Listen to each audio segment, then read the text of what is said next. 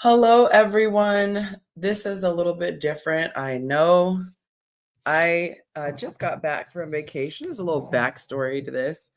Went on vacation, and I think the day that I got back, I ate something bad. And so I have been down bad. And I thought I was getting better. And then I just got violently ill about an hour ago. So I'm going to do my best to rally. And but for now, I'm just going to be off camera, and we're going to get started. And so I've got some people who are going to be joining us in a bit. But for now, you guys are going to look at my lovely plant. And I got my boy Willie here. I'm going to bring him to the stage. Oh my God. This is the definition of rallying because, oh my God. I'm trying to, I don't even have my things up right. Why can't I see? Oh, it kicked you off again. Okay, let me add you back on. There we go. Hang on a second. Well, I don't know why this thing got tweaked. The layout is messed up. Hi, welcome to the show. We are both okay in struggles. Looks like he's not quite ready either. So let me go ahead and take him away. Y'all, I am trying to figure out why this layout is so weird right now. There we go. Okay. So right now you guys are going to stare at this little flower until I can get it together. Chavis, good to have you. Oh my gosh. So as I was mentioning, I am under the weather, but I wanted to join you guys. I'm going to try to get it together in just a second. And we'll see what we can do. We've got an interesting show tonight. Let me show you the topics that we're going to be talking about. The first one is, oh, Willie's back. All right, let me put it back up here. Hello, Willie. Welcome to, Hey, how are you? welcome to my show. Yeah. I was this close to cancer. I sent Willie a frantic voicemail. I was like, I can't do it. I thought I was on my deathbed about 10 minutes ago, and I just rallied. So I'm going to try to push through, but I'm on a little bit of the struggle bus at the moment. I'm going to go through our topics, and then I should be able to come on camera in about 10 minutes. But how's it going? I had an amazing nap. I was dead to the world until 10 minutes ago. That was me as well. So, I woke up, and I think it's because I'm not feeling well, but I woke up right like 5 minutes before my alarm went off. And you know where you're so disoriented, you don't know where you are. I didn't know where I was. I don't know when it was. I had to look around to realize it was my bedroom. And I had to look for a really long time. I was like, something is not right because I'm a little bit confused. Yeah. Okay, so let me see. I'm trying to get my little setup going over here. But let me give you the topics real quick, and then, like I said, guys, in about 10 minutes, I should be able to get the camera on. So our very first topic is, do boys have a disadvantage with the way the classrooms are structured? Did not mean to do that. Number two, if a woman acts like a child, she's with a man. And we'll get into that. There's a little more to that quote. The third topic, have you witnessed this before? Whereas women acting weird when they are attracted to the guy. Number four, what is your idea of romance? We got some interesting answers. And then number five, do men change without the fear of consequences? So we're going to get into those five topics. And then I'll share briefly about my birthday trip. Struggle bus. I was really on the struggle bus. We went to, my guy took me on a birthday trip to the Bahamas. We went to Miami and then went to the Bahamas and came back. And what's crazy is that I got what's called land sickness. Did you even know that was a thing? So I was fine the entire time on the ship. And then, thank you, Kenny. And then when we got off the ship, I was like, this is crazy. I feel like I'm still on the ship. And so it's like that feeling where you feel the boat move, and so you kind of lose your footing and you step forward to like balance yourself. I have felt like that for the past 3 days. So I was like, there's no way. And so I looked it up and it said, yes, it's a real thing. It's has a fancy name, but they call it land sickness. And they said it can last like up to a week in crazy rare situations, weeks, if not longer. But it's something about your equilibrium that's thrown off because of your, I forget, something like in your inner ear or whatever. So it's been really interesting. And then I think I got food poisoning. So yeah, I'm struggling to be struggling to be back, but I'm going to push through. Um, how was your week? Productive. Oh, Uh, that's awesome. yeah, that's it for land sickness. If what you can do is you can go get on us like a small boat for a while, or sit in your bathtub, and then Oh, yeah, it helps. I was feeling good when I was in a bath earlier today. Yeah. So that's interesting. And it's crazy because when I was, I only had motion sickness one time, and it was on a little boat. We went to go scuba, not scuba, I was snorkeling. And Mm-hmm. the only relief I got was when I was in the water. When I was Yep. I was like, that is nuts. Instantly felt better as soon as I came out of the water. Terrible, terrible, terrible. Thank you, A cold, Falake. a cold plump, burying your face in cold water also helps. Oh, okay, okay. Um, all right. So I just need to grab one more thing. Look, y'all, if I go running off camera, y'all know just great for me. We are so unconventional, but I love that you guys are staying strong. Give me about 30 seconds. I'm going to grab something. I think I'm going to be able to come on camera, you guys. Hopefully, we can have a great show still. It's live. You never know what happens.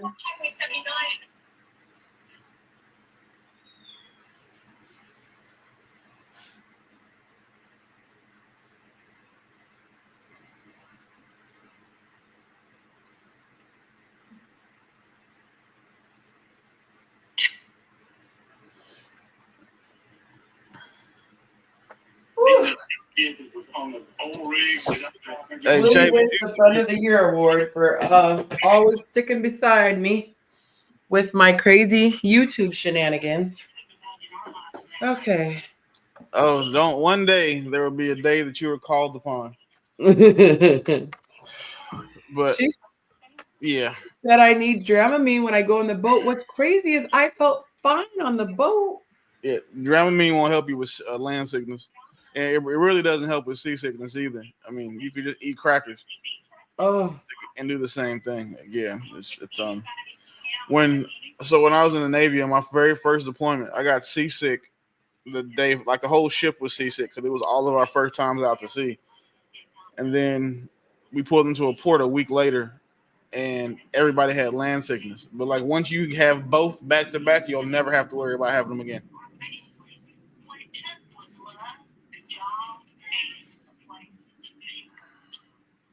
okay. So there we go. I got myself set up. Woo! Y'all, struggle, bus. What's crazy is you can't see it here, but I have like the craziest tan. These lights make me look so pale, but you can kind of see my tan. I got a lot of sun.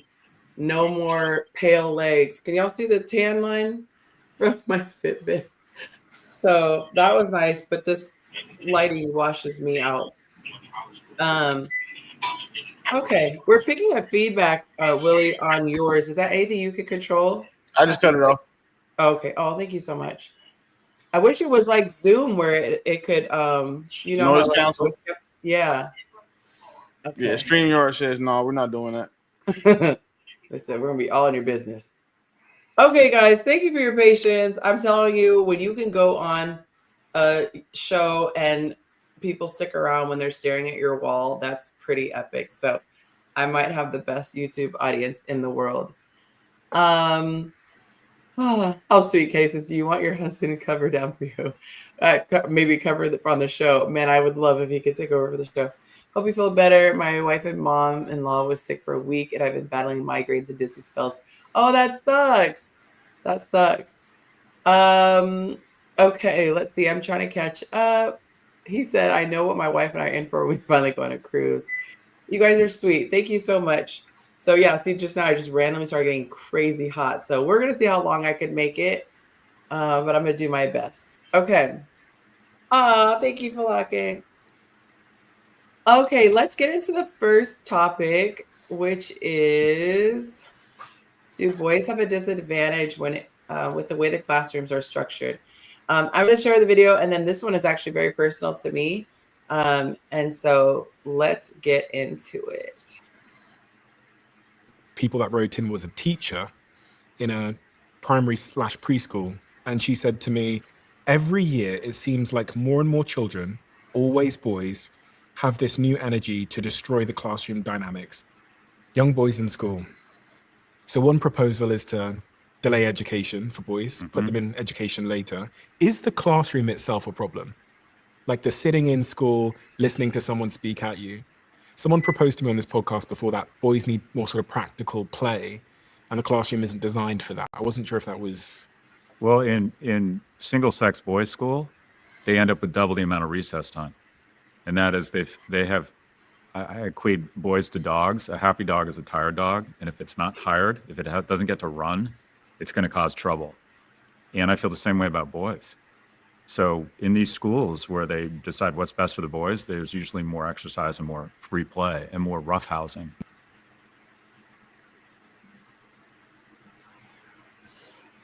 Okay. What's funny is I can hear your like white noise, so I thought the video was still going. I was like, why is he frozen?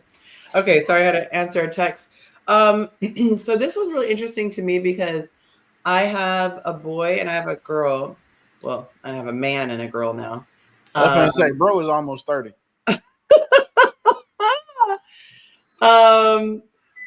see. I'm sorry, looking at this. That's funny. Thank you, Chavis. Yes, I will definitely write this down. So my son was always really well behaved, great kid, but he would talk a lot. He comes by it honest. I got in trouble for talking, shockingly, in school. And so his teachers would be like, he is amazing, but he's disrupting other kids. And what was happening was he was finishing his work really quickly. He wasn't being challenged. And so he just had all this extra energy. And so I was like, I don't know what you want me to do. I don't know what you want me to do. So eventually I just pulled him out. I pulled him out for fourth grade because I was like, I can't sit in the class with him and make him not talk.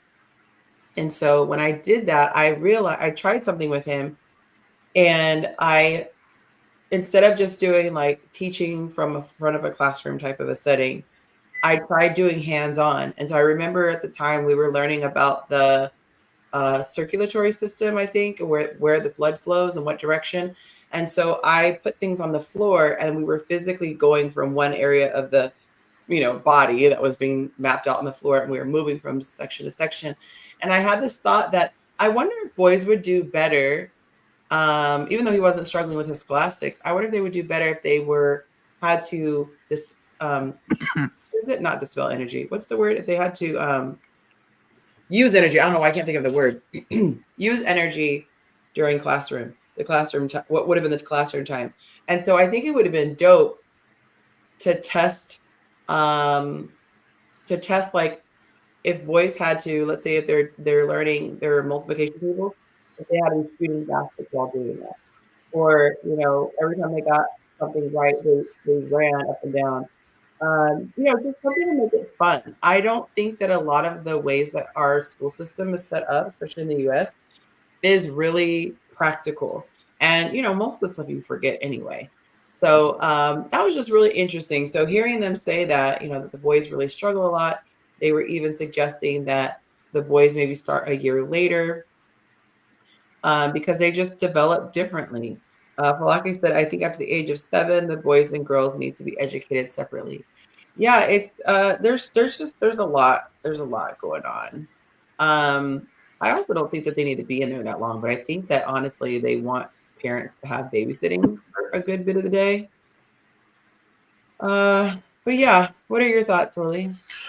I think the school system prepares people or children to go to one or two places, to the workforce or the prison.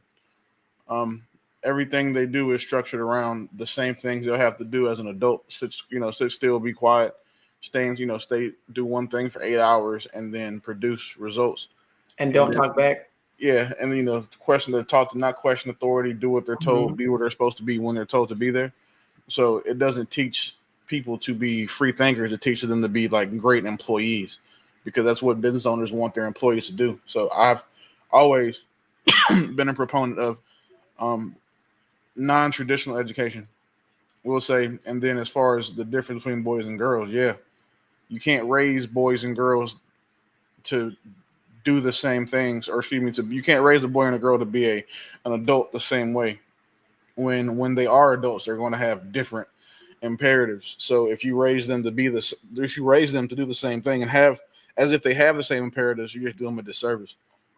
I was Right. always, the troublemaker when I was a kid because of the same thing. Then I got put in advanced classes and was still, just as bored and whatever. So I got taken out of private school and put in public school, and then I got put into a really good public school that also had sports for kids, which is how I Mm. found football and baseball. And I'm really thankful of that because we didn't have the same schedules. Athletes didn't have the same schedules as non-athletes, Mm. and basically boys didn't have the same schedules as girls. Even though there were some boys who didn't play sports, Right. but they were still, you get it. And I'm really thankful that. So I keep that in mind now. So one of the questions I ask when I'm looking at schools is, what's the recess like for boys? How Mhm. often they go out? Do they have PE? And then two, the class sizes I think also hurt because they try to cram 25 or 30 students Yep. on one teacher, and see that teacher can't possibly spend hands-on Mhm. face-to-face time with each one of those children as she's teaching. So I think that's another huge thing is that being particular about going to these schools. A lot of these schools are just there because so they don't get fined. And Right. finding a school that actually cares about the children more than the money they get for having that child is, I think, also is really, really rare. Mhm. It makes me think about another system where the more kids you have, the more resources you get, but we won't go there. Um, and do they really care?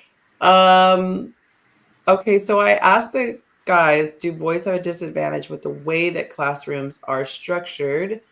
And let me take this down and put up their answers. Oh, we rarely get a unanimous answer. It is 100% across the board. Yes, classrooms are geared towards girls. The other option was no, there's no disadvantage. So, yeah, there you have it. The guys are unanimously agreeing that the structure is different. I swear, like, I really want to test out and see how different that is. Can you imagine, really, just like, for example, if it was math and we're learning multiplication and I say, what is 3 times 3? And then there's the correct answer and 2 incorrect answers on a paper, but the papers are like staggered around the room and they had to go run and grab the right answer. Like, can you imagine a boy being able to do that versus and then putting the competition level piece in there? I just feel like it would be so different. You even look at the way little kids play. Little girls will sit quietly and play with their dolls and brush their hair and talk. And little boys are like, who can, knock the other person out or let's jump off the couch. Their energy is very different. Thank you, Vanessa. She was yesterday rallying for hitting the like too. I love that. I love that for my show. She said, hit the like. Thank you. Thank you. Please do. If you are enjoying the show, please go ahead and hit that like button. If you're really loving it, you can share it with a friend. This lets YouTube know that this is something that more people would probably be interested in, and then they'll push it out. So it's not for me. I know y'all like it because you're here, but the YouTube needs to see that button get hit so that they know you're enjoying it. So thank you so much. Coming in hot said, yeah, what Vanessa said. Okay. For those of you who are just tapping in, I am taking it minute by minute. I was about to cancel the show right before because I got violently ill. And right now I'm having a little wave of feeling okay. What's funny really is we just started with our trainer today, and I was so determined. I said, okay, I'm gonna wall out right before up until the day we start training. It's like going to prison. Like, okay, I know I'm going to prison, so let me prepare. So I Damn. I was like, I had soda last night and whatever. And I said, okay, that's it. I'm going cold turkey when we start. So we started today and great workout. And ate healthy. Like I ate so healthy today.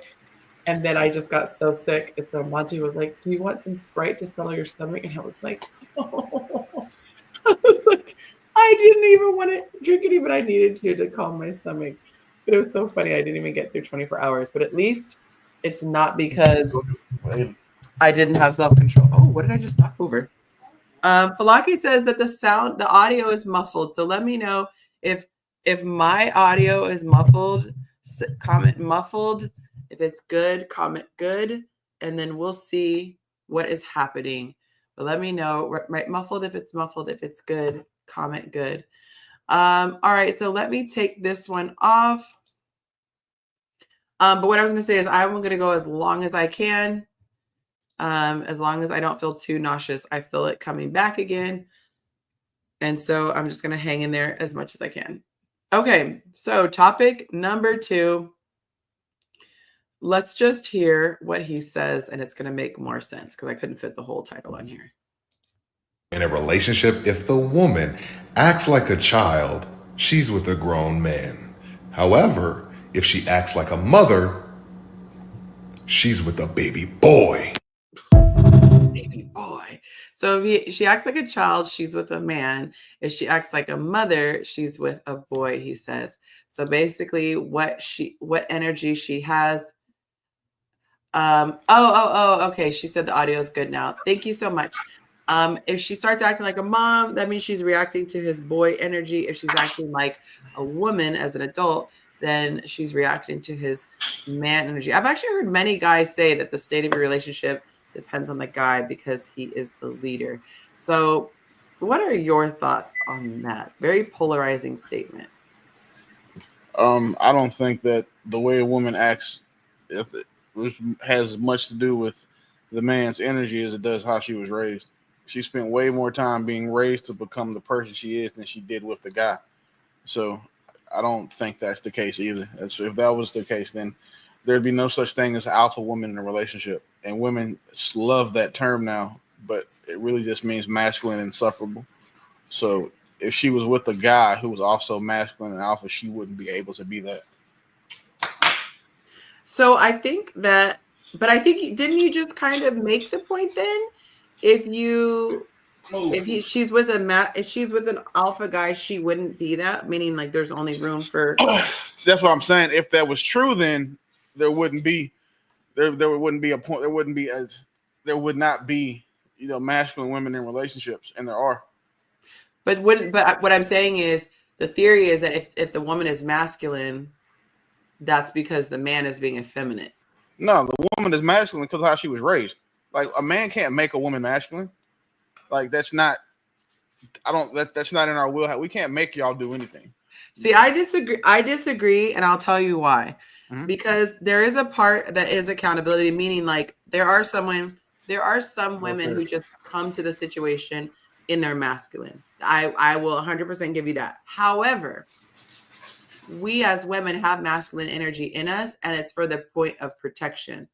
So if a man is not stepping into that role of making us feel safe, and what's interesting is Falaki put the word container. That is a word that people use to describe. He's a container for her energy. If she doesn't feel safe and supported in that, she can go into that space. And I will say, for me personally, it happens to me. If I am with somebody who is erratic, if I'm with somebody who is not trustworthy, if I have a person who is irresponsible, I will adapt so that I can protect myself. And so I have felt myself get into a mom type of a role, which is why I teach women it is so important who you pick, and you have to see that man for a long time. Because there are some men I would never feel comfortable with. I would, that meme where the girl's walking around like, do. Like, if I was walking around with you and Monte, I would never worry about my safety. There are other dudes I would never, ever let my guard down around. I would never feel like I could sleep around because they don't seem like their heads on a swivel. They don't seem like they could handle themselves if something did pop off.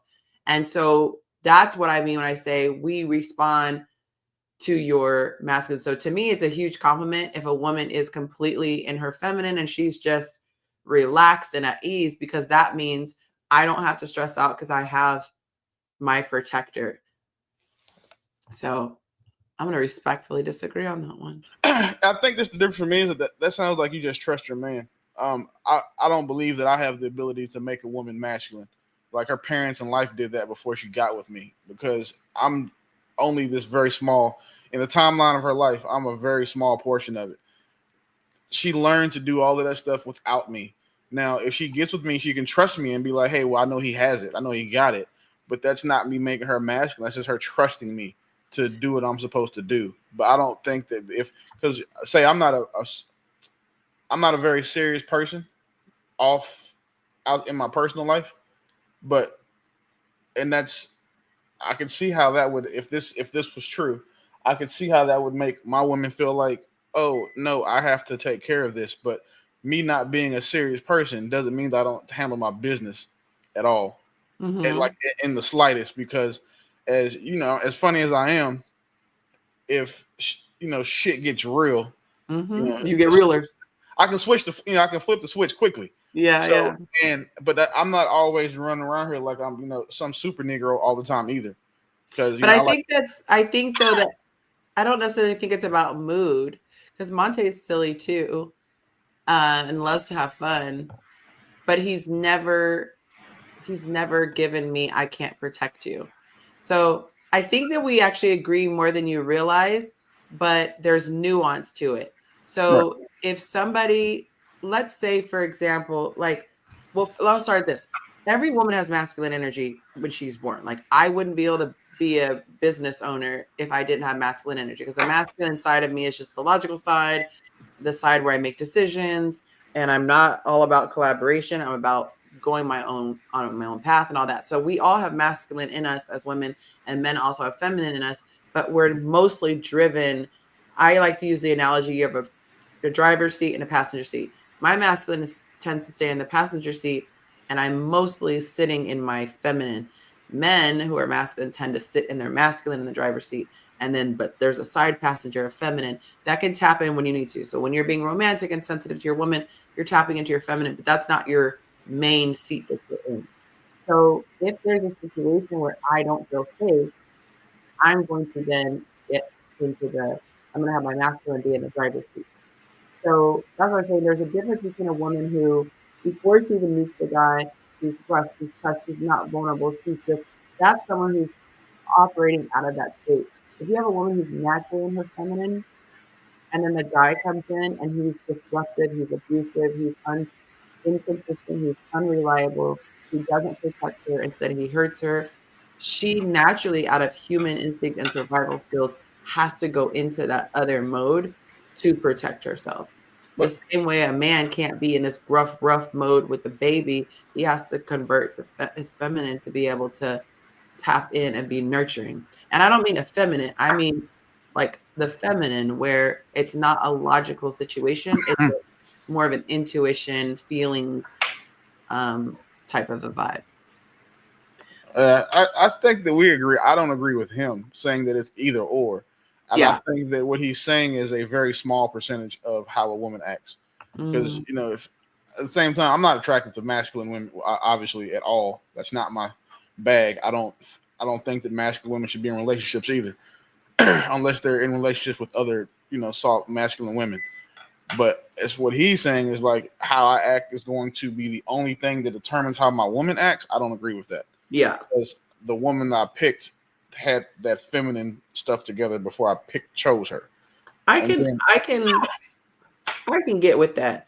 It's a dangerous statement if it sounds like it's 100% on the shoulders of the man. Because somebody said something about how a woman acts. He was even more intense than this. It was like how the relationship is depends on the man or whatever. But then I was thinking, but you have some people who are very childish coming into it and immature and hyper emotional or whatever, and that's before hey love, that's before any of the other stuff came in. So I would say that there is a big a big influence of the man.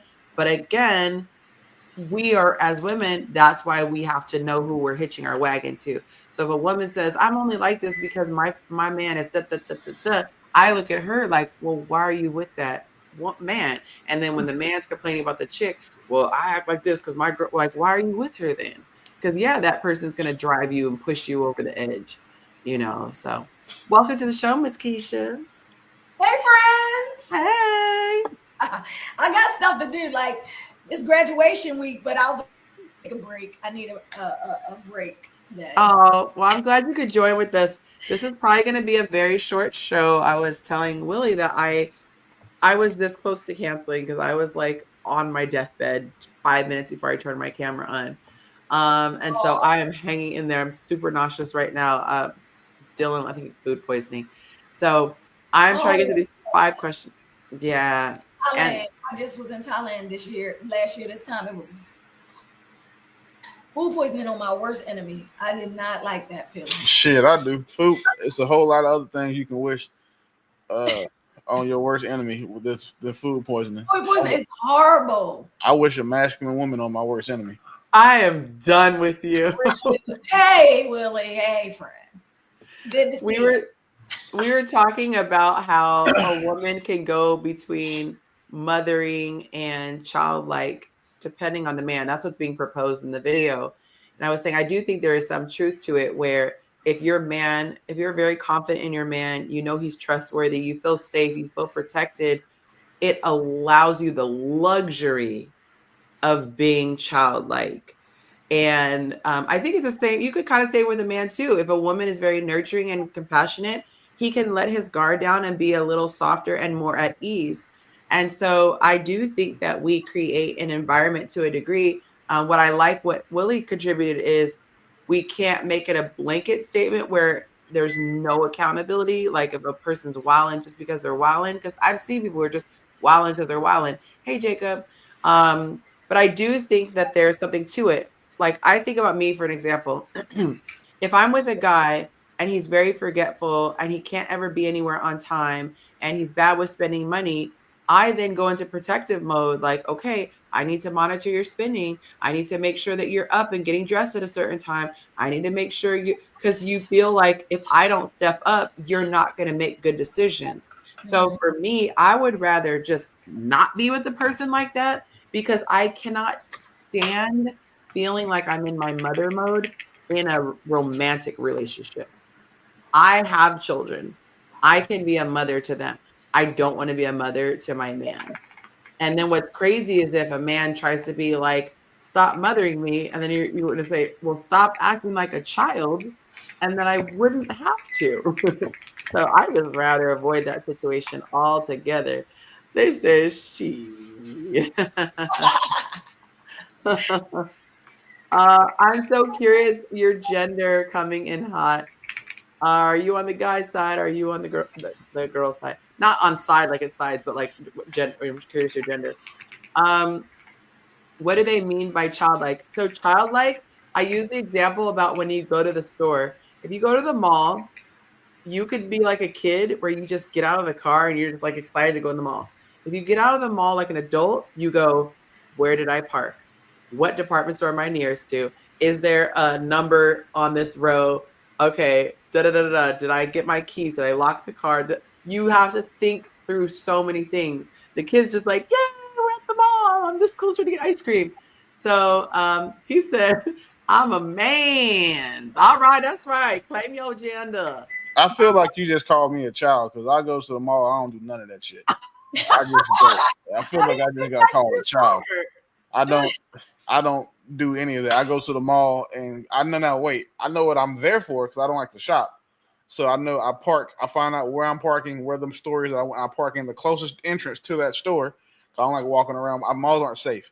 But all the rest of that stuff you said, I don't think that I don't know. You don't ever have to look for your car? Hell no. I'm a man. Women do that.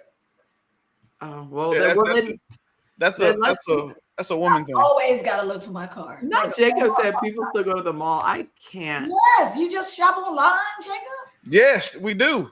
But when no, you everything's not going to fit online. yeah, I Shit, that's the problem rarely y'all go to the have. mall. Oh, All of our I'm shit an fits. online shopper. I'm just saying. I'm an I online thought men, y'all All of want our stuff fits because we know our sizes and we don't have as many measurements to take as y'all do. I We know got my to worry size. about waist and length, and then shoulders. I mean, for shirts. But like, I get all my stuff delivered though. So like, if I buy clothes it's online, but like my shoe guy brings me the shoes that I want, I just pay him. He drops them off, and then like if it's clothes and stuff that I find like an outfit or something or a piece for an outfit, the same thing. Like I try not to leave my house. I hate going outside if I Me don't have to. too. Yeah. Same these. You I love can- this question. B. Garnett said, Braz, hey Brad. He said, what is what do they mean by childlike? And so mostly that my brain gets to turn off. If I have a guy who is not uh, providing financially, I have to stay in masculine mode because I need to figure out like how am I going to make the payment? How are we going to pay our bills? You're carrying the weight of the world on your shoulders. I really took that for granted in my marriage because I was a stay-at-home mom and wife, and I enjoyed staying home, but until you have that burden, you don't know what it feels like to not have that burden because it just feels like life. It's like kids who have a silver spoon in their mouth. So for me, I was just like, oh, this is nice. When I was on my own and I had to actually grind, like if I didn't work, I didn't eat. I was like, oh, I understand the mental load now. I understand that no matter what you're doing, if you're on vacation, the weekend, night, you never stop thinking what bills are coming up, how much is coming in, and doing that math. And so a lot of that childlikeness is just not having the stresses of life weighing you down. Your main concerns are staying healthy, staying vibrant, and looking after your man. If those are the only things you have to worry about, you can be very childlike. So I hope that is helpful. When women, what they say, like, oh, why doesn't she want to be intimate? And the woman says, because I'm exhausted. I've been running around all day. I'm stressing about this. I got to worry about dinner, blah, blah, blah, blah, blah, blah, blah. There are a lot of times where guys will say, okay, I'm going to try to take some of the mental load off. Let me help bathe the kids while you finish the dishes, or I'll finish the dishes while you help with the kids. And now she has a little bit more energy because she's not just completely burnt out at the end of the day. Yes. Falake said, we are different from men. We are not built the same at all. I can't with Kenny's comments. I hope that Kenny, ain't nobody listening to Kenny. What are you talking about, Kenny? Ain't nobody disturbing, there's sir. never a chance when I have to make the decision between my woman being too tired for sex. Like sex is a chore.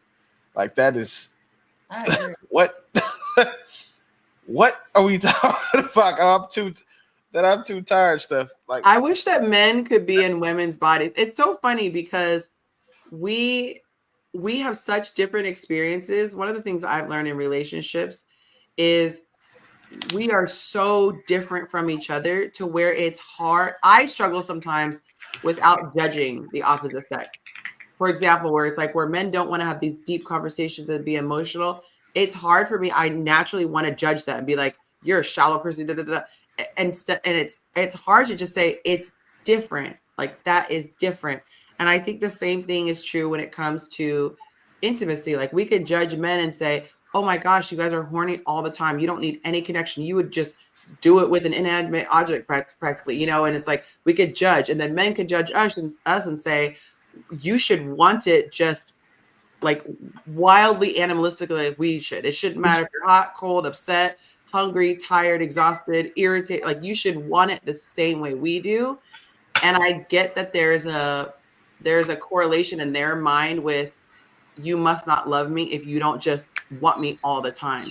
But if they had to be in our physical bodies and understand what it feels like with certain hormones or with certain stressors or certain things, our libidos are connected to our stress level.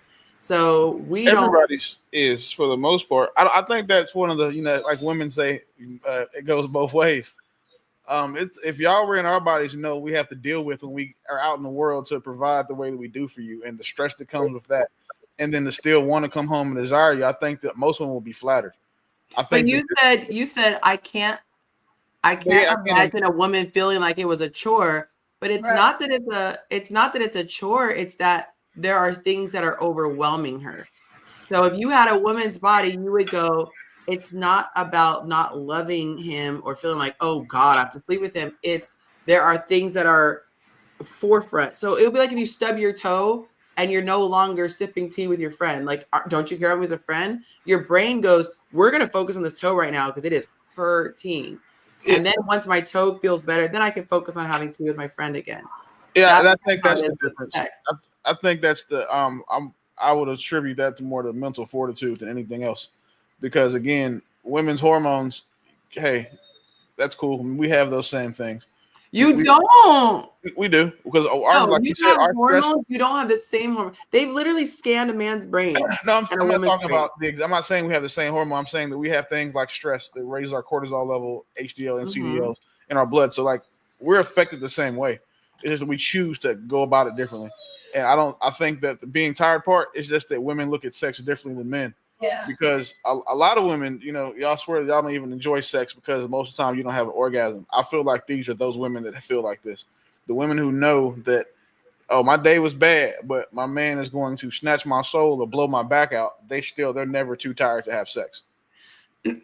Again, I think it's one of those things where unless you're a woman, you just wouldn't understand. I watched a video, I actually posted it for my patrons, and it was talking about the woman's brain, and they were talking about hormone imbalances.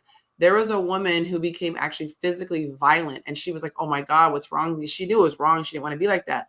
Turned out she had a hormone imbalance. She started taking supplements, like to balance her out, and became a completely different person. They also scanned a woman's brain during her menstruation cycle, and outside of it, radically different. The cerebral cortex, the thing like your frontal lobe that you help to make decisions, like people who have concussions, they start making bad decisions or whatever because their decision making area of their brain is damaged.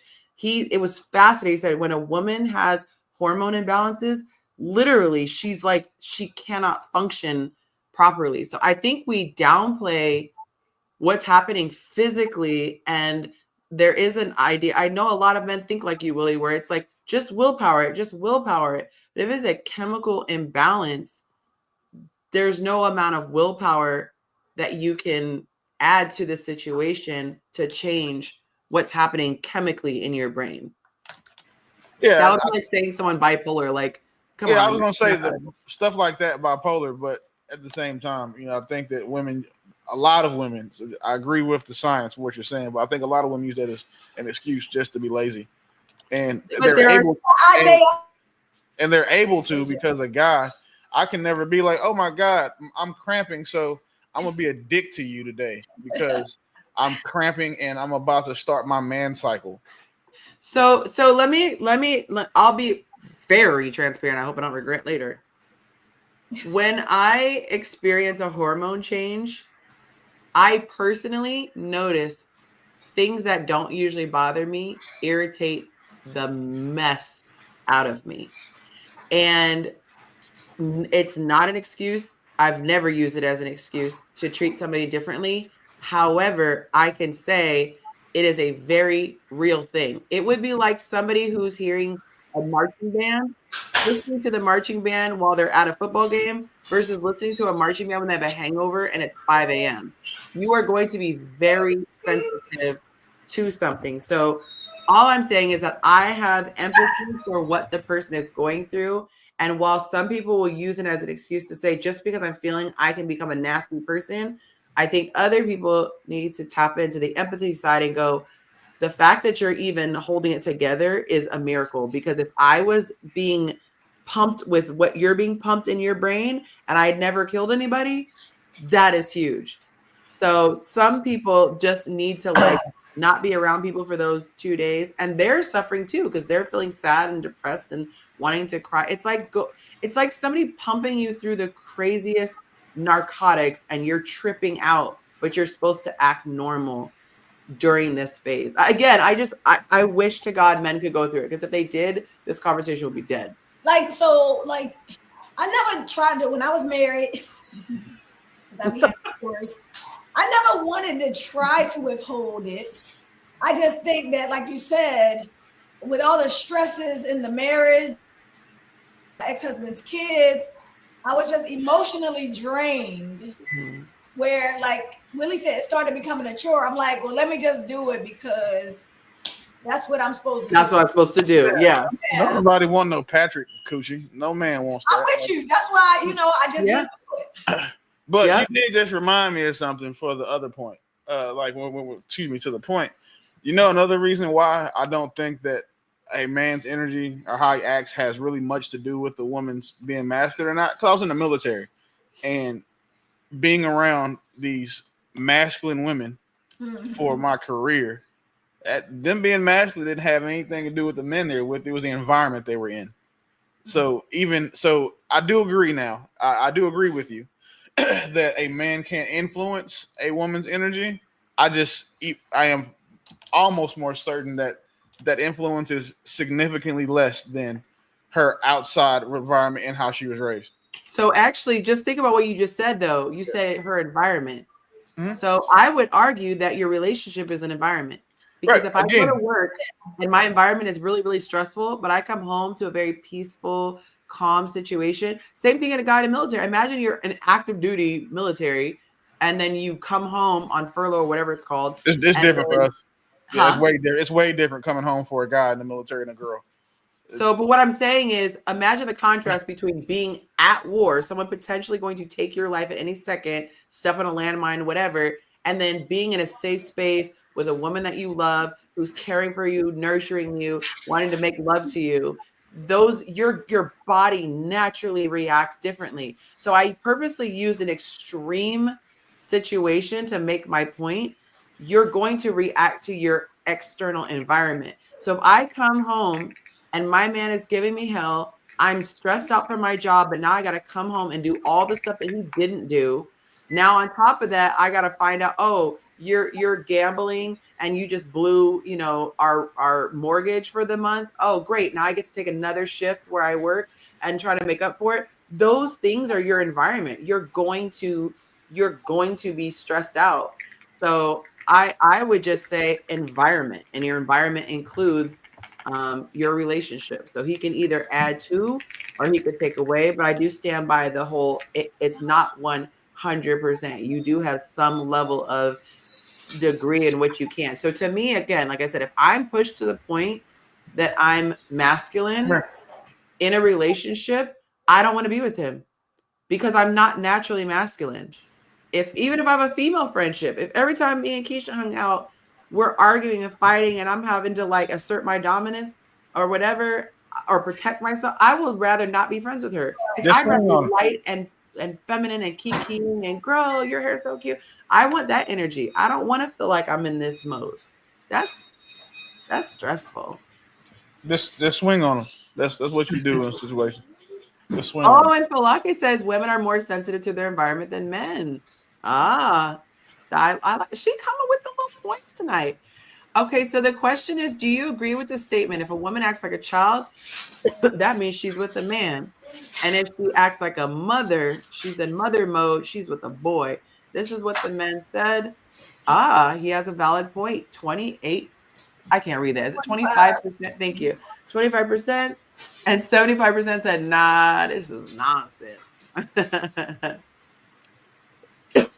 Oh, goodness. Okay. I'm so proud of myself. I made it through 2 of these, y'all. Body, let me hang in there. I was my daughter. I was like, pray over me. Pray over me in Jesus' name because mama can't do this right now. I Okay. like being myself. Like You said, I like being myself. Like I like yeah. feeling comfortable. I'm a jokester.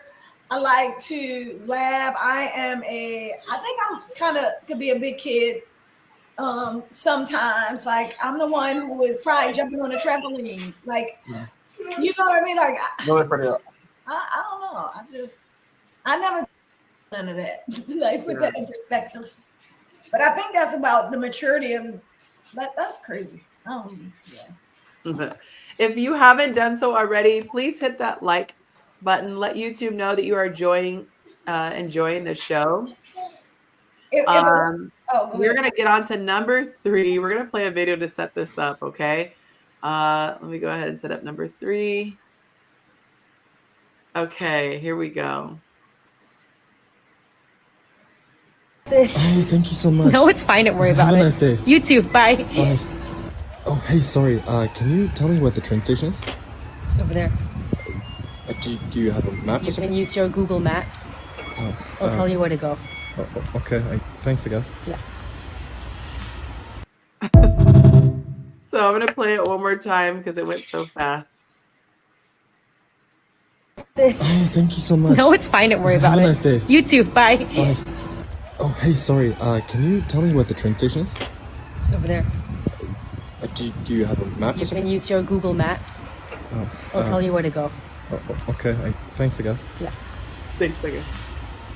Well, I had never heard of this, but the phenomenon is women acting weird when they are attracted to the guy. Have any of the guys on the panel experienced this before? Yeah, it's with the girls who don't know they're pretty and that are awkward. Those are the ones that or the few women who used to be fat and then get fine and don't automatically turn into hoes. Like those are the only 2 women that typically don't that act funny when they try to talk to you because they're not used to it. So it's like it's awkward. Like the girl who was 400 pounds, who is now 160 and fine and got her body done. Like she gets it, but like she hasn't when she hasn't been out there doing it or using that new body and new level of attraction, she's always awkward when she does it. So hopefully when she finds that first guy, he keeps her from being out in the streets because those women are always more prone to, catching up on the miles of dick they've missed out on. Oh, my gosh. Okay. These are some of the comments. He said, yeah, it's kind of cute depending on who she is. Someone else said, oh, well, being that every woman I ever meet is nice to me, this doesn't make me feel too good. LMAO. Someone said, yes, and I'm the oblivious man, so there are many opportunities missed that I learned about years later in DMs. I liked you back in college, right? He said, shaking my head, I'm married now, lady. Too late, unless my wife finds you attractive. Someone else said, very true. Someone else says, this is me. Someone said, kind of backwards if you ask me. He's sending mixed messages. The first guy is probably sure that she liked him. Someone else said, yes, watched my whole life. And someone else said, yeah, it's kind of stupid. So I asked the question, have you ever experienced this? And these are the poll results. 77% said, yes, I've seen women switch it up.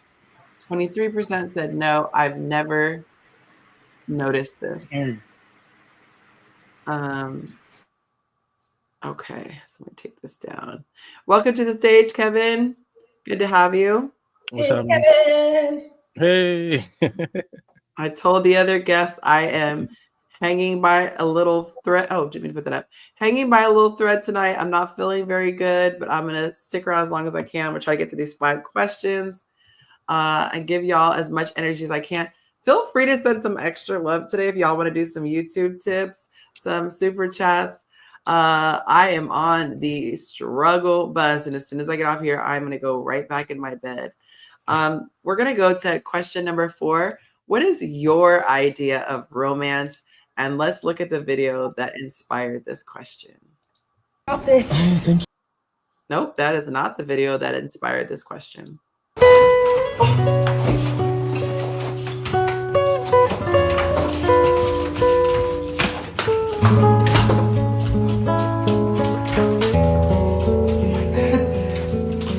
Oh, that's for me, babe. Oh, thank you. Thank you. Thank you, babe. So there's a trend going on where the women are all teaching the men how to be romantic, and they're doing different things with flowers and all that stuff and gifts. And so this guy did a spin on that trend, teaching my wife how to be romantic. So I asked the guys, what is your idea of romance? And absolutely no surprise that out of almost 1,000 men, there were only 3 answers. So I'm going to read all 3 answers. He said, this would look totally different for me. I saw the rest of the sentence. Knee pads and hair ties for the ponytail would be involved. Dang, a pizza. Just censor that. Was that? That wasn't mine, was it? I'm trying to see how long the black line is. I feel like it's too short to be yours. Okay, cool. Because maybe that is a great definition. But I was thinking as I was reading it, this has Willie's name written all over it. That's a great definition. But the black line just isn't long enough to figure. Yeah, that's. Someone else said, I view romance as catering. Not trying to see if you look to see who it is. I view romance as catering to one's emotions, namely a man making his woman feel safe and a woman making her man feel honored. Interesting. And see, I think of romance as like its own category outside of the other nice stuff. Last one says, yes, this is actually how you do it. My fiance showed me many things, or I've gotten better at it and it works, but patience is the key. I don't really understand that, but okay. Let's get to these comments here on YouTube. Jacob said, bless this man. Cooking a 4 or 5 course meal for my wife while making her laugh and rubbing her feet. Also being spontaneous on date night. So Chavis, that's what you can do for romance for her, but I'm saying for men, what is your idea of romance? I should have specified, like, what do you feel like is romance for you? I don't necessarily know. Oh, thank you, Kenny. He said 5 likes and 11 watching. Dang. I've never heard of something that a guy says they think is romantic. I just end up hearing things that are just nice things to do. And I realize I think that romance is something, I just thought of this right now. I think that romance is something that was manufactured in that there are things that are categorized as romantic. So for example, if a man bought a woman a gift that was a blender, I don't think she would process it as romantic. She'd say, oh, that's nice. And I have wanted a blender. Like, let's say if Keisha knows, there's a nice blender that's going to help her make her cakes better, she would really appreciate it. But I don't think her brain would register it, tell me if I'm wrong, as romantic. Versus if she came home to candlelight and a bubble bath with music playing and what, I think her brain would translate that as romantic. So that's why I'm wondering well, let me ask you, is that correct? Would you receive both of them as romance? Would your brain tell you it's romance? I think the romance is for women. Like that's why I was like, that's why I think. Yeah. Oh, she must have got a call. Yeah, I don't think that the media has I don't think the media has defined anything as romance. And I say the media because I think the media is what defines what romance is for women. I like all the romance a woman likes. Huh? I'm starting to realize I'm just probably different. I'm just different from Willie. You know what I'm saying? Oh, you're saying you like the things that are like I like chocolate, candy, flowers, all that. Like, you know what I'm saying? Like, I like that, and it's a cool juxtaposition because you're very masculine. I like teddy bears. I like all that. Wow. So it would, because if I had see my guy really loves plants. I don't know that he necessarily would feel anything about flowers in particular, but if I love I gave him like a teddy bear and a box of chocolates and a cute little thing and a flower, I don't think it would hit him. It would if I gave him like you gave him a snake plant. Yeah. Right. Exactly. Yeah. If I did that, sure. He'd be like, whoa, and some fishing gear. But he could care less about rose. If I put rose petals on the bed. Now, what is interesting though is, and this isn't necessarily for romantic or what do you call it? Like relationship vibes, but he's affected by vibes, period. So if he's big on LED lights and having scents. So if we have company over, it's big for him to have all his LEDs and set the vibes, as he calls it. So, but it's not like we're trying to be romantic for our friends. It's just what he likes. But I don't think it's an association for him with romance. I mean, it definitely like involves like lingerie and head though. Like I ain't gonna lie about that part. Because it's putting you in the mood. It's like all the like don't just try to be romantic and you know what I'm saying. Ain't no happy ending on nothing. Oh, I see what you're saying. So a girl could get the flowers and just be like, "Oh my god," and then that's enough. The guy's like, "All right, you started this, so yeah." This ends with you know what I mean. Yeah. There's a movie that's called "It Ends with Us," and I was like, "You're like, no, it ends with Ed." It ends with a toe tangle. I cannot. Okay, we're gonna take this one down. She said, I got my ex beard oil. Oh, okay. Men like to be thought of. So this is, he said, nudes and nasty videos are flowers for me. I cannot. So does that make sense what I'm saying? Like, do men experience an emotion in their mind that says, oh, that's romantic? Or is it just, hey, that was nice to be thought of? Because I'm leaning more towards, I think men just go, oh, that's nice to be thought of, not heart emojis like girls experience. I think the guys that feel all of that, like, oh yeah, it's good to heart eyes and emojis are the feminine ones. Like the guys, everybody else, we just appreciate it. Like, oh, thank you, you did that. Like I like Bluebell ice cream, and it's hard to find up here. But then my woman found it and sent it to me, like DoorDash to me. And one day got she DoorDashed me Bluebell ice cream because she found it and I couldn't. I thought that was super dope. But like if I did that for her, that would probably be romantic to her. Right. But for me, it's just I think romance is like for women. It's like, I'm doing something to make her feel like she's uniquely been chosen. Yeah. She's uniquely special to me. That's not, I think for men, that feeling is stretched out over the course of our relationship because the things you do to make us feel uniquely chosen and special or how we justify and staying in that relationship. So I kind of feel like, for a woman, you can be nice, do nice things for her, like the blender, and then you could be romantic, like the surprise dinner, new dress, hair, nails, all of that stuff. Yeah, because I was just gonna go with the dinner thing. Some women would say it's not romantic unless it's dinner, like if they did a coffee date or something like that. And so I feel like a lot of it is perception. A lot of it's perception. I think a lot of it has been influenced by movies and books and things like that.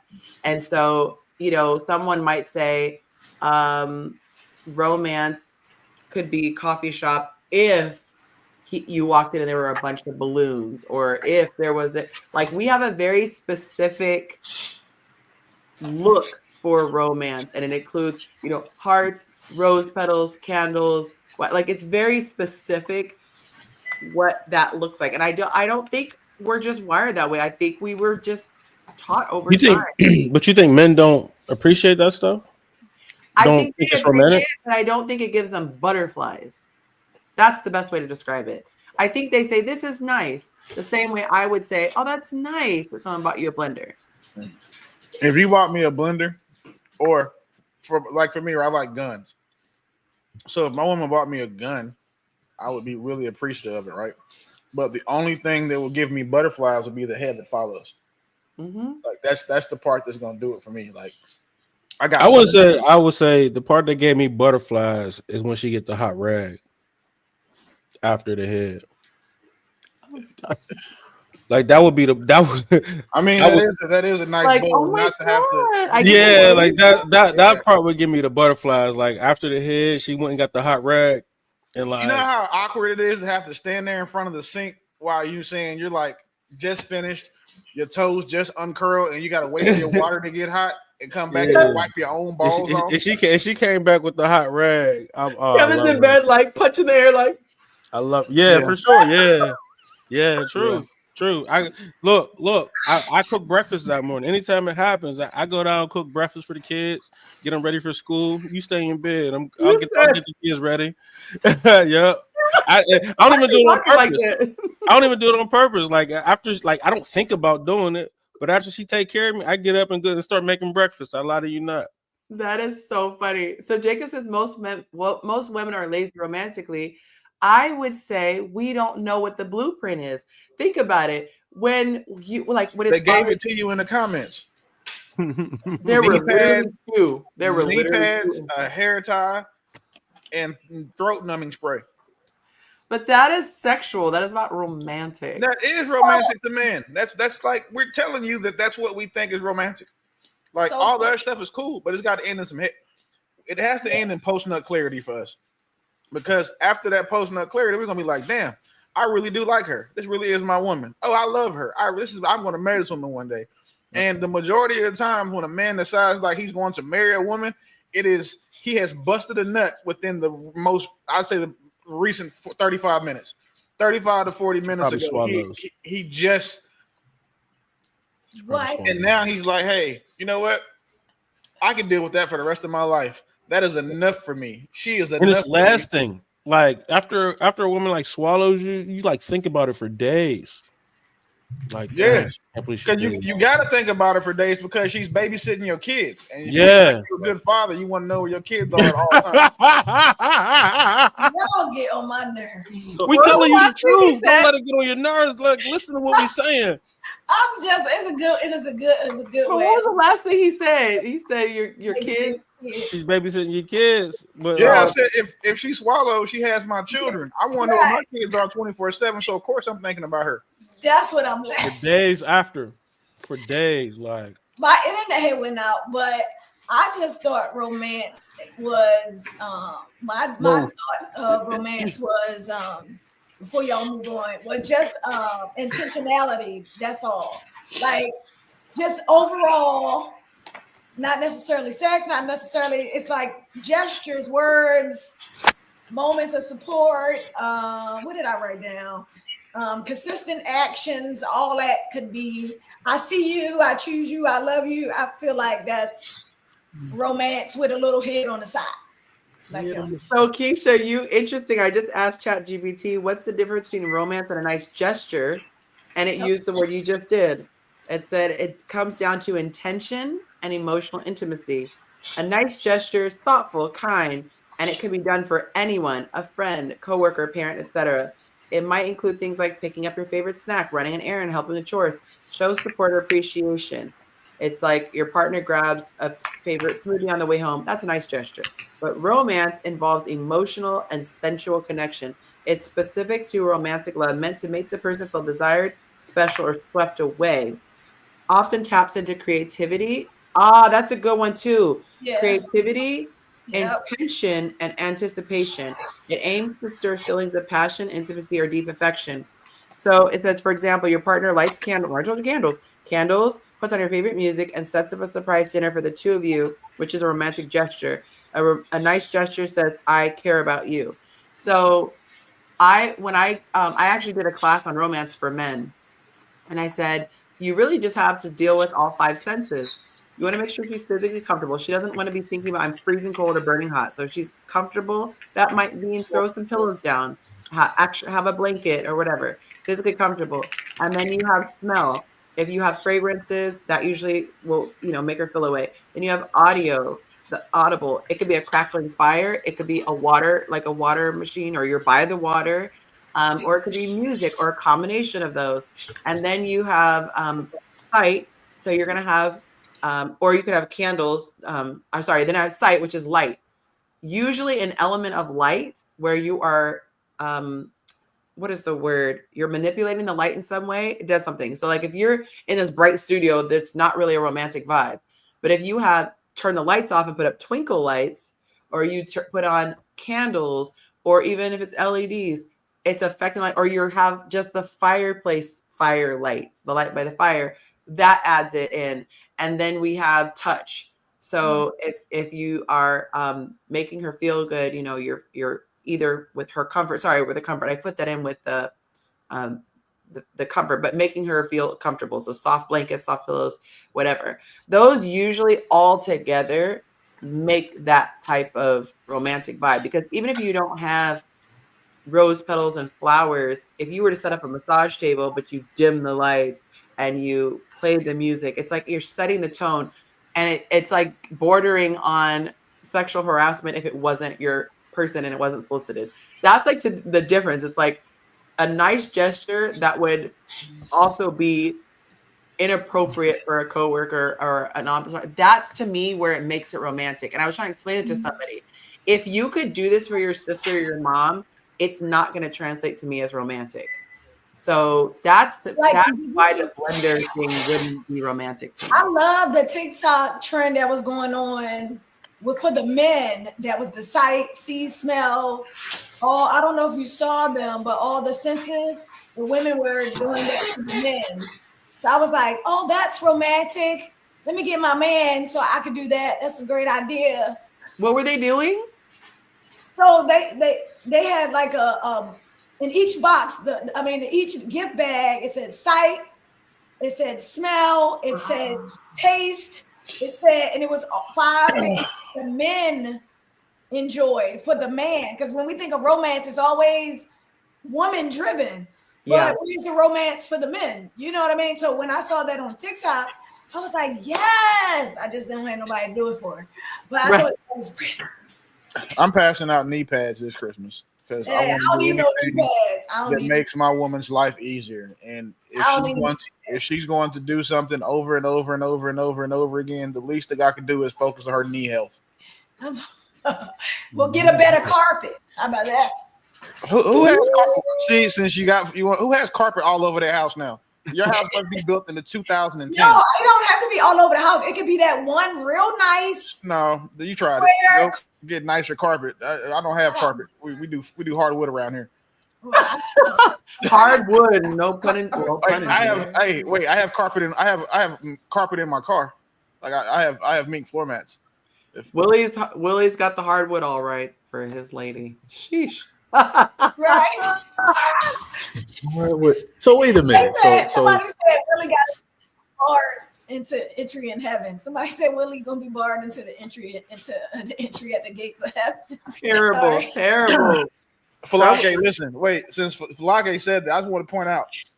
Just know that I can ask forgiveness for the same sins that you can, and I've also been able to bust nuts my entire life. So I think that for as far as life fulfillment goes, I think by the time that we get to heaven, I'm going to probably have a notch or 10 on you there. We're gonna move right on to number 5. Kevin was about to say something, or Jacob. I was just gonna. Y'all start talking all. He got flustered, y'all. You saw that he couldn't even. Y'all just nasty, bro. Was that a Pacers jacket? Home team, bro. Just let it go.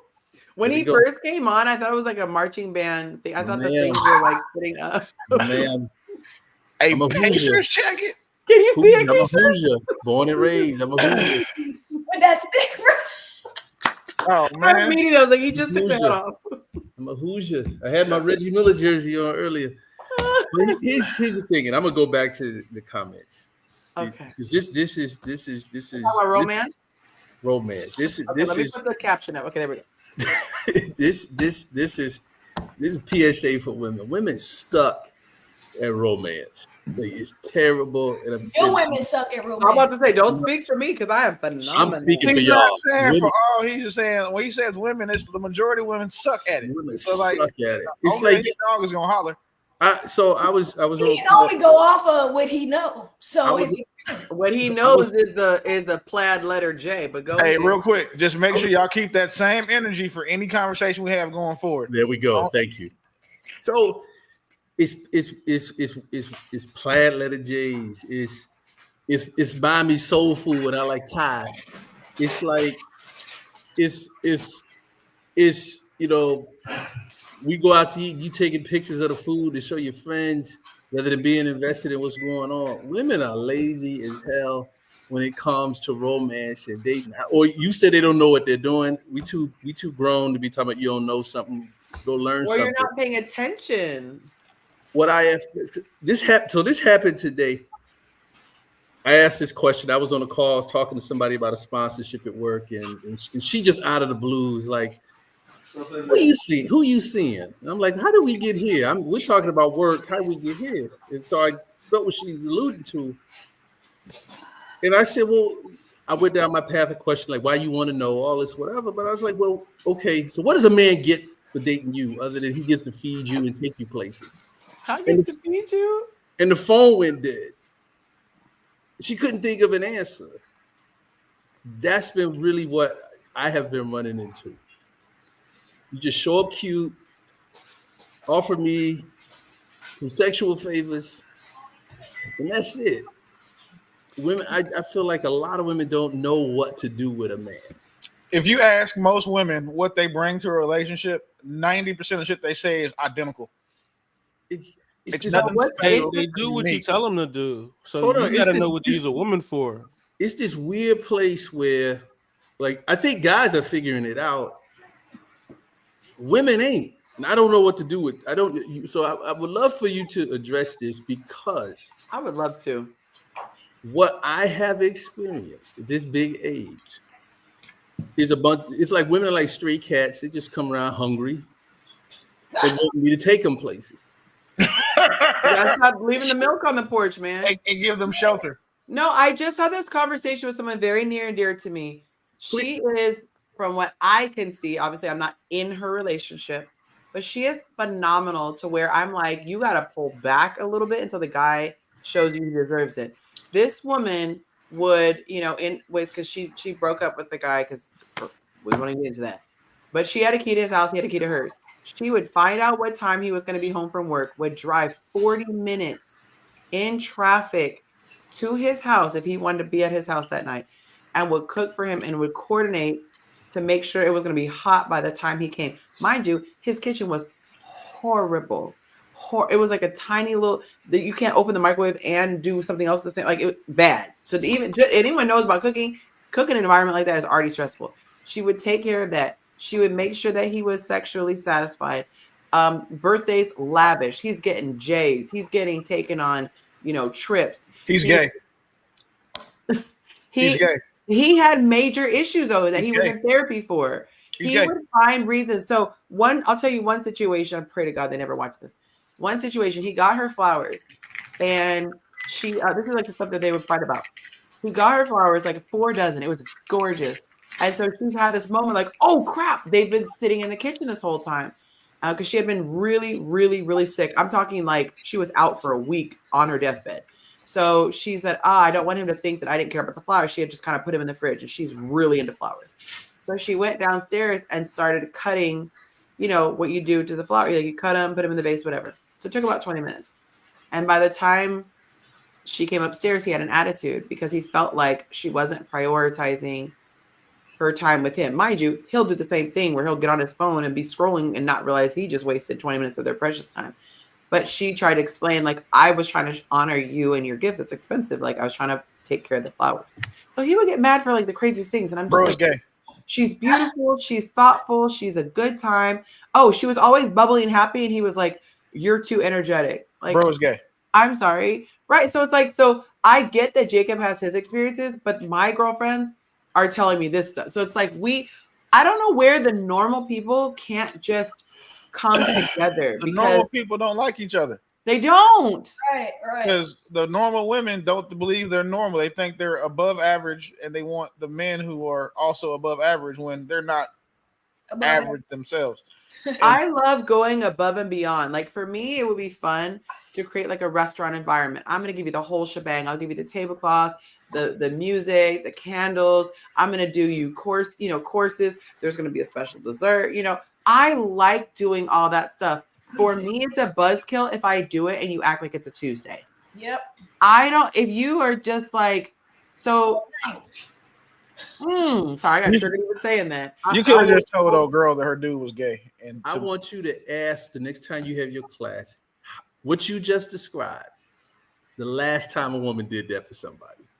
They're gonna lie, Jacob. They're gonna lie. You know why? I know, Jacob, that from they don't really do that. And then on top of that, and I don't want to just say dude's gay because I don't know dude and I don't know her. You know what I'm saying? Like, who is dude? Is he somebody that gets a lot of that? Is it just a Tuesday for him that she's acting like that? Right. Is she really not as attractive as he's used to dating? He has a lot of trust issues. He literally I would too. He has a lot of issues and trust issues and diagnosed stuff that makes him read into things. So he is aware that he has, whatever. If I was a gay dude in a relationship, I wouldn't trust myself either with a woman. You said what? If I was a gay dude in a relationship with a woman, I wouldn't trust myself either. But I was going to say, to Jacob's point, from when I talk to women, I see how they show up in exercises and in dating. So I do see that they really are not getting it. And I think it's one of those like attracts likes.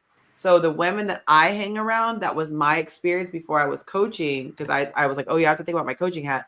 The women I am around, they go above and beyond. But I think I attract those type of people because that's how I am. And so, we love to show up in that way. The way that I show love is like, if we're going on a trip, I'm going to go and get all the little travel bottles and get the cute little labels and make sure that you're not struggling. I'm going to remember to pack a plastic bag because you're going to forget. And then you're going to say at some point, oh, I got to put this in my suitcase and I don't want to bleed. I got that. That's how I show up and go above and beyond. And I'm the type, I will cut your toenails and give you a pedicure. And I don't mind these things, but I need to feel like you're just as concerned with me. So I think sometimes people are like this, but then they get burnt out if they don't feel like it's being appreciated or if it's being taken for granted or things like that. Lover boy. Oh, a boy lover. He said how many times? Oh, I read it, lover boy, because my brain went.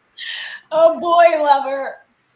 Oh, that's so Yeah, good. I mean, it's for me. It's only one of. It's only. I mean, because I would say the odds of him being, it's either one or two things. He's either gay or retarded, and I don't think that. I think a lot of them be retarded though.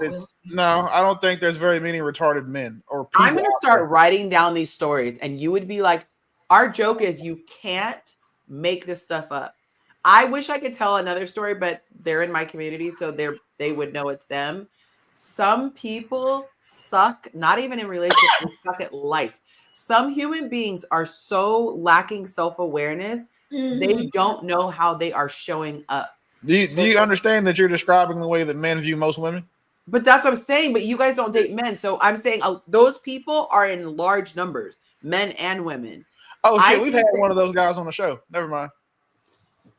My bad. These Right. guys that show up, that like they'll show up and they'll either talk, they'll try to impress the women, and they'll be just going on and on about money, or they'll go on and on about who they know and da da da da. And the girls are coming back to me and be like, "I was so bored. I was so turned off. I was so," or a lot of guys are just very self-consumed, and every phone call is like bragging about this and this and this. Like most girls are clout chasers, though. So if that's our experience, is that most girls are clout chasers, then you know what I'm saying, we're doing what works on the average on a regular basis. You know what I'm saying? There might be one off where it doesn't, and those might be your friends, the one off opportunity, times where it don't work.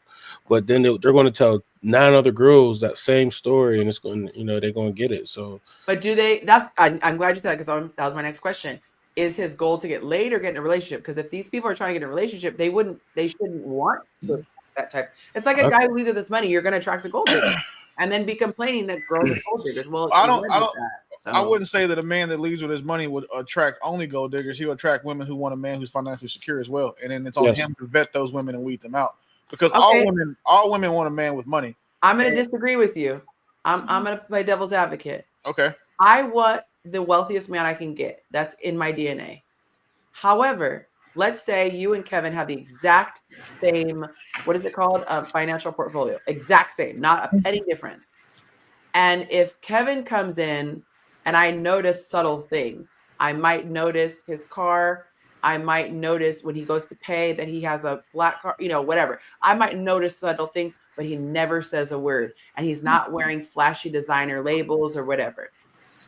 That's the same amount of money. And then let's say I go out with you and you're name dropping. Oh, I was just hanging out with this basketball player yesterday because, I get the section in the club and da-da-da, and like just dropping all these hints. I'm going to buy the whole section. Where did I would be more attracted to the first because I'm attracted to subtlety. If a man if I pick up on the fact that he's trying to tell me that he has money, that my subconscious mind says he's insecure and thinks that that's the only thing that's going to attract me. Therefore, I wouldn't feel secure with him emotionally. So what are you like, I don't care if someone thinks I'm poor. What are you disagreeing with what I said, though? Because what I said was that the word leading, if he leads with his money. Yeah, if a man leads with what he knows women find is the number one value, which is that would turn me off. Right. But that's most women can't say that. Because a guy who leads with what women want is doing what he's supposed to do to close a deal. When you you're trying to sell someone something, you have to find out what their value is. We're talking about two different things. You said we're talking about the exact same thing, just two different women. You're talking about closing the deal. You're talking that's what men do with women. That's our whole goal, is to close you. That's our entire goal. Yep. It's exactly what it is. Yep. But there are some women that you want to get laid from for life. No, all women. Wait. All men go into it. We want when we can get laid for life with all women. We just find out that you're only gonna last 2 or 3 weeks. You might just last tonight. It's kind of like, how your teacher would say everybody starts out with an A and it's your job to lose it. That's kind of how that works. Because if a guy leads with his money, that he's leading with what women want. It's up But to what I'm him then saying to figure out that if that's all she wants. what I'm saying is that if a guy does that, a woman who is not childish and immature and gullible, she's going to sniff that out immediately and say he's making up for something. Just like a woman who leads with her sex appeal, because that's what men are drawn to. So I'm going to lead with it. They know, oh, she comes from a broken home. She has daddy issues. That's her number one agency. 97% of women are whatever you just said, immature. You know, 97%. And that's what I'm saying. You're going to attract that type of person. I'm speaking about someone like me, someone like Keisha's nodding her head, so someone like her. That would not work for us. That would do the opposite. That Do you think that it works for women? I think it works for the women that, I don't want to say this the wrong way, but do you think that works for women that, I don't want to say makes less either. I want to say, like, I'm not impressed by money, and I'm not impressed by money. That is like, I have a hard time believing that any woman is not impressed by money, because if you're not, you haven't seen enough yet. Let me share my thoughts. I'm not impressed with money because I have my own. And I'm saying that because I don't care how much money you got. That don't have nothing to do with how you are, who you are, your personality. I'll take somebody with less money that has a better aura than somebody that's making. Keisha, can I adjust your statement a little bit? Yeah, go ahead. This is I think, so I could be wrong, correct me. Go ahead. I would say you are less impressed by money than a woman who doesn't have it. Okay. Would you say that's an accurate statement? Okay, yes. You could also, you're not going to be swayed like somebody who's barely making her rent, and this would be a life changer for her. Right. For looking for a come up. I'm not looking for a come up financially. Why? You should be in a man. That's his number one. That's one of the main purposes we serve, is to elevate your life. When I say a come up, I'm saying in the way I know what a come up means. I'm fairly. A woman should be looking for a come up with her man. If not, you'd be married right now. That's why I said that's not what I'm saying. But like, I'm so sorry, Lynette. I did not hear the beep. I did not hear the little beep. You got a whole. Trying to think. When women say I'm not impressed by money, what they're really saying is I'm not impressed by the amount of money with the men I've had access to, because there are certain men that when you get with them, the way that their finances are set up, not talking about how they just protect and provide, the way they're treated in public is different. The way they treat you is different. The way they view money is different. And then the way that they actually use their money is different. And anytime, there's maybe one or two of y'all that I'll give a pass to consistently because I know your character and I know, you know what I'm saying, or I have a relationship with you. Mm-hmm. But every time a woman says that, she's never been with, and I'm talking like someone who is not just well off. Like, everybody makes $100,000 now. Congratulations. Wow. We're talking about like the 8-9 figure people. They are going to be impressed because everything about those people's lives are the things that the average person aspires to. It's impossible not to be impressed.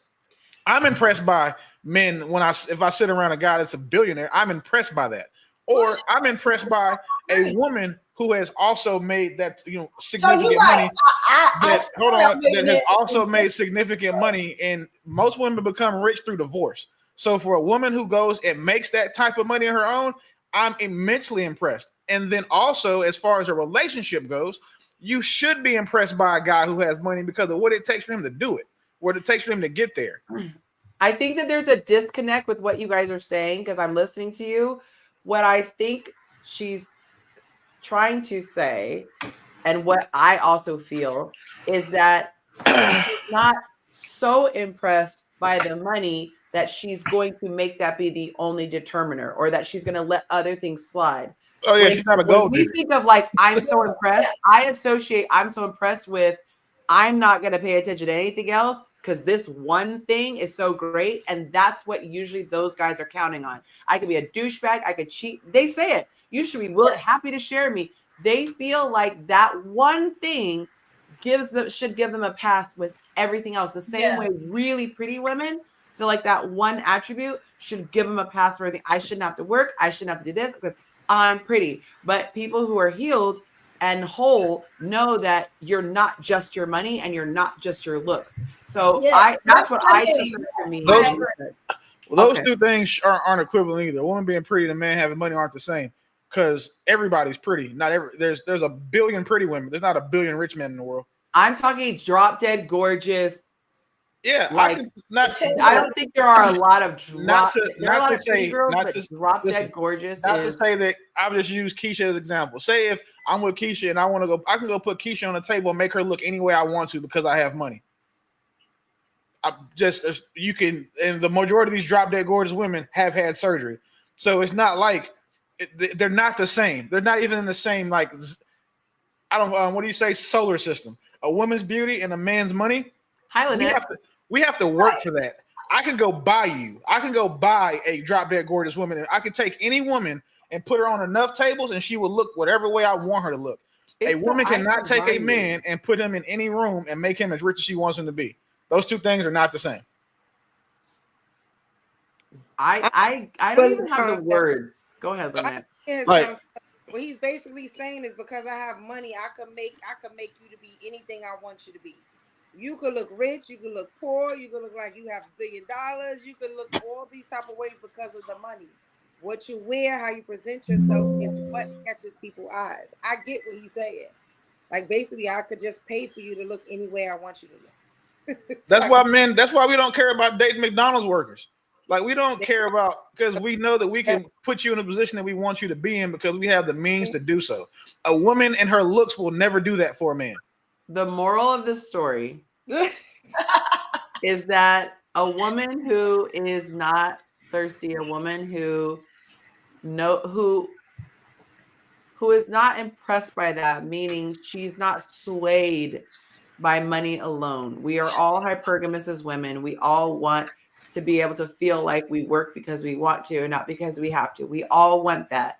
But I think that there are a lot of unhealed women who are looking for love in all the wrong places, who are overly impressed by financial means that they're going to dismiss things that they would never accept in another person. And I think that people should be true to themselves. If you wouldn't want physical abuse, don't take it just because he's wealthy. If you wouldn't want sexual abuse, don't accept it because he's wealthy. If you wouldn't want verbal abuse, don't accept it because he's wealthy. If you wouldn't want to be ignored and neglected, don't accept it because he's wealthy. If you wouldn't want to share your partner with someone else, don't accept it because he's wealthy. Like if you wouldn't want to be controlled and told what you have to do, wear, look like, don't accept it because he's wealthy. Do not accept things that you wouldn't ordinarily accept just because he's wealthy. And the same thing with the men. There are a lot of men who will do stupid things just because she's pretty and he wants a pretty girl on his arm. So you should not. Like there are men who will be like, I just paid $12,000 for her to do blah blah blah because they never had good. Who is paying $12,000 for some vagina? That never had no, I didn't even say for vagina. Some men will spend money and some send head. their woman to go on a trip or whatever because they think that they can impress her into giving them that. There are men who will spend their money. Yeah, you're right. It's simping. Yeah. I thought you were saying somebody's paying $12,000 for vagina. Because if that was the case, I'm about to become a pimp because that is a easy commodity to monetize. If she's already getting when we talk about Bunny Ranch, like they're not cheap from what I hear. Yeah, but see, that's the thing though. Like the Bunny Ranch, you're paying for the experience, the room. It's like that's a business. If Keisha could walk outside right now and get $12,000 for her vagina, she should probably stop baking cakes. Like I don't. That'd be a different type of cake. No, I'm just because look, like the average sexual experience is 10 minutes. You just made $12,000 in 10 minutes for 10 minutes worth of work. Multiply that times 6, you're down there making $80,000 an hour. Like at that hourly rate, vagina is the number one asset you have. Like you were retiring 2 years of saying popping coochie on a handstand. So I want to answer a question that men ask a lot, and it's a little bit of a diversion, but there's this downplaying of what a woman brings to a relationship, how a man benefits when he's in a relationship, and the number one thing the number one thing that I think that men undervalue, but they give themselves away that they do value because of what they talk about, is a soft place. So in the world where men go, they have to be strong. They have to have it all together. They cannot show any weakness. And it's like kill or be killed. When they have a supportive woman, it is absolutely priceless for them to be able to come and have a safe space, be able to either talk if they want to talk about what's going on, or just to exist. If they just need a place where they can lay his head in her lap and she's stroking his head. There's a difference between just kicking it with a woman and having a woman who can know your secrets and you know without a shadow of a doubt she will never betray you, dishonor you. She is there for you to comfort you. She knows, let's say for example you are fighting a custody situation with your ex and she's there. She knows that's your deepest wound. She knows that's your pain and she listens. She's just there. She knows what to say to build you up. She knows to be quiet when you just need quiet. She knows when to speak life into you. That is something that is priceless. And men who are, I feel, are really honest with themselves will admit that's really a big deal. That's why it's such a unicorn thing when they say, I found a woman who's loyal, I can trust, I feel like I could be myself around her, I can be vulnerable and know it's never going to get thrown in my face and be weaponized. That's a really big thing. The other thing is that they get companionship. Men enjoy companionship. They like someone to do life with. And so if you can have a buddy that you can have sex with and have fun with on a regular basis, companionship is not a small thing. Let's talk about legacy. Without a woman, you will not have a legacy. Even if you get even if you Without a relationship, that's you say without a relationship, a man can have a legacy without a relationship. Okay, but you can go out and you can fornicate and you can procreate, right? But there's a difference. I don't know many people who would want to intentionally bring a child into the world to carry on their legacy where you don't have control over what that woman's influence is. Most men who are healthy would say, I would want my legacy to come in an environment where there's a healthy dynamic between me and the mother. But we don't have control over your influence when we're married either. We have input, we don't have control. But what I'm saying is there's a huge, if no man is given the option of saying, I would like my child raised in a home where I have no access to him during the time he's with his mom versus me being in the home and having 100% action. So I'm saying there's legacy with a person you live with and share influence with and share values with. That is a really big deal. Another thing is structure and stability. A lot of men say, yes, I can do it all, but I don't want to do it all.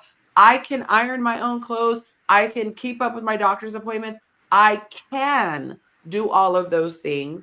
But they say it is amazing to have a woman step up and do that. You can go get that ice cream that you like, but having a woman who goes, hey, I just want to do this, that is valuable. Having a woman who says, I can tell you've been in your office working for so long because you get so focused, you need a brain break or you need a food. I made you a hot plate of this. That is valuable to have that coming from a person you also get to sleep with. And last but not least, encouragement and belief in them. Men are wired to want admiration and gratitude. And just like we want to be loved and cherished. So a woman who is constantly speaking life into you, you're doing amazing. Wow, the way you're moving up your company or the way you create your business is amazing. That is powerful beyond words to have a person who's just constantly in your corner. And so the man who's resentful or the man who's bitter or jaded might say, but I can outsource that. Yes, you can outsource that. But if you have that within one person and you're getting all of this consistently, there's no dollar amount that you can put on there. I dare anyone to tell me that there's something better than getting that from a person who's also giving you head. I can do that. I can tell you something that's better than doing it. Doing it to someone there's no risk. Doing it without being married. That's significantly better than everything you just said because there's no risk. I don't have to worry about you taking my people. I don't have to worry about you taking my money, my kids. I don't worry about wasting my time, all the rest of that stuff. And then the majority of the stuff that you said, we can get from our homeboys or we can pay for an assistant. I'm not trying to be funny, but men, we mitigate risk. And everything you said has to come with a man accepting an inherent risk of being a statistic. And statistically speaking, it is not prudent for men to just blindly do those things. Everything you said means value. But nobody said to do it blindly. You should that should be the most important. No, you go into it blindly because your partner. as long as there's no fault divorce, a man is going into it as blind as he can be, because there's no fault divorce. And so we could think that you're great, we love you today, but we understand that like when women make promises, it's because it's based on how they felt at the time. They meant it when they said it. They may not mean their mind may change 2 or 3 weeks, months, years later, and which is why marriages go the way they go. Because a lot of the time we have to worry about, you guys or women will put their happiness before their relationship. And if they're not happy, and they're not just their relationship, their families. And if they're not happy, they will blow up the family and leave just because of how they feel. There's no sense of duty when it comes to most women in relationships. And then furthermore, the stuff that men have to do in relationships, we are forced to do it legally. Everything you just listed is optional. Why do rich men get married? Why do like rich men get remarried? Rich men usually get married before they're rich, and then when the ones who get married after they're rich is because they wanted someone they wanted in-house vagina. Jeff Bezos, Bill Gates, all of those guys were married before they got rich. Michael Jordan, Tiger Woods. If you look at the fact that women's number one path to being a multimillionaire is divorce, explains that. Men who are married have been statistically proven to live longer, and men who are married have been statistically proven to become wealthier. Most people who do business trust a man who is married because they see him as stable and trustworthy. So there are things, I hear what you're saying, that yes, everything in life would be greater without risk. However, we are talking about how a woman can benefit a man. So those benefits don't go away. If she's doing all those things for 50 years and at year 51, wedding anniversary 51, she wows out and leaves, it doesn't take away the fact that she was benefiting him for those 50 years. That's not the argument. Those things are benefit. Giving you a child, you can't put a price tag on giving someone a child. So let me look. Can I ask a question about that? Hold on. I can pay for a surrogate. A surrogate is $50,000, and then to take care of her for the 9 months is another $100. It's $150,000. I just put a price on having a child. Here's let me throw this out here because historically in the data you gave, there's some truth there, Yonci. Here's what I'm trying to come across. It's different now. Like there is something different in the world now. I get what they did 30, 40, 50 years ago. It's just like politics. Everybody wants to tell me about what happened back then, and we're living with something very different now. For some reason, we don't want to accept that. If we want to act like it's normal, and if we just keep talking about the past, it's different now. Women are men talking about their feelings is something sort of new. You didn't hear about nobody cared about a man for take your behind to work, bring some money in the house, or I'm gonna get rid of you or talk bad about you.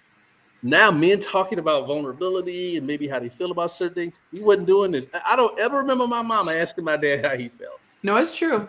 No one cared. And for some reason today, it's like we want to ignore that. We want to ignore what's happening again today. You go online, everybody's got some weird relationship advice because they're talking about what they're experiencing. There are women going out and just ordering 10 meals and taking pictures of it with men. Y'all guys were talking about spending a lot of money. What's the guy, Cameron and Mace were dogging the guy, the basketball player that took Ice Spice out, spent $100,000. And they were clowning him like you could have went out with her for a pizza. But it's happening, and we're acting like it's not. Everybody is pretending like things are just normal. Everything's fine. Women are still traditional. It is different, and for whatever I don't understand, I just don't understand this phenomenon where we're ignoring what's happening. You know some girls that are doing okay. Yonci, I give you a lot of credit. I can counter that with probably twice as many women on some video. It's different, and for whatever reason, I just don't know why we don't want to talk about it. We don't want to accept it. We just want to. We see it over the corner, kind of happening, and we just don't want to address it. Women dancing online at the Lululemon store like they ain't got no goddamn sense. Like it keeps happening, and we just acting like it's okay. I want to talk about it. I want to talk about the changes that have happened. We can start with not him popping off after he just gave his bit. I feel like we got to start with the economy shift. When you have the women's lib movement where women said we want to be in the workforce, then the cost of living went up. This is something that I know a little bit about. And the cost of living went up, which meant that it was not easy to have a man's income comfortably cover a family's expenses. Back in the 50s, it was very easy for one man's income to cover the family's expenses.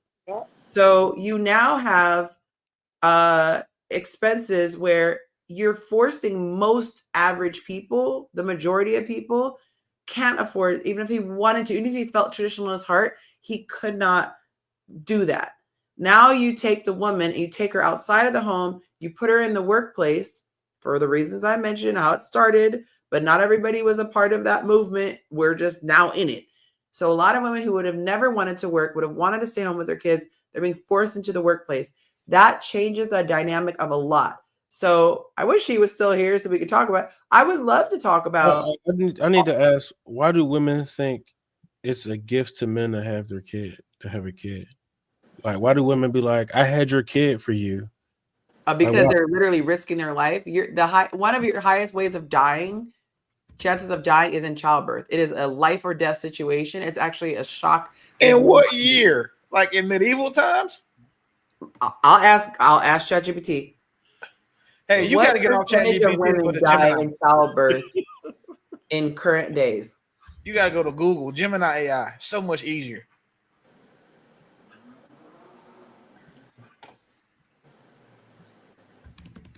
But it's like, aren't we both doing this? Aren't we both having sex? Like, don't we both know that You're not babies? putting your body. Hey, like, why is it looked at like I'm doing this for the man? Like, you know what I'm saying? Hey, like, what we're doing the argument you're getting ready to make doesn't apply here, but where it will apply is when in the argument where men should have, equal say of whether a woman has a baby or not. But it's not going to land in this argument. But it's not about the equal say. It's about women's idea of a baby is for them and it's for the man and not for them.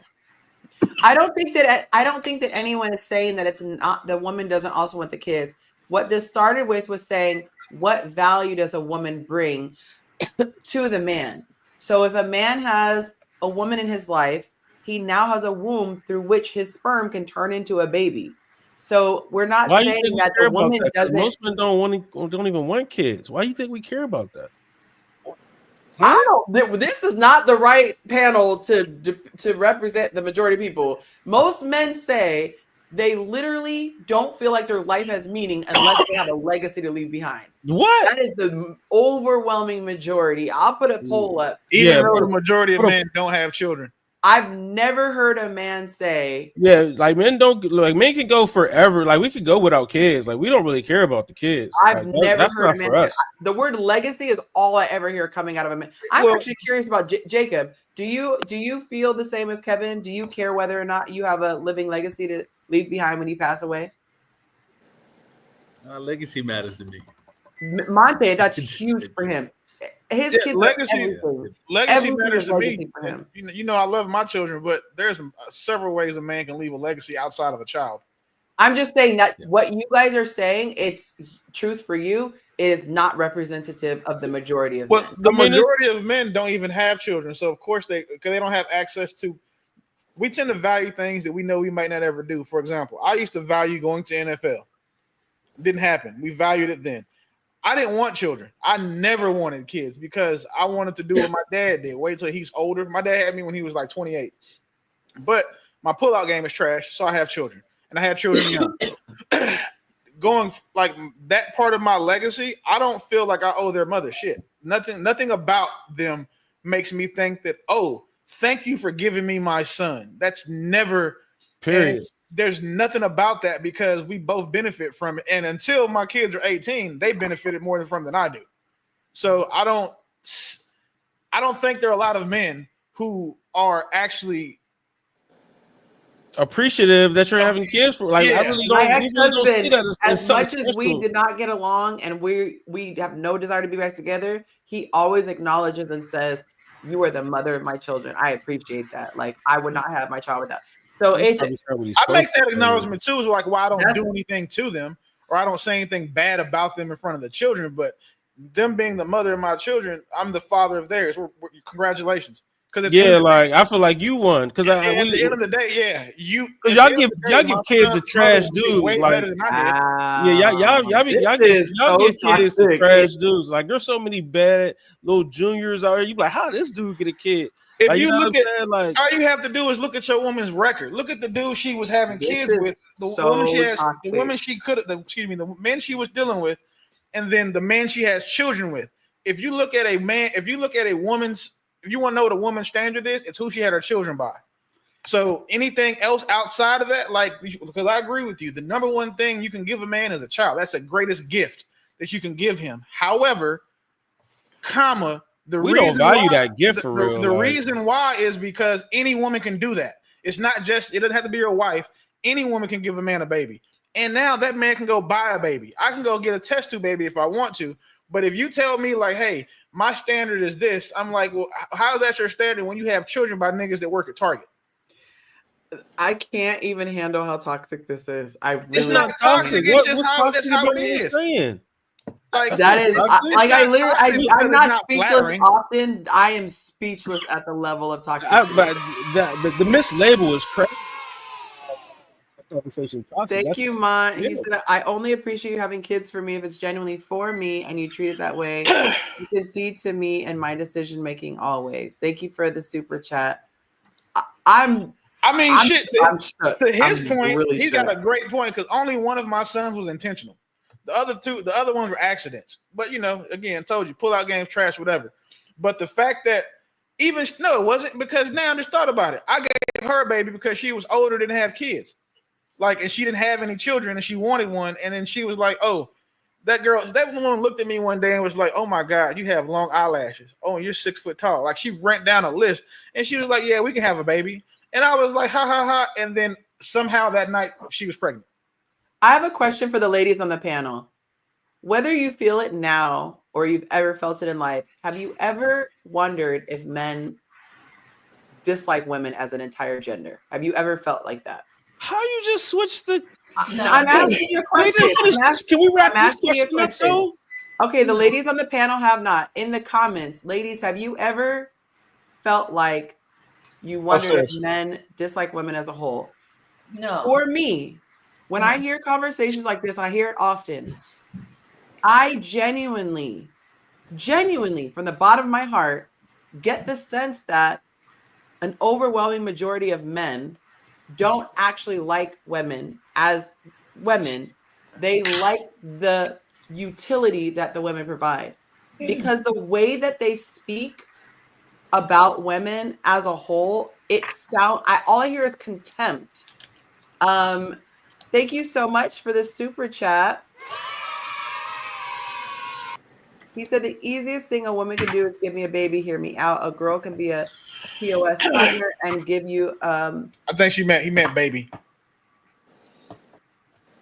And give you a baby easy. That's what like she could be a piece of shit partner but still get pregnant. Maybe he was saying a man could be a piece of and give you a bag. No, I think he's saying like a girl can be a piece of shit partner and give you a baby easy. Like just because you have a uterus, I have semen and a penis to deliver that said semen. Yeah, but what I don't understand is if you feel a certain way, if you feel a certain way about a woman and you feel that she is not at your level, let's put it like that, and you feel that she's beneath you.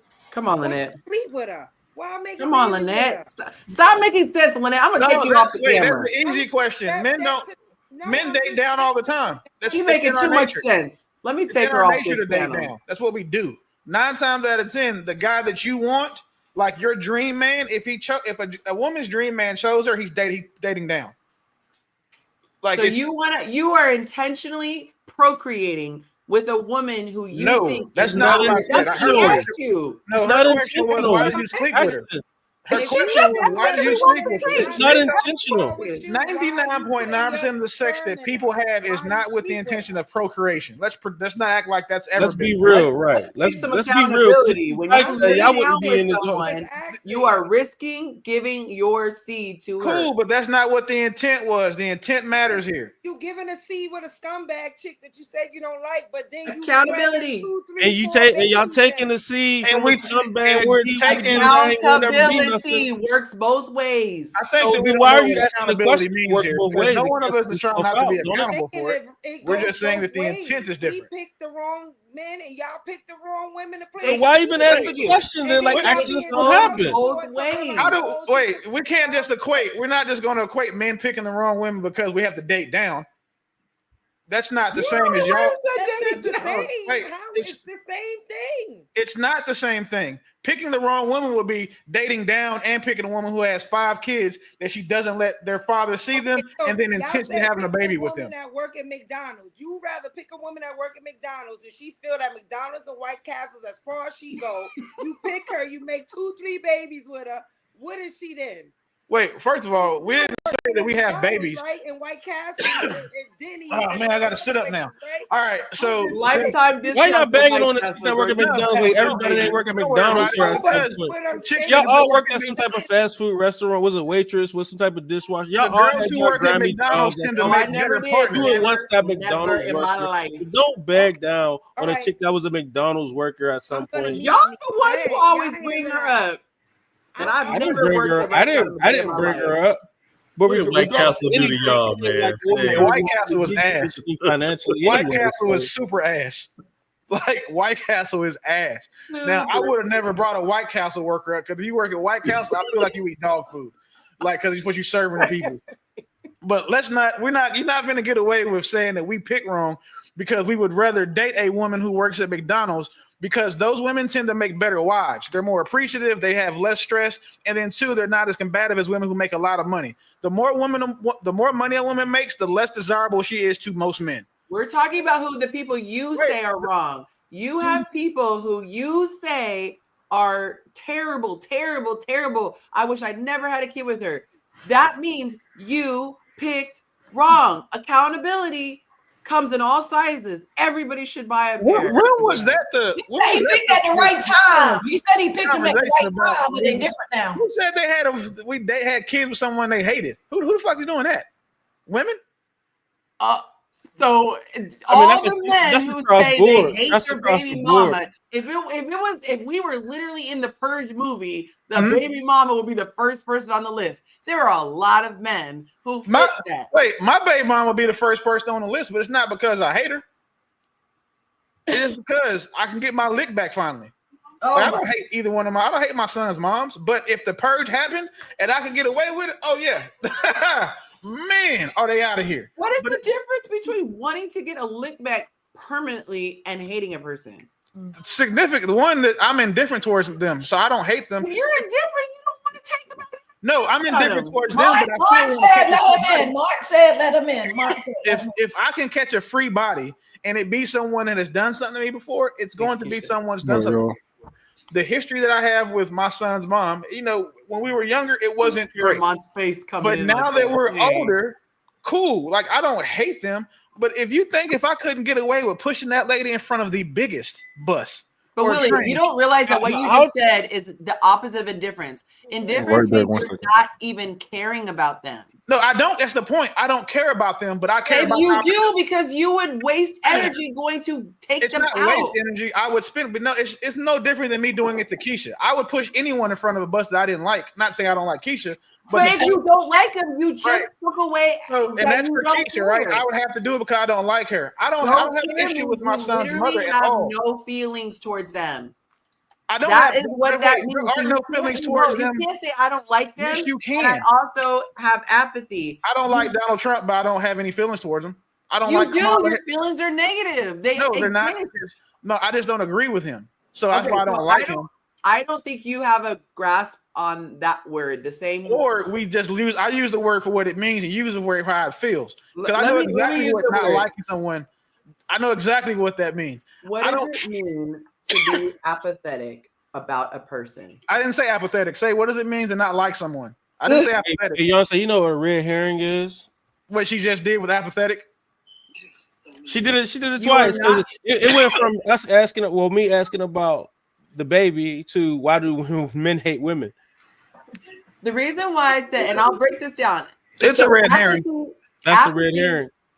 The opposite of love is not hate. It's indifference. Opposite of love is apathy. And what apathy means is you are not emotionally affected by what they say or do. You don't feel invested in the relationships that you have with that person. Their presence or absence doesn't matter. You're not motivated to resolve conflict or improve the connection.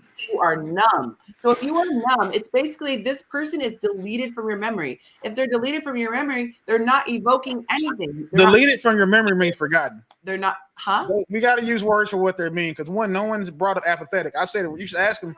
The question to ask is, what does it mean when I don't like someone? No, rewind the tape then, because okay, we're at 9 minutes and 1. So rewind the tape 10 minutes. We'll go back. You said I don't care about her. I don't think about her. She's you. I'm pretty sure you used the word apathetic. I didn't. And I said you're not because if you I've were never used the word apathetic to describe this. I know what the word means, so I wouldn't use that. Okay, so I'll wait. I'll just go back and rewind the tape. The word that you use means I don't care at all. There was no word. I said I don't like her. I said I'm indifferent. I didn't say apathetic at all. That I didn't say. You might have said indifferent. That actually might have been the word right there. Exactly. So, but that's not the word you looked up though. And to be indifferent towards something, like I don't care either way. But now, if the purge happens, we're on a bus stop and I can push her in front of the bus and not go to jail. I'm good. Damn. What does it mean to be indifferent about someone? It means you're neutral. It means you don't care what happens. Exactly. So if you don't care what happens, you're not going to be motivated to go out. What did ChatGPT say indifferent meant? You don't really care what happens to them. Success or failure doesn't matter. You don't feel compelled to reach out, respond, or engage. Watch. Now you're not upset, but you're also not warm or affectionate. You have now watch. Neutral. Now ask ChatGPT the exact question we're talking about. Say, hey, if a man has opportunity to push something, say the purge was real. This is the exact prompt you ask it. Say the purge was real, and there was a man that said that he would, if he had the opportunity to, he would push his baby's mother in front of a train and he could get away with it. Can he still be? Is it impossible to be indifferent then? It's ChatGPT will explain it to you. If the Purge movie was real and people could take someone out without criminal charges, and a man says that he would want to take out his ex-wife and the mother of his kids, would you say that man could say that he is indifferent towards her? Oh shit, you might be going on a watch list because ChatGPT is a snitch. Whoops. I hope you don't have anybody around. I've never seen ChatGPT answer this way. It said no in bold. Absolutely not.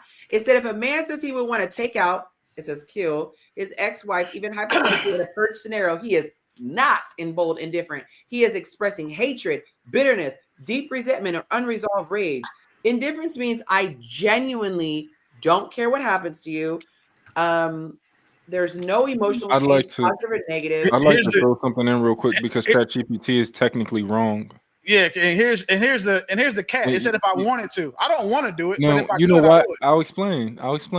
ChatGPT is wrong because just because I push you in front of a bus doesn't mean that I'm emotionally tied to that decision. It doesn't mean I hate you. It could be a financial decision. It could be I'm territorial and maybe we just end of the world and it's not enough space for both of us. That's wild. You guys are hearing this in real time. But it just doesn't have to mean that I hate you. Like let's say me and Willie were the last two guys on Earth, and there was a certain amount of women here. I don't hate Willie, but maybe it's like, I want all this box for myself. Okay, cool. I got to take Willie out. It doesn't mean that. It doesn't mean that I don't like it. But I understand. I love this is being documented because I'm like, I am not going to feel like I'm delusional. No, you're not delusional. You're just wrong. That's all. Maybe he just wants to save on child support. He's just like, all right, I'll just take her out real quick till I can. So I will just say this, and I mean this from the bottom of my heart. I genuinely feel that men don't actually like women. Most women. If you said most women, you'd be spot on. Yeah. That men don't genuinely like. I only hear that statement when we don't accept y'all ability to not be. No, I'm talking about the way you guys describe women. You have. Let me tell you why I feel this way. This is not an emotional thing.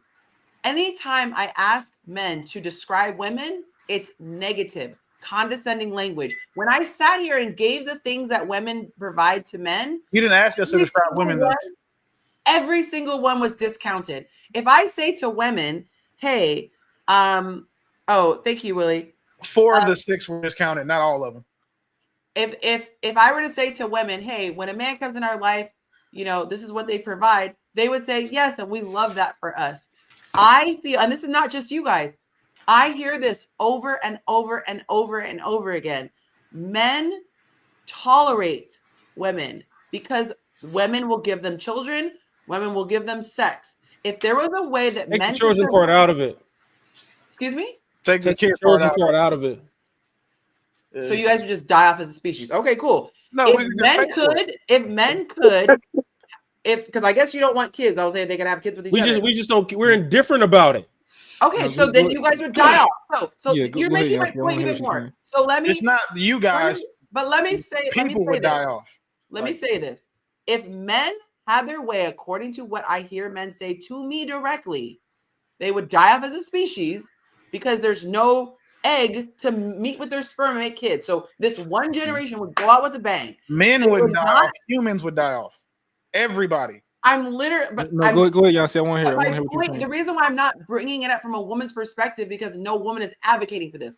What I'm saying to you is The 4B movement? What are we talking Just about? let her go. Plenty Let her women go. advocate for this. Let her go. Let her go, Willie. I want to hear what she got to say. My bad. Sorry, go ahead. the way that I hear men speak about women. They don't think that they're intelligent. They think that they are overrun by their emotions. This is what I hear universally. They don't provide any value. They say you are just a liability. Can we stop They with each say- one so that way we can you get our input? I don't think any man thinks that women provide no value. I think that we've explained here that most women don't provide enough value to be worth the risk it takes to be in a relationship with them. But okay, go ahead. But Willie, didn't you say one time about the Probably. only thing women is good for is No, hell no. You've never heard me say No, no. You have only said thing women are good for. no. You've said that before. Keisha, listen, I'll tell you this. I will order $1,000 cake from you if you can find when I said that and then make sure you give the context, so don't half-ass it. No, I'm You just said saying that what women you are only say, good for what the exactly? only women. I'm just saying in general. Don't paraphrase what I said and say I said it. You're gonna quote me. You know, I don't know specifically. exact. Well, then She don't bring it said, up. didn't you say? She didn't say you I said. said, She didn't you "Didn't say you something that your sentence began with? The only thing a woman is good for. No, I don't remember everything. hell no. Like that's not it. That's not some shit that I even say. But Yes, you again, have. ooh, listen. So if you're gonna keep, wait, hold on, Mike. Fuck all that. She didn't So even if quote you. She didn't even quote you. Yeah. So if you, I don't know the exact so word. this is the thing. You What said you sex? can't do is You said ever. sex? Because I don't know exact. Exactly. So if you don't know exactly what you're talking about, don't put it on my name. Because what you also don't get to do is, so when me and Yonci have this conversation, Yonci knows me. You don't. So what you don't get to have the opportunity to do is portray me as something I said all women are good for. There's only one thing. Because if you were listening to understand, because I wrote it down. it sounds good, but you brought it up. I wrote it down. You said the only thing, and it was two. I can't remember. Exactly. So you don't know what you're talking about is the point. The word that came out of your mouth was the only thing that women are good for was sex and something else. I can't. You can't. I didn't say that. And you don't even know what you're talking talking about. So to even try to put that on me is rude. I'm not.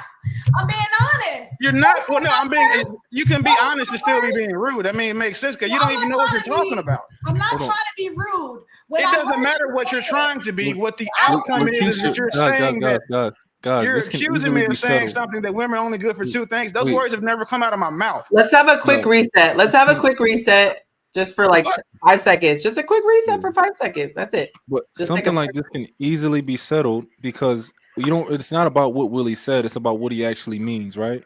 So if Willie, you can just ask, well, you know what? I thought I heard you say this before. Does this actually reflect what you believe in? And he'll probably be like, no, that doesn't reflect what I believe in. Maybe I misspoke that shit is before, stupid. whatever. No one. I've never said anything that would make a reasonably intelligent person think I thought women were okay, good. but let's not use language like that. Just but it's applicable, Yonci. Because Willie, I know, but what I'm saying is that's how you feel. I have a lot of adjectives I want to use to describe what I've been hearing tonight, but I'm refraining myself.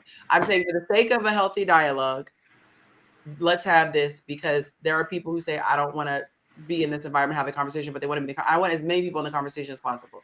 So she was under the impression that that's something that you said. You're saying unequivocally, that's not what I feel. And I put $1,000 bounty on the proof of it. Okay. And so I feel like we can move forward from this. She's nodding. She's got it.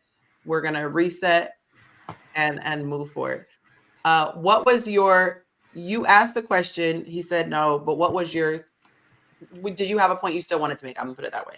Well, when my whole point was not to offend or, I was just saying, I remember that specifically, just that part, only because I never went back to question it, because I didn't know how to question him. I was new to the show. I think it was the first show, so I didn't want to ask that question. So episode 41 is what we need to go back and pull the transcript down for, and you can search for "women are only good for" in quotes. I forgot there is a transcript. Yeah. Yes. And I don't put money in when I'm gonna lose either. So congratulations. Well, I mean, for a cake, I'll take it, boo. You're not gonna get it because you're wrong.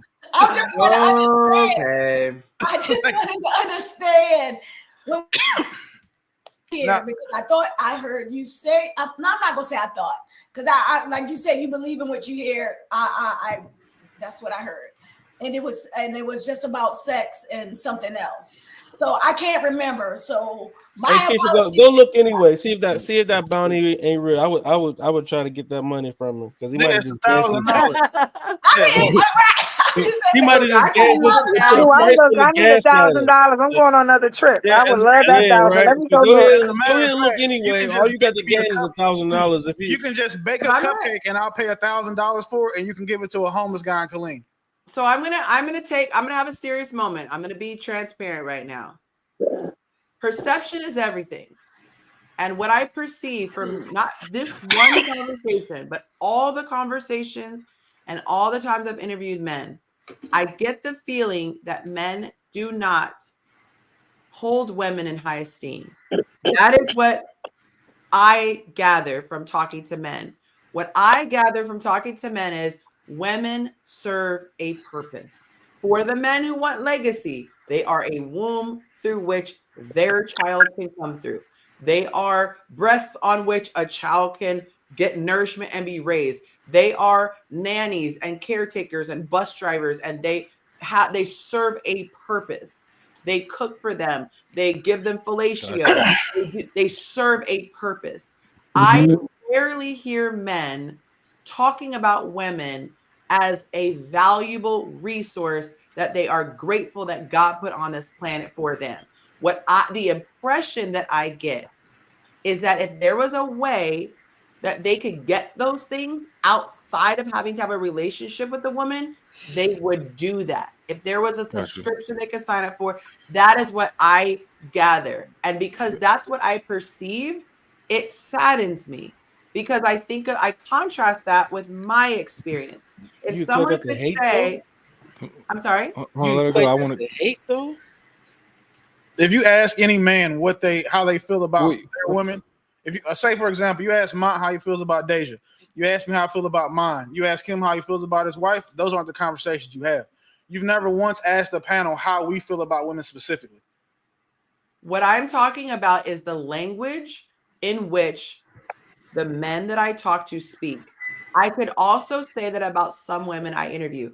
Some women I talk to sound like they hate men. Yeah, so I have a question for you. There are women who sound like that. A lot of these women have been molested or, grew up without a dad or whatever. And whatever the reason is, they sound like men haters. And I tell them that. You sound like you hate men. You sound like you've never had a healthy relationship.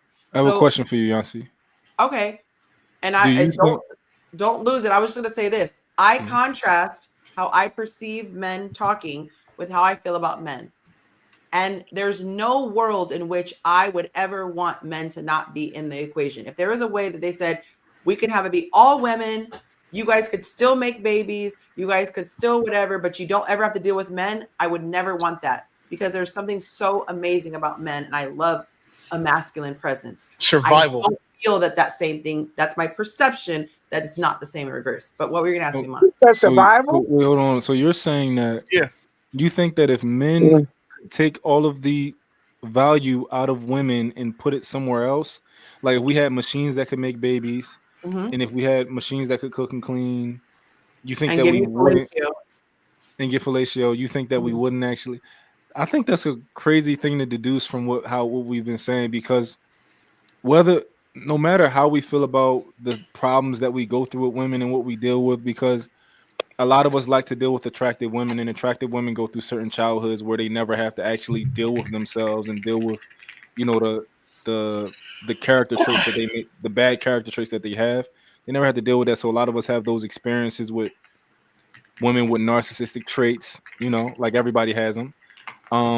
But I don't think any of us would, like, we can't help but to be attracted, but to love on you. We can't help it. We're designed to, like, no matter what we say, we are always going to be, you're always going to be our weakness. No matter what guy you see talking about some F women, F this, F that, there's a woman who he's going to fall on his knees for.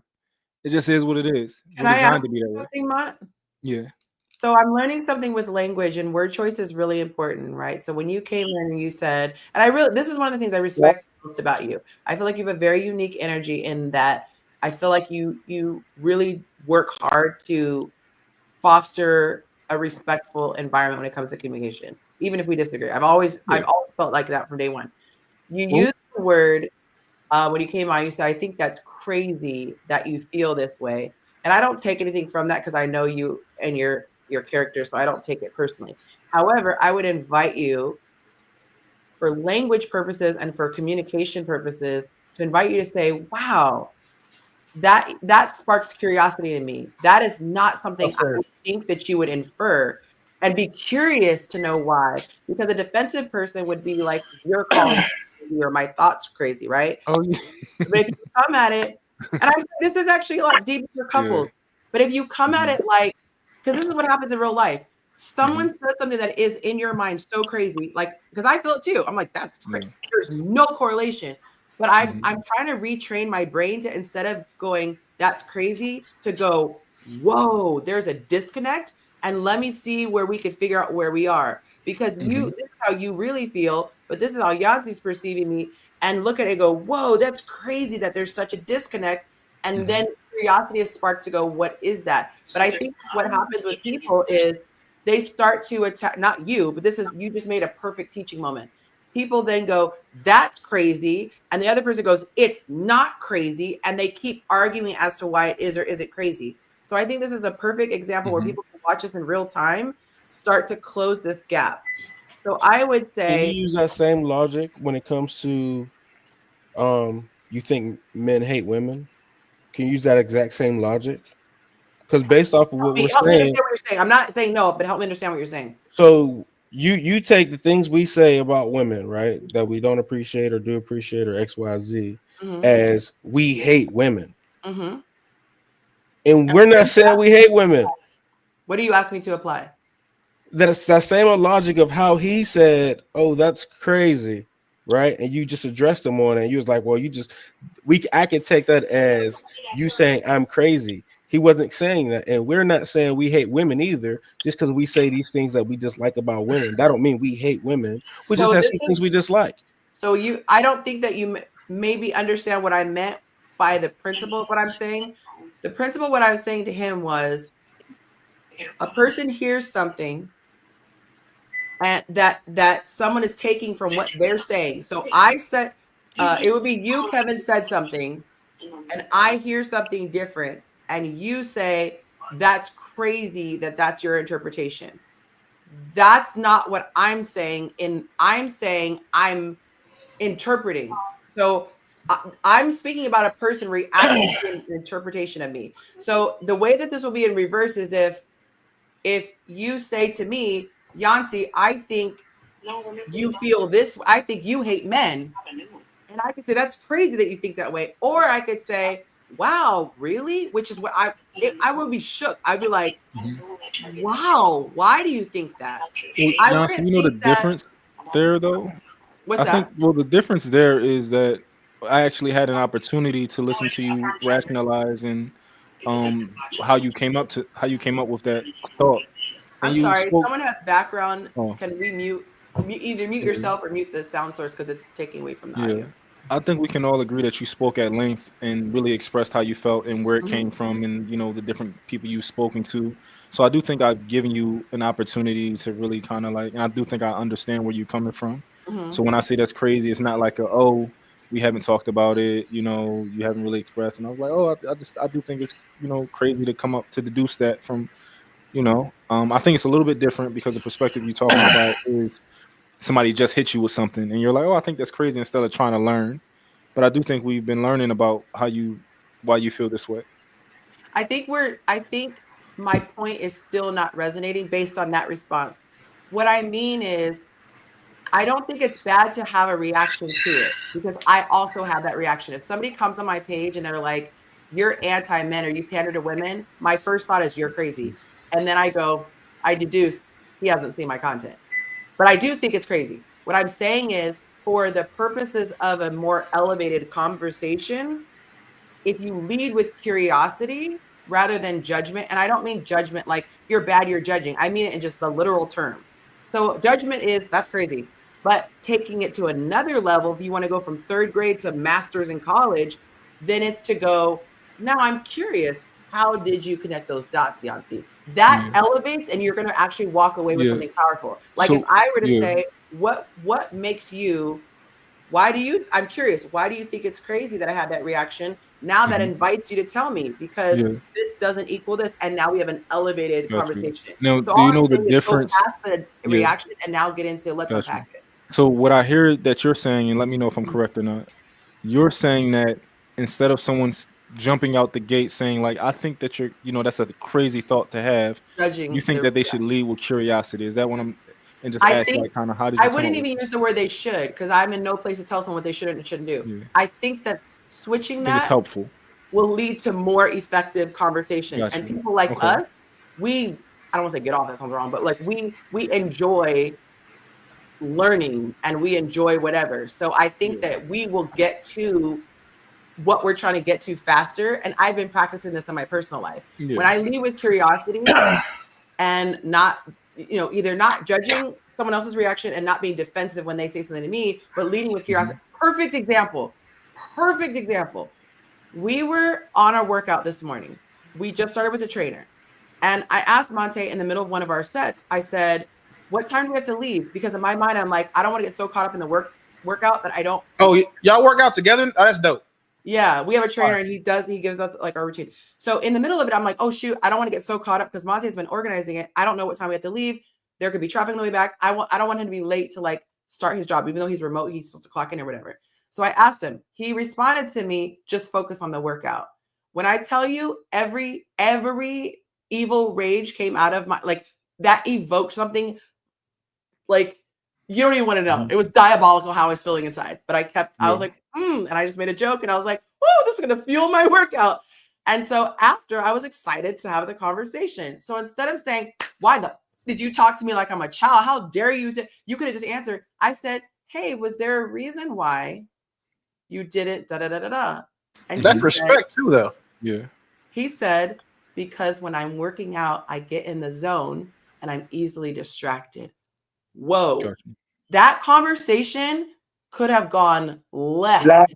I Yep. said, what you not gonna do? Yeah. What's that? It didn't go left because you respect your man. Yeah. I Yancy, was can I going to say that. recharacterize your? That's why. Because I don't want to Yeah. lose my thought. Can I recharacterize your thought and you let me know if I'm correct? Yeah. So you're saying that you think that it would be helpful instead of leading with something like, I think that's crazy, The to judgment lead with about the curiosity. reaction. You think that that could be helpful for both of us? Absolutely. Because it will then, one is you saying, this is how I'm judging what you did, Yancy. This is Mhm. how I'm judging your thought process. Yeah. Versus I want to understand how you Got came you. to that So I just conclusion. wanted to confirm that. Was that a good Yes, you're characterization? absolutely dead on. Okay, so the reason that I say that we already kind of passed that part is because the curiosity part we passed. I think you and I don't know if everybody would agree but you spoke at length about how you feel about men and what you've Mhm. gathered over the years from talking to us and talking to other men that you Yeah. coach, and also the contrast of you talked to a few women who you felt the same way, but most women you don't think that's not your experience. So I thought we kind of delved deeply into that already for me to be at the point where I said, you know what? After listening to all of that and thinking I understand what you've put out there, I Mhm. think it's crazy that you would come to that deduction from what you've said. So I understand what you're saying, and I agree. I think people should lead with curiosity, but I do think we already kind of had a general overview of how you felt and what made you come to that conclusion. So what we saw the work, Mhm. you know, for that So project. then I would ask you, why do you, in your own words, think that I came to the conclusion that men don't actually like women for who they are versus the utility that they provide? So what I hear and what I'm experiencing is, from you is that based on the things that we've talked about and the things that we say to you, you feel like the things that we are telling you is more of a we like what you do for us and we like your abilities, but we don't actually like you at your core, and we don't necessarily want to be around you. If that Mhm. is that a correct characterization? Yes, and why do you think that is why do you think that is an odd conclusion to come to based on the words that are being spoken on a weekly basis? And the reason that I feel like it's odd is purely because I feel like if you were not just listening, but listening and feeling, um, you could. I feel like you would be able to determine, and this is just me. I could be wrong. I feel like you would be able to determine, what Willie said. Like we love our women. We love, how much money, you know how much money I would have without my woman. Oh my god, I would have so much money. Like this birthday trip we about to go on, I could have a new Rollie. I could just the plane tickets is very expensive. And let's say I want to get married soon, a ring is going to be expensive. Like these are like so many things. Like it just doesn't make sense for me not to like women and still have one, But you're especially when I already speaking got about kids. when you're giving your examples respectfully, you're talking about your woman. Mhm. Willie If said you the same thing, your woman. if You you I think if you consider the source, you'd understand why those men feel that way about women. But Because are you're you not saying that? I'm So you're not are talking you to saying that men. your position is that you don't think that in general we like women, correct. but you That think that we every do have now the? and then there's a woman that you find valuable Mhm. and you invest in her. Yeah. But the majority of women are more of an irritant or, just something that makes you roll your eyes. And Jacob said it perfectly. Jacob said, men don't take enough moments to articulate how much we love and appreciate women. I would say, if you were to ask me, hey, Yonci, why did you come to that conclusion? I would say because whenever women are being talked about on this show and in my life, it's usually from a negative Yeah. perspective. Just like men say, I don't think women like us outside of the money that we provide. So when there's a post where people say, hey, ladies, tell men why you love them, the men are almost in tears in the comments because their regular Yeah. reality is they don't feel loved. Most men, if you ask them, say, I feel like I'm here to serve a purpose. And if I were to ever lose my job, I would no longer be valuable. So That is a real sentiment that most men feel. so then you should understand the slaves never loved the slave master. Like so, and you're talking to men who don't have, like you said, they don't experience love. So if you're the men that you're talking to are generally speaking not in healthy relationships, But let's don't talk have about the panel. wait, Let's wait, not hold make on. it general. Let's talk I can about use the it for panel. I can use it for the panel as well. So those men that you're talking about that have that conversation influence that thought process significantly more than this panel should. Because on this panel, we're never asked what we think about women. We're never asked any question we ask questions that talk about a concept of relationships, how we feel about this, what is our That's idea of fair. romance. So That's fair. So can we do a pop quiz? That's if fair. wait, Can we do a if, pop quiz to level sure. set? Okay. By a show of hands, how many of you think the majority of women are intelligent? Oh yeah. Okay, Jacob is the only person with his hand. Jacob, Oh, yeah. By a show of I don't hands, think the majority of people are intelligent, Yonci. Yeah, that's where I was going to go with it too. It's no, like And most people are like now. Do they exercise it? Intelligent to me I'm is fairly like most certain. people don't even have common sense. Yeah. So Yeah. now we're talking about levels now. Like but most people I'd tell. Okay, do you think the majority of women are enjoyable to be around? Like you had to be with them for 24 hours, no sex. Do you feel the majority of women you encounter are enjoyable? The majority of women are enjoyable to be around when sex is involved. No, so I'm saying that's my point. Without sex. That's my point. That was my point. I rest my case. I agreed with Without you. sex, No. women do not. Out of the words that you just said, Willie, I take that answer that you just said and I deduce I only enjoy them with sex. No, that's not why I it's not feel to the the way I eye. feel. You said, do you think that the majority of women are enjoyable without sex? I said that the majority of women aren't enjoyable even when you have sex. Oh, my apologies. My apologies. To be clear, it's on record again. Like one of the I didn't things. say you're lying. I said I misheard. Just because earlier, I don't. So cool. Clearly, What I hear Yonci saying, and I agree with her. A lot of times, fellas, let's keep it real for a minute. How many times we with our fellas and we talk about why we appreciate the lady in our life? It's not very common.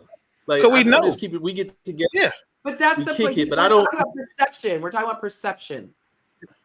What Yonci is saying, and I do agree with you. A lot of times when we're talking about women in the world, I'm not talking about anybody on the panel, but it's in the world. It's usually we a lot of times we're complaining. That's why when those videos do come up, everybody kind of pauses. It's on both sexes. Even when women are talking about their men, we all kind of pause and just watch and be like, "Yeah, that was really nice to hear," because it's so infrequent. Not saying when a man asked to talk about women, just went on the internet. Wait, give me 1 second though. What? No, I was asking you to continue. I'm not saying like we're not asked, but I'm just saying that if you just took it face value, you took it face value, you just went on the internet now, we just logged off it, or you just went on it, you would, most of the comments about men is going to be negative. It's, he didn't do this and he ain't like, you just don't, I think as humans, we don't take enough time to appreciate each I was other. just about to go there. I'm a guy, I'm a speak about guys. I agree with you. I think it's a human thing, because when you were speaking that about men don't do a good job of that, I always instinctively go put that shoe on and see if it fits, Yonci. And I was like, it fits. Yeah. We spend more time complaining than we do praising, not just in relationships, but in general. My old manager did research. They said when it comes to reviews, the majority of reviews come in when they're dissatisfied. It's rare someone will go to Yelp and take time to do a review that's positive. And so we are only talking to men as heterosexual women. So we're going to have this experience. But if I take the standard that I'm using, then it would probably apply to women. That sounds like majority of women don't actually like men. And so can I ask this question though? Because the only caveat I have to that is, I was thinking about the question is, do I enjoy being around women?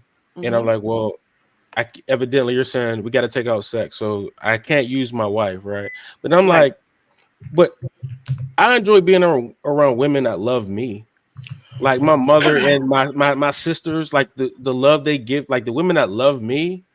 I enjoy being around. It's pleasant to be around them. They're nice. They're sweet. They bring this bubbly thing around me, and I'm like, what I'm saying? Yeah, I kind of like their energy around me. So it depends on, do they love me? Or are we just talking about random women? Or are we talking about women we have relationships with? Female friends that you like being around. And I have female friends, and I rock with their energy. Like, you know what I'm saying? Yeah. So like, I like being around women. We have couples that we hang out with, and when you were talking, my brain first went to my people who physically live closest to me, 2 girls, and they have they're in a relationship with guys. The guys are dope. Like, we like our girl time, but when the guys are there, it's a vibe. Like, we really like them. Shout out W, shout out C. We'll just give your initials. I really like their energy. I would feel sad if they never came around. If they broke up, I'd be sad. Like, I like the energy that comes from the masculine. And so I think it is nice to hear what you guys like about the women. So hearing you say bubbly energy and, that they love on you and what have you, I'm paraphrasing, it's nice to hear that, because it doesn't sound, I don't hear a lot of affirmations about women. And can I be honest for a second, but really jump in before you speak? Because it's one of the reasons, like, I kind of stayed in the chat for a couple of times, the last couple of conversations. I didn't pop because sometimes I don't want to just talk about what women are not doing. I experienced a lot in my life. I can write I can talk an hour on it. sometimes I do just want to talk about the good things. Sometimes I Mhm. do want to talk about, romance, what it means to me. Not, and I like some of those conversations. I wish more women that I was involved with the conversation would go there. It doesn't. That's a whole nother thing. But I wish we had more of these types of conversations about what we appreciate, what we like. Same. Did anybody have a good date last month? Like, Right. like Yeah, if I go a lot, the only person who had a good time was Lynette because she was out of the country in Bali. The rest of us were just mad. Don't put me in that. Don't put me in that. I was in the Bahamas. But did anybody I wish we talked more about that. So I love that, Jacob. I think we're gonna have a segment positive because this is a perfect segue too. It's so tittillating having arguments. I think someone even joked in the comments like, yeah, debate. Like it's interesting to watch a debate. I have an actual book. I have so many books on script writing because I'm really into screenwriting. And little known fact. And one of the things that they tell you is you cannot have a story where there's no adversity. If the character just, I want to go to school and graduates, I want to love, and it's not interesting. We as human beings are not interested in things that are not not about time. We're interested in strife and conflict. That's what makes for fascinating whatever. But it can, as we see, it can become toxic over time. So I really think this is really important. And also, I wanted to feel like there's love. Like when I started out, I don't know if anyone besides Willie was here in my Facebook days. But it really was important to me that when people walked away from our discussions, because we'd have discussions on live streams a lot, I wanted them to feel like there was love. At the end of the day, there was love and respect, even if they disagreed. And so I really want to get back to that being the overwhelming thing that people walk away from. And I think sometimes there's a lot of what can come across as contempt for women. I see it. So I think that I'm going to come up with a buzzword. Give me some suggestions in the comments. Pineapples cycle. Right, that's a different kind of thing. But a buzzword that we can use where it's like, this is feeling negative. This is feeling general of all women or general of all men, because there's too many shows that get off on fighting and debating and condescending the other gender. Yes, Miss Keisha, not the hand raise. Right, because I didn't want to lose my thought. But I appreciate, like, I'm probably one of the newer people on here, but I appreciate that. Like, what I'm saying? We can debate, we can argue, all that, but sometimes we need to hear the realness of it. I think I've been sugar-coated a lot of times in my relational days. Mm-hmm. So I'm appreciative of it. You know what I mean? For me, you know what I'm saying? That's why I joined and followed, because sometimes as women, we don't like hearing those conversations. You know, or we want them to be said in a nice way, and everything can't be said nicely, especially for me. I need you to say, stop doing it for me to get it sometimes, not the easy way. You know what I mean? That makes sense. To Jacob's earlier point, why we don't we don't talk about our women when we're together, because it's implied that our women are kicking ass. Because if they weren't doing good or they weren't great, we wouldn't be with them. Like, I would never have to ask. I never ask, and never in my life will I ask Mont, is Deja doing her job as your woman? You know how I know that she's doing her job? Because he's still there. And we're never posed with these questions because a lot of the stuff between men is it's understood. I understand that bro is still married because his wife is handling her business. Like, I don't think that he would still be married if she wasn't doing anything. So I know he loves his wife. Because I know he loves his wife, I would never be like, hey, let's go outside and get on some bitches. I would never do that with him, right? Or I'm saying with Jacob. Jacob is single, but I know that Jacob respects women in a way that a guy can't just be like, hey, let's just go out here and get on these hoes. Or, you know what I'm saying, with myself, like, you can't come to me and ask me how, like, Mont would never have to ask me about what my woman is doing right or wrong, because if she was doing all wrong, she wouldn't be my woman. So, like, I'm going to play devil's advocate real quick.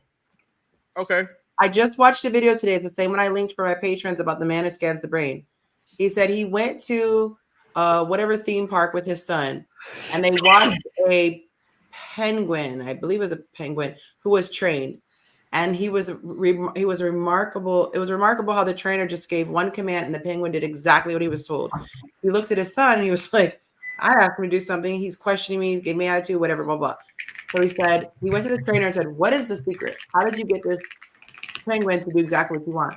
He said, "I gave him so much attention when he did the right thing, which trained him to say, I want to get more of this reaction." And he said it was so powerful. He goes, I thought it. I said, oh, thank you so much. Who is Sweet Beginnings New Love? Is that you, Keisha? Okay, I was like, I guessed by that name. Thank you. She put $25 on. He deduced it. He said, when my son did something wrong, I was all over it because I was trying to course correct and teach him how to be a man. When he did something right, I was silent because, cool, everything is right. But if you think about that, that's actually very unhealthy. The only time I'm going to get a reaction from you is when it's going to be a negative reaction. So I know you didn't mean it that way, Willie, but if you think about it from that perspective, I'm not gonna. I want you to just assume that my person is just great because I'm not, because I wouldn't be with him without. It's like my ex-husband who said, I'm never going to tell you you're beautiful because you should know you're beautiful because I married you. Obviously, no, that's not the same at all. I'm talking about what men are talking about, like we talk about amongst our boys. I'm not saying that I would never tell my woman she's doing a good job. That's not even okay. I'm curious as to how that was the conclusion that you came to. I see what you did there. I see what you did there. I didn't say anything like that. I listed the fact that I was talking to Bro, Jacob, and Mont. I'm not, I'm saying it amongst, and I also led with amongst men. We don't do that because it's implied with us. That is fair. So to answer your question. So now to say this, my favorite action, it is stupid for a man to tell his wife that, no, I'm never going to tell you that you're beautiful because you should just know. Because I don't give a damn how gorgeous my woman knows she is. She's going to hear that shit from me because she hears it from 9,999 other niggas every day. So to be clear, that had nothing to do with what I was talking about. What I'm saying is that I do receive that. Us four went out to eat. We're not going to sit here and do anything more like, hey man, how's your old lady? How's Deja? You're saying Jacob? You're saying you talking to anybody? And he says yes. We're not going to ask a lot of questions because men don't do that. That's just not how we are. It's not our communication style. Like, and anyone who knows me should know that if I have a woman, she is checking all of the boxes. Because if she was not, she wouldn't be my woman. Same thing goes for Mont. Same thing goes for Jacob. I think you have I don't know if you guys have a unique experience with women, man. It sounds like y'all women pretty much kick ass. I know a lot of Oh, it cut out. I don't fully agree with Willie there. I do ask my friends how things are going. Sorry, Kevin. Only Kevin because I think I can help. Say that again. Kevin was talking because you're curious. Really cut out, but I don't want Mont to lose your. I'm like, when it comes to me and my friends, I'm normally like, I'm very, what I want to say. When it comes to my, like, most of my homies, I know where they are in life, and I kind of know what they going through, and I think that I kind of can really offer them a different perspective. Like, everybody, all my homies from the hood, like, so I do think I can really offer them a different perspective on how things are going. Like, when they talk to me, yo, how is business? Like, how are you over here? Like, I just always got ideas with everything, like, I just feel like I can help. But so the reason why you ask is because you think you could add insight input, and then two, you're also the alpha of your group. You're the so that makes sense. I'm looking at us as we're peers. The average men in a group, we're not going to do that because one, what goes on inside your house is your business. I don't want to get in your business. The same way I would never in my life want to talk to Yonci about like what her and Monte got going on, or have Monte come to me about what him and her got going on, because I'm both of their friends and I'm in the middle. So I always have to lean to be unbiased. Now, if it was you and you came to me with something, of course we'd have the conversation. But we just sitting down for beers somewhere having a drink. Hey, how's Mont? I mean, how's Deja? Jacob, how's the Plaid J letter? Bro, how's your wife? Right? You know what I'm saying? And that's it. And then we talking about man shit. We're not finna sit here and discuss our relationships because, again, that's not something that men tend to do with other men. But where this came from? Oh, what friend group we in right now? Because are we in this friend group right here? No, I'm not telling you about my wife. But if I'm with like if I'm with like my guys, oh, we're talking about wives. We're talking to his friend group about real we're stuff. talking about some pretty in-depth things. STDs, we're talking about all of it. Like, yeah, this one girl got me, and blah blah blah blah. Oh, STDs is wild. Like, we're talking about all of that. Like, you know what I'm Wait, saying? tell Like, y'all. I get what STDs is you're talking about, wild, though. bro. Like we're talking about everything. Like, Married people talking I about had a STDs is really conversation. wild. I was watching this little clip with Ali Sadiq. Who's and married talking about STDs? listen to what I'm saying, bro. Like, I was watching the interview with Ali Sadiq earlier, Okay. and he was talking about how he got crabs when he was a teenager, and he was telling the story how he went and told his homeboy. And I was like, you know what? When I was a teenager, me and my homeboy went to the clinic too. Like, you know what I'm saying? Like, hey, bro, I think I got with something. Let's go down here and get something. You know what I'm saying? Like, bet we in the clinic, we clowning. You know what I'm saying? I done went to the clinic with my homeboys plenty of times. Like, you know what I'm saying? And that's just one of the stories we got. So we talk about all that stuff. Nothing's off the table. So what friend group are we talking about? If I'm going out with y'all, no, me and you, we're not talking about that kind of stuff. But my day ones, oh yeah, we're getting in the weeds of all the baby mamas, the wives, the girlfriends on the side. We talking about all of it. So, you know, it just is what it is. I wasn't saying that to say that anything was off limits. What I was saying is that that's just not one of how our women are performing, and what we love about them is not a general topic of conversation. Oh yeah, absolutely. Something got to be going wrong, or something got to be. I would need advice in order for us to be talking about that. Like, one of us just kind of got to be going through it to talk about that. But in general, we're not talking about our women. I get it. Generally, we link up. We talking about, you know, because those type of problems. Like, I guess everybody got problems. I guess it just depends. But I know what Willie's talking about, and I know what man, bro. I don't know your name. What's your name, bro? You just call it Proto. So what is it? Oh, Proto. You call me Proto. Yeah. Proto. But- Yeah, I know what Willie's talking about. Both right, but I think that's If Deja came to you and gave you some crazy beautiful dinner and it was a happy ending night and she got you tickets, like whatever, it was a really cool gift, right? Got you tickets to whatever, blah blah. Probably not gonna talk about it with my homies at all. Wow, see, that's so different because girls am. would be like, oh my god, I am. give me a trip to the That's, Bahamas. and that's why, because like this ties the same reason why women take so many pictures on vacations. Y'all want to prove that y'all somewhere else. To us, we don't care. Like, I guarantee you that The girl who took 0, y'all didn't even know I was on the vacation. content creator in Mont aside, and the photography lover in Mont aside, a regular dude goes to Bali, he'll take a picture or two. Girls take pictures of the outfits, the pools, the view, the airport, the luggage, the meals, the drinks, the club, the dancing, the sea life, her hair, her face, the bathroom, the room, the balcony, all of that shit, because they want to prove something. And then they post it. Dudes don't do that. So, like, if my girl got me tickets to Monte, like, I'm a huge Weekend fan, right?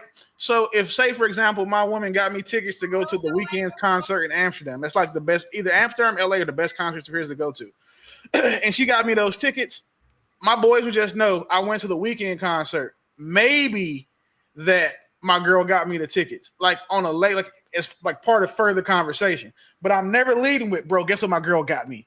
It's just not my thing. Monte and I are the opposite. He took pictures of It's every mine. single thing on the cruise to where I'm like, oh my God, can we just enjoy ourselves? He's sending it to the group chat. And I'm the one who, like, people are texting me, are you alive? Because they just saw me go missing on social media. Like, nobody will know. I like my privacy. I don't, I'll take pictures so that I don't remember because I have a horrible memory. But what you describe is literally the reverse. That's a little bit different though, Yonci, because I think Monty probably take pictures like an old person. Of like, oh, look at that. What Monty catch a stray, man? If you saw his photo album, a bunch of nonsense pictures in it. Nah, they ain't. Yeah, that's a little different than like Instagram taking pictures. Like, I think for me, I like. He likes to flex. But I really like taking a lot too, because I've always been away from home.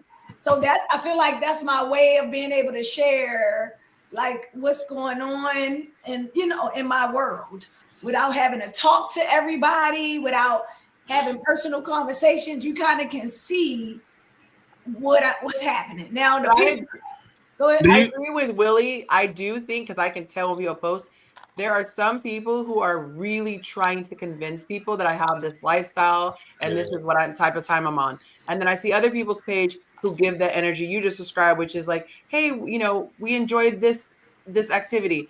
There's a you could tell, like you could tell when people are like, what time? It's this difference between the dudes who take pictures like this and they're purposely trying to get their watch in the shot and the car emblem versus the guy who's just like, I'm just taking a photo of my car, you know. I'm going to go take a picture like that tomorrow just because you said it. Just because you said it, I'm gonna do it tomorrow. All the girls know that guy. Listen, and I haven't posted. You just gotta do it right. If you do it right, you cool. You just you gotta be tasteful. You gotta do it. Like you gotta do it. That photo is. I need you to put some respect on my name because I think that these brands are saying something about me, and this is what makes people pay attention. That is why it's done. The same reason a girl takes a picture like this is because she's saying this is what people value. So I need you to recognize what I got back there. She's not doing it because that pose felt natural. She's doing that pose because I thought y'all just like to watch y'all back because y'all were single and you had somebody to do it for you. Make sure I'm safe. Yeah. But he's not gonna ride me when I got all this ass. Like I thought that was what they were trying to tell people. He can't even get to my purse because he can't reach it. Oh, you said I said Rob. Oh, you said never mind. You said purse. I like you said something else. But I will say this. My bad. This conversation started out, and I got into. I'm not done with it, by the way. Good.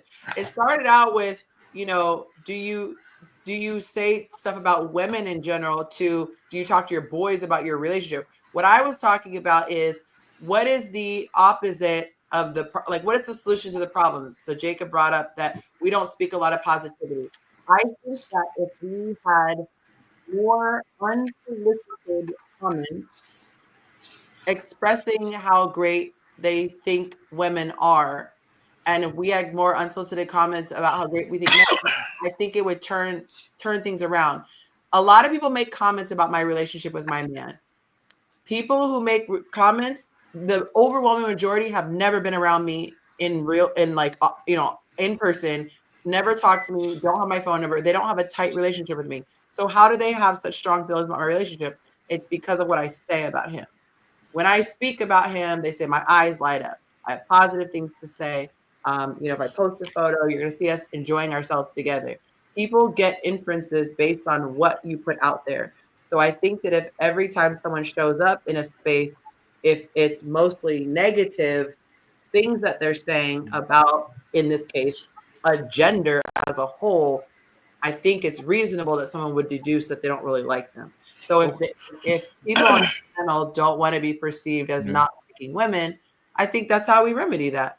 There's a large subset of men that don't like women, and based on their experience, and if I had those experiences, I wouldn't. So I don't think that those men should like women because they haven't had a reason or experience that would warrant them to do so. But the concepts we talk about on the show don't lend to us talking about women in a good way.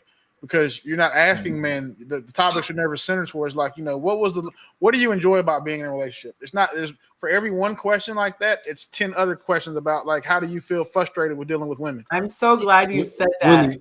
The answers when I ask the positive thing, what do you like about women, all that, we have a running joke with women. We're like crickets. But if you say, what do you dislike about women? It'll be 3 pages worth of stuff. It goes that both ways. But I got a question real quick. Of the 1,000 men that you have on Yonci Nation, the majority of those men are not successful. But I'm only saying that in response to you're saying the questions are not geared towards this. I'm saying, but to answer that exact thing, when I do ask that question, there's no engagement. Because you're asking a question that's my point. You're asking a question to a bunch of men who hate women based on the experience they've had with them. So of course you're not gonna get engagement on the good post because there's maybe out of 1,000 men. Yes, I can prove it to you. I can show it to you offline. Exactly how I would say maybe 700 to 800 of those men are what we would talk about offline. Okay, to your point, remember my poll? I said, how do you feel about dating? Now, granted, I forgot to put an option on there for the healthy guys because they're like, where's the one versus happy? But the one that was chosen the most was frustrated. So to your point, most men are supposed to feel frustrated about dating, but so that we're clear on your point, you're saying that you don't think that most men like most women. outside of the women that we Sure. choose. Do you all agree with that? Let me change what I thought she said. Let me hit it. Yeah. If you listen to the way men talk, you come to that conclusion. I think that's what she said. I don't think. Yeah. Yasi, don't even put words in your mouth. I don't think you're saying that, but if you listen to how we talk, you come to that conclusion. So Yonci, you're saying you don't believe that. You just think we should just talk a little bit different, but you don't believe that we actually feel like we don't like women outside of our women. I know I do stand by. I do believe that. I do believe that. I am feeling encouraged by this conversation that maybe it's one of those situations where people don't express something as much as positive as much as that. So don't even feel encouraged yet, because now that we know how you truly feel and we got the question, like we can characterize it properly. Do y'all agree with that? The guys on the panel, that most men don't agree with women. I mean, don't like women. Do you think that most women outside of the women who you surround yourself with are overall to you useless? I will. Yes. I have a caveat. I will say. I like the honesty, Kevin. I'm going to say single women. I cannot stand being around large groups of single women, but women that are like in relationships and married, dope, because there's something I can relate to and learn from. But with single women, it tends to. There's a performative expectation that. So I guess we can say yes, because most of the black community is not. Yeah, I'll say what is a woman that doesn't love you? Like she don't treat you. You don't get that woman a stranger. From her. A stranger. I was gonna say a stranger. No, I'm not saying a stranger, but a woman that doesn't love you, like a woman you know, but she don't love you. That the best friend met someone. No, that's a person that cares for you, right? I'm not talking about that. What is it like? You said outside. He said outside of who we surround ourselves with, right? So what's a woman that don't love me? I don't get that. I don't get none of the benefits of a woman. I don't get the softness. I don't get the bubbly. I don't get anything. You know what I'm saying? So, Yonci, I really want to benefits. That's a good say that again. Yonci. So you see how you were saying benefits? Yeah, relationships. But I'm not getting the woman. That's a part of who she is. A woman gives that energy, that softness. You know, those smells. You know what I mean? The cocoa butter. I don't get none of that without her being around me or without her loving me. I can count on one finger with the women that I interact with on a regular basis that is not my woman. There's only one and that is because we are friends, and 2, I'm also friends with her fiance, and 3, again, I don't have a lot of female friends or associates prior to us becoming friends. I hang out with like my boys or my kids, my friends, my woman, and then and y'all should obviously know it's Yonci. She's the only person that I interact with, but she all the criteria I just gave you, she meets. Except for she's emotionally mature. It's like we have a history, like I'm saying, that predates anything, and it's always been platonic. And then 2, that she's in a healthy relationship.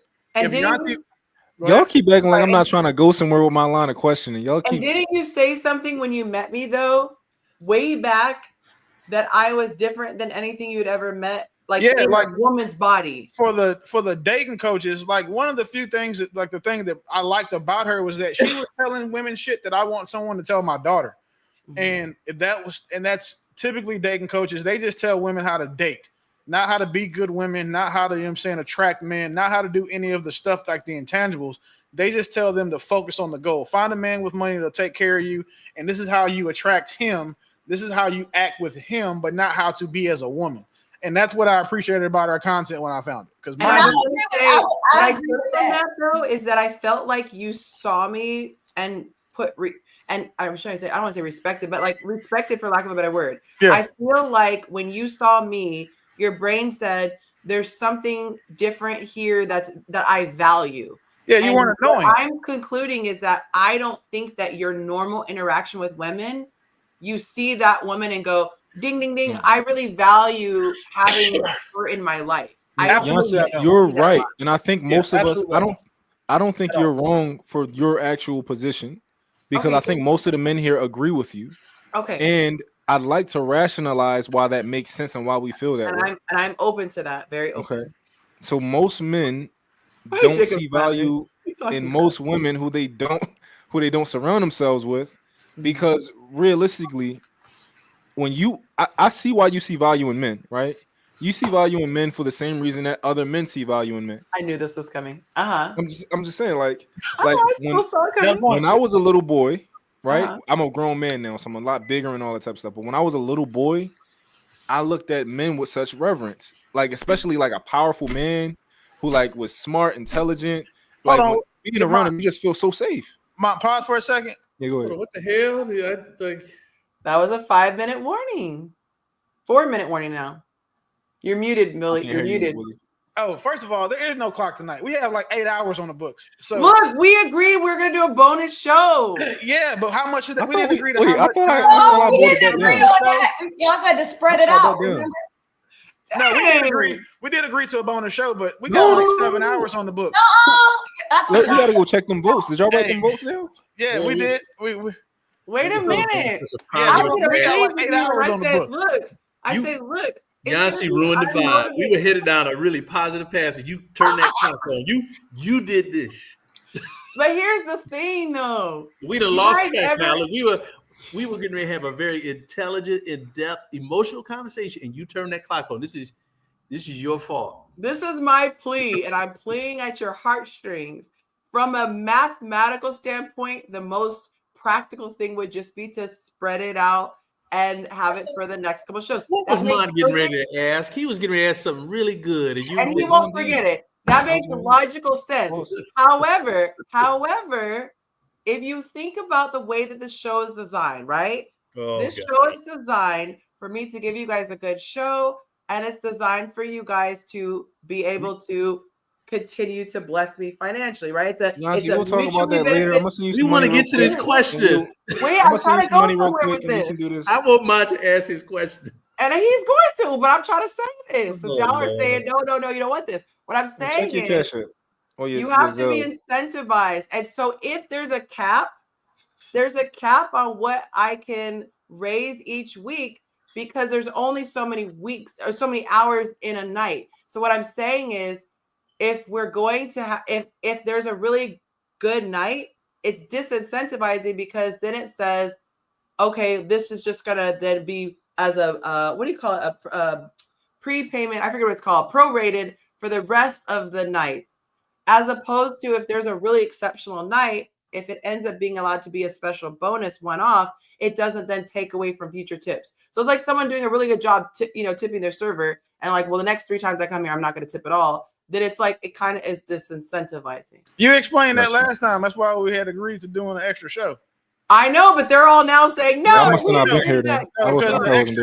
Because what we didn't agree to was how long the show goes. We got like 8 hours on the book. So if you want to do like a 6-hour show, cool. But we still got an extra 2 hours. We need to go ahead and divvy up.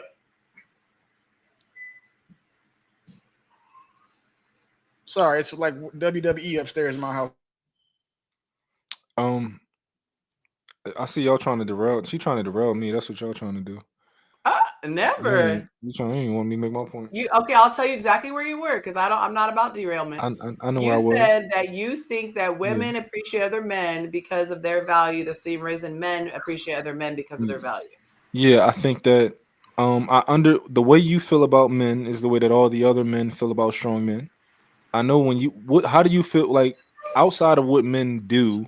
How do you feel when you get around men? What makes you appreciate men so much? And I love that you asked me that. Thank you.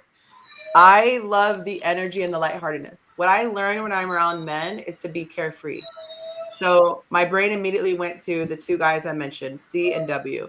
They add a lightheartedness and a brevity. As women, we can be the way that we're designed, and the guy said on the video, our brains are wired to be very thoughtful. So we're constantly thinking, and it's an anxiousness that allows us to live longer because we always think about what are the risks about what I'm going to do. But on the negative side, it also takes away from us living in the moment because we're always in our head. And so this is also why Monte and I are a good balance. So when men come around, it reminds me to be childlike. So that has nothing to do with them providing me safety, nothing to do with them providing for me financially. There is a levity that comes with men, and it's a lot of fun. They tend to pick their battles. They tend to make a lot of jokes. They do funny things. And so a lot of times they keep the energy going and they keep the peace. So that's what I get from men outside of what they can do for me personally. I just enjoy being in their presence and soaking it in. I think men feel the same way. Like it's nothing like us actually being around other men who we can like. We like, yo, he's solid. We can trust him because you feel a little bit safe. You feel a lot safer. You know, you feel a lot because if it's 5 of y'all versus just you kind of being by yourself, you feel a lot safer around other men who you know are competent.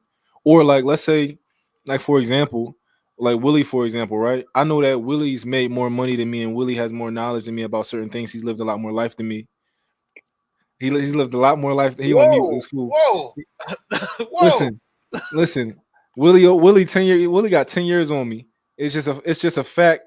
It's a fact that men reach their financial apex when they get older. You know, he's closer to his financial apex. It is what it is. So he's lived a lot more life than me. So he has a lot more knowledge than me. And I know that when I can call Willie because I don't know the answer to something, that's a great feeling to be around somebody who like, yo, this person wiser than me. This person, you know, and I'm pretty sure he got people like that who he feel like that for. Like, yo, this my guy's wiser than me. I feel a sense of comfort knowing that I don't have to know all of the answers. But And you don't have any women that you feel are wiser than you? What? I asked him. It was a question. Oh, I thought you. Oh, okay. I'm sure there are women who are. Do I have any in my life? No, but I'm positive there's women who are wiser than me in certain areas. It has to be. But that feeling, masculine energy is just like you. God made the man, right, and then He made the woman from the man's rib. Right? I'm not a religious person, but is that the way that works? Mm-hmm. Yeah, God made the man and then He made the woman. So it only makes sense that dominant energy of a man that just people gravitate towards, a real leader. People want to be around that. When you think about these things that you can get from a man, you can't really get that from a woman. In terms of the things that we like from women, like you like. Oh, what do women like about men? They're strong. They feel protected. You know, you can let your guard down when you're around them. Mm-hmm. We don't get that from women who aren't our women. Like the things that we like about women, we don't get that if you're not our woman. I agree that it's not like and like, but when I think about what a woman brings, so let's say, for example, if I'm having an event, the men are going to do the heavy lifting. They're going to protect us in case something pops off. And, you know, maybe we'll say they'll be the voice of reason if there's a lot of emotions, if there's no alcohol involved, right? So that's what they bring to the table. What the women bring is all the warmth. The women are bringing the nurturing. So we're going to think it through. So if a guy has an event, the guys are just sitting around. Their beers might not even be cold because they might not get it to the last minute, or they don't think to get ice. They're going to maybe not even have napkins. They're going to wipe their mouths on paper towels. I don't know if you guys value that, but I see it as valuable that we make sure you have everything. We've got the toothpicks. We got the napkins. We make sure you have a delicious food. You got the dessert. We're eye candy. We, you know, if it gets a little cold, we thought to bring blankets, and there's blankets around. I don't think that's what women do. Yeah, they do. Okay, my bad. Yeah, If I hire somebody, when they love you, they do it. If I hire somebody for a service, right, or if I delegate a task to anybody, they're going to do all of those things that you said. I feel like you're switching the narrative. I am talking about if a group of human beings who are friends come together. When my friend group comes together, the men tend to just instinctively do certain things. We play cards. The card table has to be set up. The men are the ones who go to the garage and get the card table and the chairs. Women are not doing that. The women jump in the kitchen and wash the dishes. It's a natural gender role we fall into. So I don't know what your group does. We throw down. The girls, we cook in the kitchen. The men will get on the grill and they barbecue. but they're going to be the ones hosing down the table, putting the chairs back up. The women are in the kitchen wiping off the counter. The women are the ones who are putting the list together. What should we eat? Let's do ribs. Okay, well, who's bringing what? We tend to do organization. So it's not that the men show up and all the women are just like, oh, we're very much contributing. And the men, actually, the men show up and they provide security, but they're usually just sitting around watching TV. The women are running around cleaning and cooking. I guess the things that you're bringing up are they're all cherries on top. Like, oh, I remember to get the napkins. Wow. I made sure that we had toilet paper. Y'all wouldn't remember. I'm just, I mean, can you, if you don't feel like that's a decent characterization, let me know. Because the things that you said is like, oh, I remember to do this. And we had these little. Remembered, it's just like y'all didn't remember to go get the table. It's a thing that there's no party. There's no card game without the table. Like, wow. No card game without the table. Even the grill. Let's say, like she mentioned, cooking on the grill, right? Men cook on the grill. Like, okay, so women in the kitchen. Yeah, so, I mean, they're going to bring the potato salad and the macaroni and cheese and the greens, and while we're outside, with the dinosaur ribs and the burgers and stuff like that. So in most situations, the woman is shopping. So even if the guy is on the grill, the woman shopped.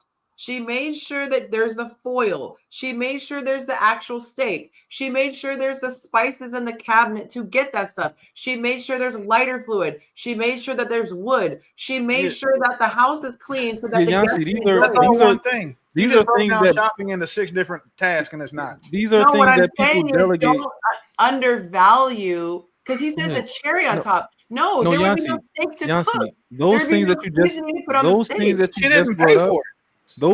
you just brought up, Yonci, those things that you just brought up are ways that you figure out how to add value to a man's life. I can go to the store and get the foil and get all the. Ask my man if he is physically capable of placing the order from our. I won't say the name. Can give them love. Ask him if he's physically capable. We have an app.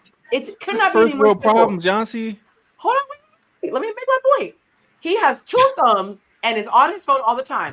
Ask him how much he hates having the mental load of trying to remember, are we out of milk? Are we out of ketchup? He hates it. It's not that he can't do it. It's not that he can't afford to pay someone to do it. He hates it. Yeah. So when I do it, I'm adding value to him. You sound like there's nothing a woman could do that you value. Because but the things that I'm trying to like differentiate from are things that, like, the things that you mentioned are things that women can't do. Like, a woman can't come into your life and make you feel safe. That's not a thing. But this isn't about comparing apples and apples, and she can make you feel warm though. Can come out of. So I'm never going to argue that a man provides the things that a woman provides. Yeah. God designed us to be yin and yang and supplement, not to be we're the same. Nancy, the point that we're talking about, valuing what the woman is doing. That's my point. Is that you don't have to do the same as the woman, but don't devalue what she's doing. No. I'm not trying to devalue. I want everything to be wherever it is. Like you said, it's the cherry on top. No, but I'm telling you, I want to tell you what I'm actually doing. Okay. I want everything that whoever brings it, I want it to be correctly categorized where it should be. I don't want to devalue something that's actually up here. And if something is actually this important, please let me know. But if I'm saying that something is down here on the importance level, I'm only saying it because I believe it to be true. Okay, so here's the scenario, and help me understand the category. You have a man and a woman who are 50-50 financially. She contributes half, he contributes half. They decide they want to have a barbecue. She decides, I will order the steak. I will make sure there's seasoning. I will make sure there's plates and the house is clean. He says, I will pull out the card table and stand on the grill and make the barbecue. How do you categorize what the woman did?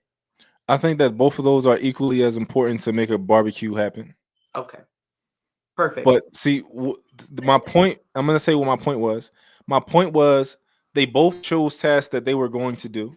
He said, yo, I'm going to do this and I'm going to do that. And the woman said, you know what? Let me make myself useful. I'll take care of these things. And he was like, all right, cool. Right. But in the grand scheme of things, right? My girl, she shops for everything. She does the app thing and all of that type of stuff. But I also prefer to personally just go to Costco. I like going to Costco. I don't mind it at all. I go there. I love going to Costco. but these aren't things that are just inherently associated with women. Is what I'm saying. Like when I think about a woman, and I'm like outside of Did the you things just that say they're not inherently associated with women? to who? Hold on. Let me be honest real quick.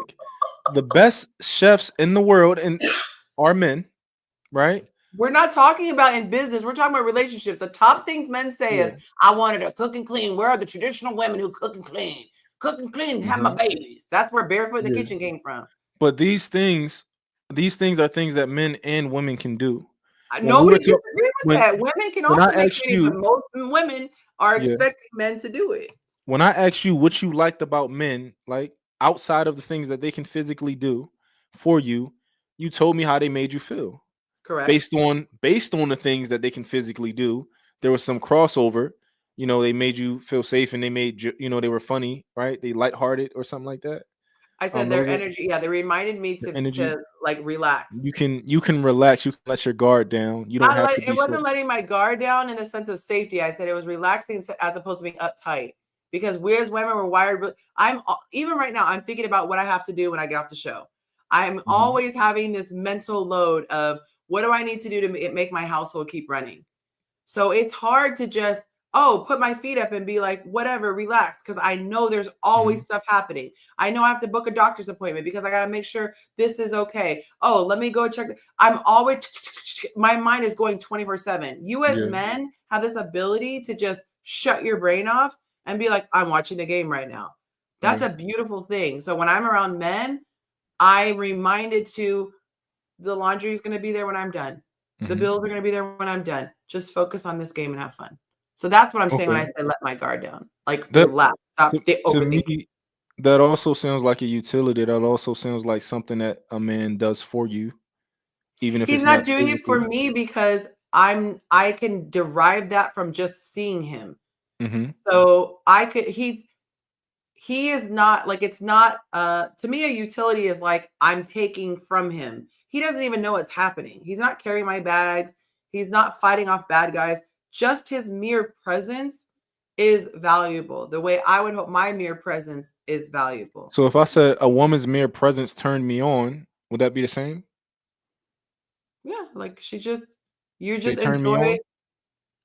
Yeah, if you just enjoy her beauty, she's not having to do anything. She's just being there and being radiant. Now, if you say she needs to sleep with me, she actually has to do something. So, Yonci, you think that if you asked us men, do you like looking at women? You think we would have told you no? I know you like looking at women. That's not a question. That's why I said if there was a way that you didn't have to deal with women, like if there was a way that they could make robots so human-like, but you could make them where they couldn't speak, they couldn't, spend money, they could, like everything that irritates you about women, but you're able to still get what you need from them. You can have sex, you can have them make you feel good. I think men would sign up for that. I don't think they actually genuinely care about the soul of a woman. They just want to keep a woman happy enough that she does the things that he wants her to do. Okay, got you. Because most of the men agreed that we don't really value the women outside of the women we associate ourselves with, like our moms, our women, our daughters, our sisters, our cousins, and our close friends that we keep around. I think we all agree. Yeah, ask me a question. Hypothetically, if it didn't matter how your girl felt about you, she still would perform the same way. And take a second before you actually answer this. If it didn't matter how she felt about you, she would still perform, give you vigorous head, cook, clean, take care of your children, have your children.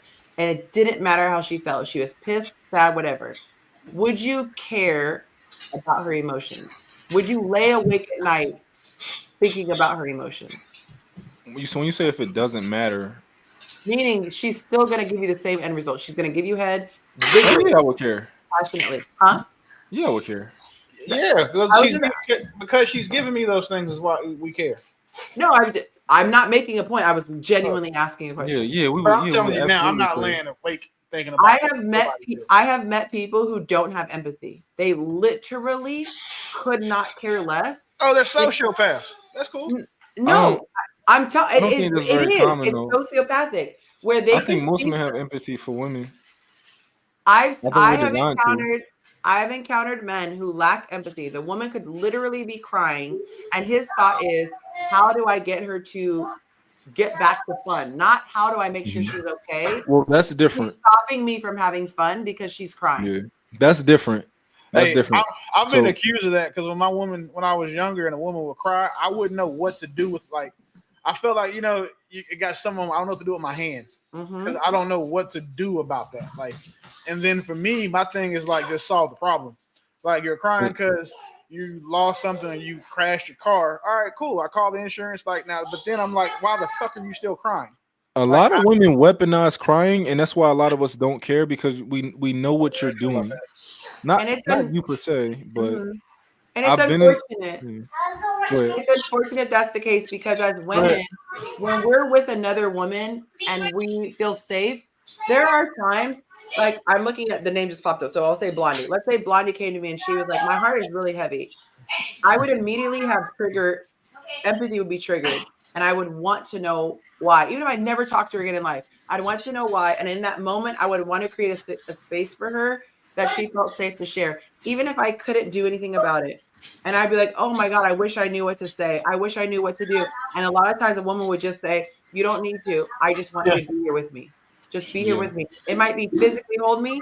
It might be let me speak to you. Let me speak to you while you're holding me. That's as women what make us feel deeply loved. Let me know if I'm not speaking your truth, ladies, in the comments. That's what makes us feel loved. So when we can be expressing and a man seems indifferent, like, okay, well, let's get to the next thing, as opposed to I'm just gonna hold space for you right now. That feels like it's not there's no compassion. Okay. Yeah, I guess it depends. But I think a lot of men are very sympathetic to women when they cry in general. Maybe not particular women that they deal with, but like in general, like a woman's tears is like it's going to get everybody to like, you go to court, she start crying, and it's like, oh God, like if a woman starts crying around me that's not my woman, I will cross. If I'm say we're outside walking, Yonci, or we're taking a walk, and there's a woman walking in our path that's crying, I will move us to the other side of the street to walk past that lady. Like I can't. If something about strangers crying it's I don't want to say it's triggering. It's not, but it sets up my fight or flight response. Like I got to go because especially if I didn't cause you to cry. And listen, I don't know what it is about that. I mean, maybe I'll figure it out as I get older, but I can't stand women crying. Like some man is going to help her. Multiple men is probably going to if men see a woman crying outside, they're going to try and help her. Like it's going to pull on their heartstrings because she's a woman. I'll call the police like if she had been hit or something. But like if she's on her phone crying or having a conversation, just sitting down crying or some shit, I'm not. You wouldn't ask if she was okay. Hell no, it's none of my That business. happened to me recently. There was a girl who got in a car accident and she was hysterically crying. Wait, that's different. I could not drive past. I pulled over in the cold and the rain. A car accident, yeah, that's cool because that's just the EMT Navy guy in me. A woman, if Keisha was we're outside walking and I see Keisha crying on her phone, I assure you, I am minding my fucking business and continuing about my day. Whatever that woman is crying about on that phone don't have shit to do with me. And I feel like on the phone is a little different because now you're interrupting. Even if she's not on the phone, she's just standing outside crying. If you're standing by yourself, I'm gonna ask if you're okay. Yeah, nah. But I mean, you're a woman. I get that. But like me, because then what happens is I think ahead. Police pass by, see her crying, see me there. I get attributed as I'm the reason why she's crying before anything else. Yeah, so I will call for my car and be like, hey, there is a Caucasian woman who is crying at 1525 Love Avenue. You know, they're setting up men like that too nowadays. Yeah. You know what I'm saying? A lot of that is happening. So I do understand that where it's crying, true. you go to the door or you go, you know, and now you get robbed. I've seen Get Out. I've seen all the movies like Get Out. I'm not about to have to get out. By the way, y'all, check the private chat if you wouldn't mind. Yeah, this has been very, very, very interesting. I feel like there's so much that we have to learn from each other to really understand. You know, because men are just wired so differently than women. And I think that it's so important that in your own specific relationship that you are able to express what you need, and then for that person to be able to give you what you need without judgment.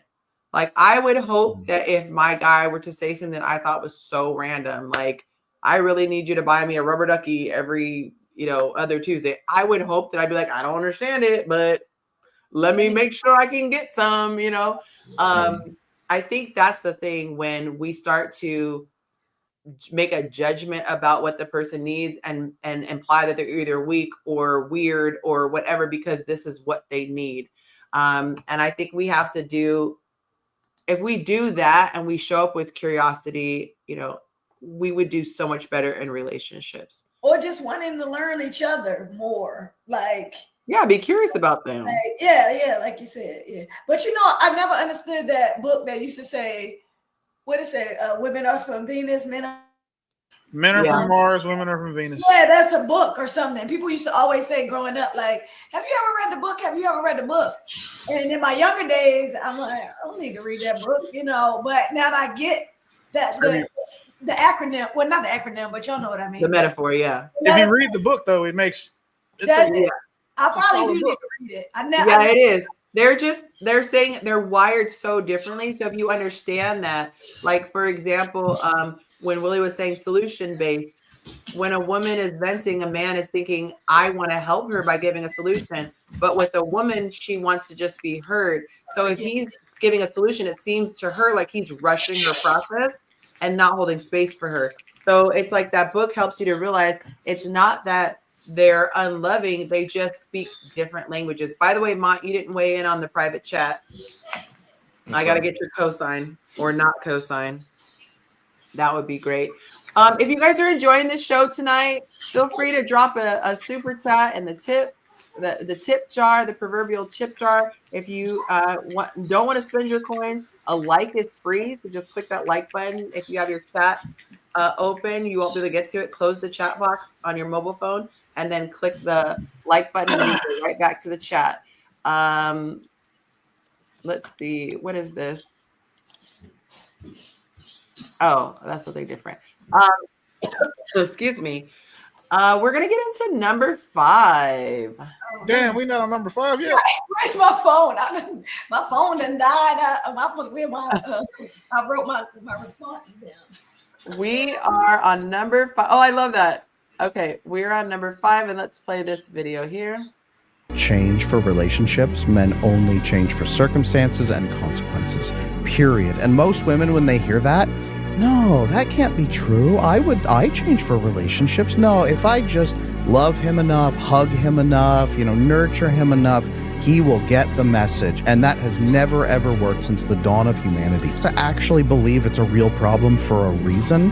So if she's pointing out a problem that he doesn't think is a problem, he's never witnessed for example, lack of emotional intimacy before. Maybe he's avoidantly attached. He's never felt emotional intimacy. He thinks that she is complaining because he hasn't brought her a pet unicorn yet. And that's the dumbest thing on earth. She must be on her period. That's what most of them think. And he doesn't understand the emotional intimacy is gone. Therefore, the bonding hormones and neurotransmitters are down. Therefore, her estrogen is down. Therefore, she is feeling pain and hurt and emotional starvation. This is actually a problem, and it will lead to relationship deterioration over time. And then there's ways to fix that. He doesn't do that in his brain.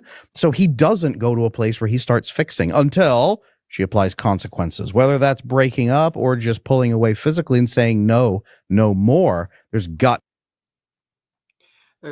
So what he's saying is that a man is not going to be motivated by her words alone.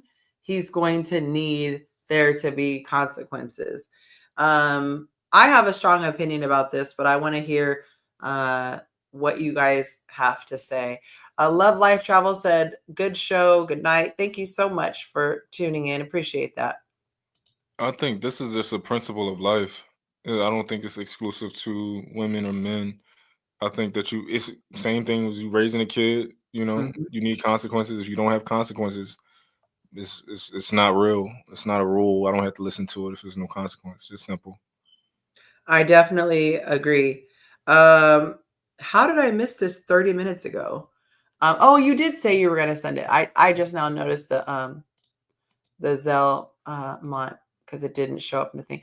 Oh, thank you, Candace. I appreciate the love offering. It means a lot, y'all, especially on tonight when I was super, super sick right before, but I'm shocked I'm able to get through this far. So thank you so much. And I want to say, all right. Also, I guess it makes sense to say. Them doors. Ushers, close the doors. All right. That's never going to not be funny to me. Okay. Thank you so much, Candace, for the 20. Mont, let me put this on. Mont did a $30 contribution. So we are going to put this here. You still didn't weigh in, sir, on the private chat. You and Willie are the only two voters. You're the two shareholders. You're the two shareholders of the company. Right. I had a few dollars. I didn't think my vote really counted.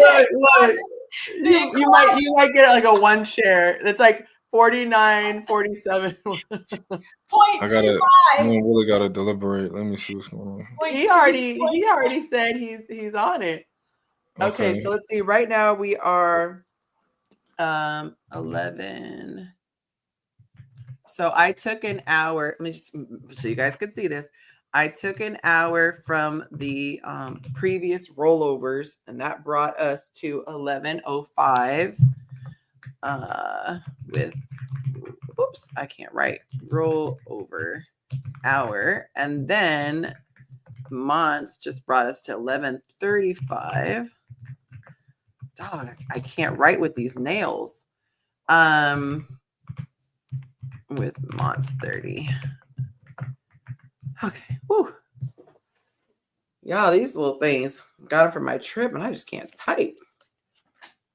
35. And this is all right, because y'all know if I don't write it down, I'll be forgetting.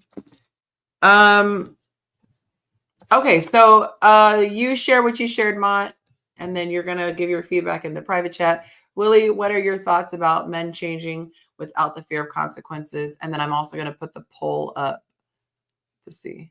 You're muted again. I don't think that there should be a distinction, a delineation made between men and women in this. People don't change without consequences. Women don't stop being whores without the fear of a consequence. Men don't stop being criminals without the fear of a consequence. Men don't. A lot of the things that we do is because we know what the consequences are, or what they have been, or what we've already experienced. A lot of men take care of their children because of how bad it looks to be a deadbeat. They don't want to do it. They just have to because they know if they don't, society will kick their ass.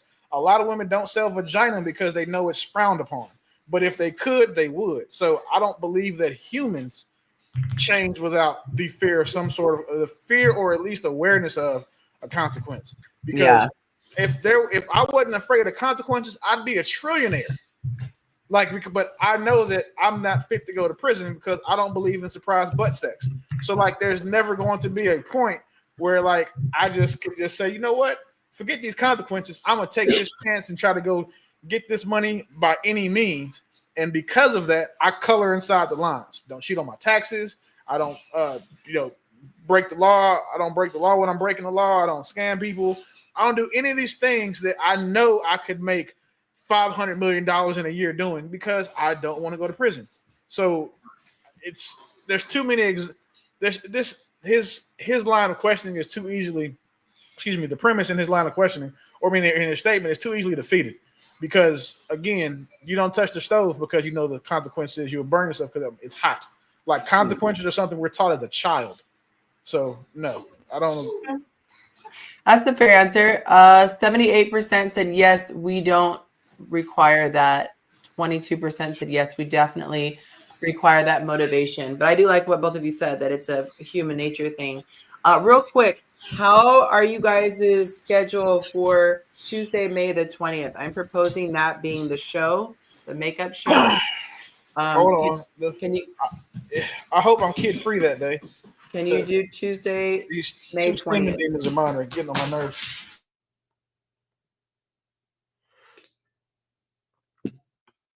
Ask my shareholders here. The 20th, I am not kid free, but yeah, I can still make it work. Okay. What about you, Mont? Thank you, Willie. I'm never kid free on a weekday.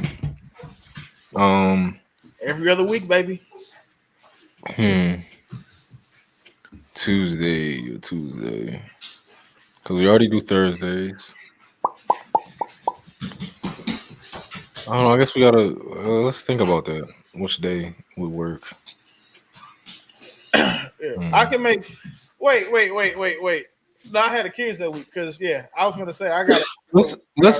How about this, Willie? How about we do 2 bonus shows?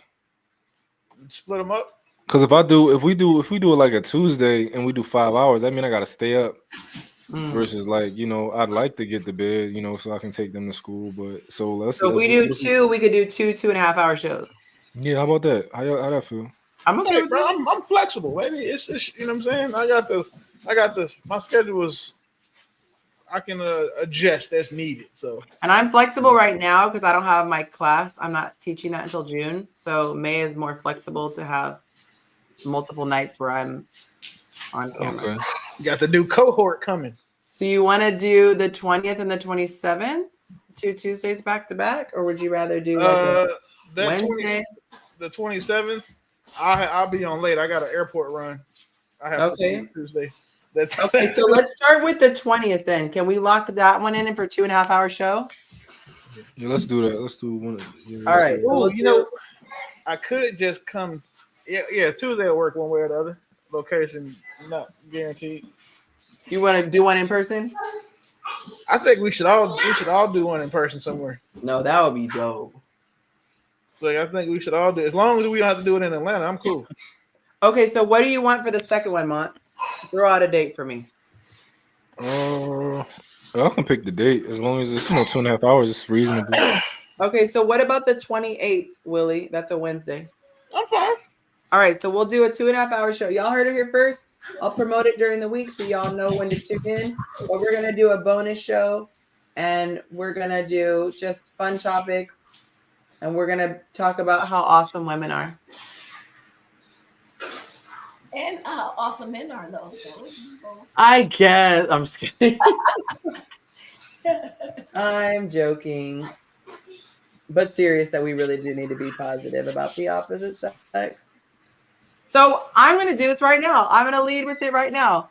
I would like us to take a moment. We're going to pretend like it's Thanksgiving. And we're going to say what we appreciate about what the opposite sex is. I just realized Kevin popped logged off. Oh, my bad. I didn't even see him. Did he say goodbye to anybody in the comments? Okay, so I'm going to start, and I'm going to share what I like about men. So if you're a man, share what you like about women. Women, we're going to share what we like about men. Okay, fair enough? Yeah. All right, so I'm going to say, let me take this banner down. What I like about men is that you guys get things done, and you don't allow your emotions to stop you. I really like that. I know that when it comes to protection, whether it's police, fire, or military, you guys are very sacrificing, and you guys are willing to sacrifice yourself for the betterment of the whole. So if you're military, and this goes to the women in military too, and in police and fire, you guys are putting your actual lives in the line so that other people could be safe, and that's very commendable. But I like that you have that by default in you, that if something were to go down, you guys tend to just go to that. I like that you guys are solution oriented, and like I had a panic attack right before coming on here, and I like that Monte was calm. He was proactive. Hey, can I get something? Because he knew I had an upset stomach. He went and got me Sprite. He suggested that I listen to something that was calming, which actually really helped me. And I like that proactiveness. So I'll start with those things. So I'm going to go in order of what's on my screen. Willie, what do you love about women in general? Not just your woman.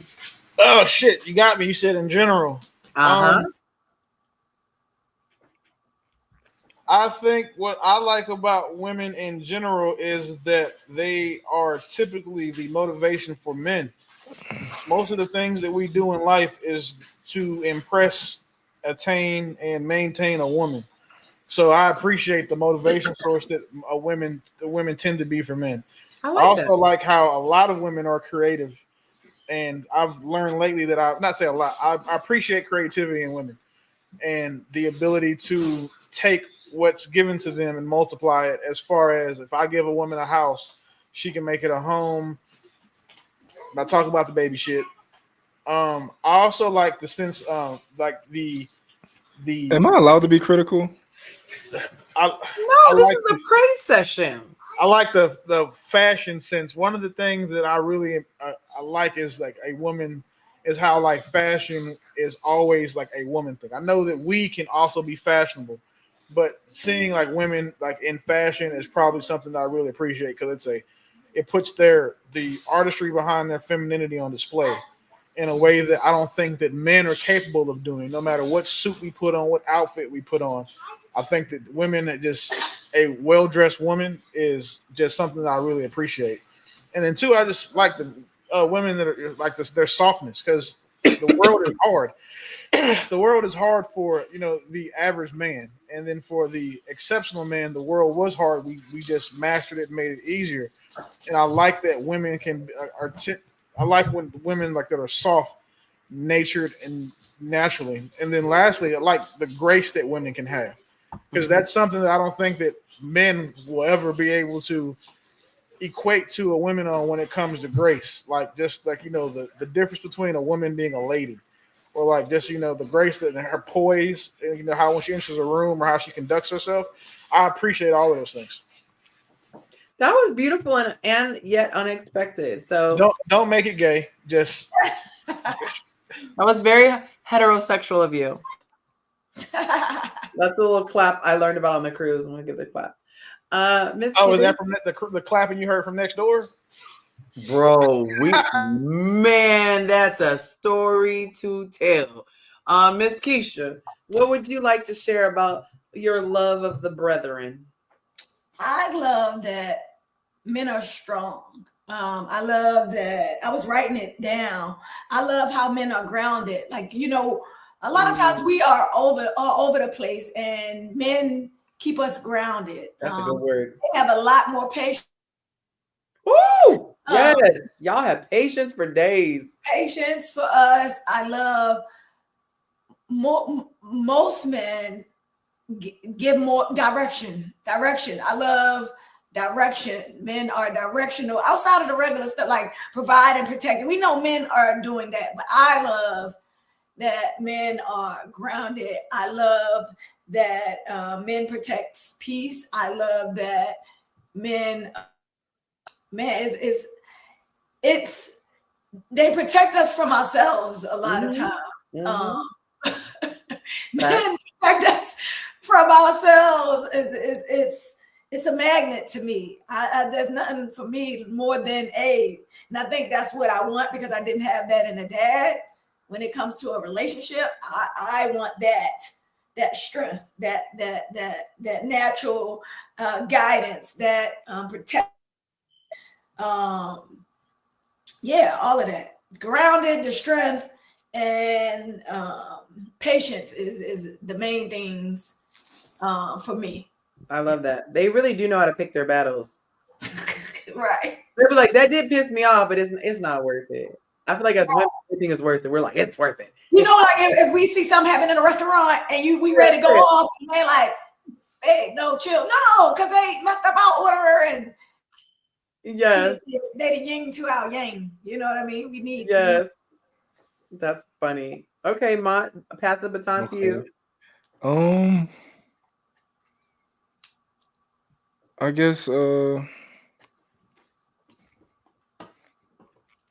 you think about it, women have a lot of similarities to children, but not in a bad way. Right. Like, I see it as like women can genuinely be happy without having to have everything. Like, I don't believe men can ever be happy until he's done, which is going to be a long time before we are done building and creating. It's going to be a long time before that. I'll probably be 70 years old where I'm just looking at my family and I can just be like, I don't have nothing else to do. Yeah. you know, but kind That's of be, you know, interesting. yeah, like I feel like women like things that I find like stupid or small, um, like my girl like to go to concerts. Like she genuinely wants to go see people in a concert. Like Me Me too. too. It's an I experience. don't want to, you know, she wants to take pictures with celebrities that she likes, like Beyonce, like stuff like that. I don't want to take a picture with no human being. I don't care. Like it's you know, like just the ability to like I can get something for her and she can feel genuine joy of like, oh my God, I'm so surprised. And this is like, I can't feel Oh, that. Like, oh. you know, I'm like real here with it. This Mm-hmm. is like Mm-hmm. I don't get too high, I don't get too low. So like the ability for women to just kind of feel genuine joy and have like I guess imagination. Y'all have like that imagination where like y'all the nurturing side of y'all allows you to see what could be, even if y'all making poor decisions with like men or whatever, you always see the other side of stuff.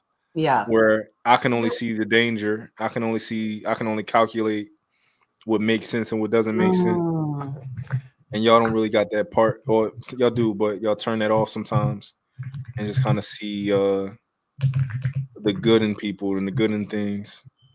So I guess yeah, like that childlike naivety Right. that women can have. Yeah. And the ability to please. I like that. I really like that. There was one you said about being satisfied, and I remember having this conversation, you know, with my fiance, where I was like, "This is good enough. This is fine. Like, this is content." Because I don't want that hamster wheel of always needing to go. And he was explaining, like, I'll never be content. And I thought, man, that's so. For me, I saw that as sad, like that's stressful. But I also see where it's a balance. You know, like maybe we'd be complacent if it was just all the women, and maybe men would be burn out if it was all men. So I just see how everywhere God provides the yin with the yang. I think that it all comes together. Blondie says, thanks, guys. I feel like that too.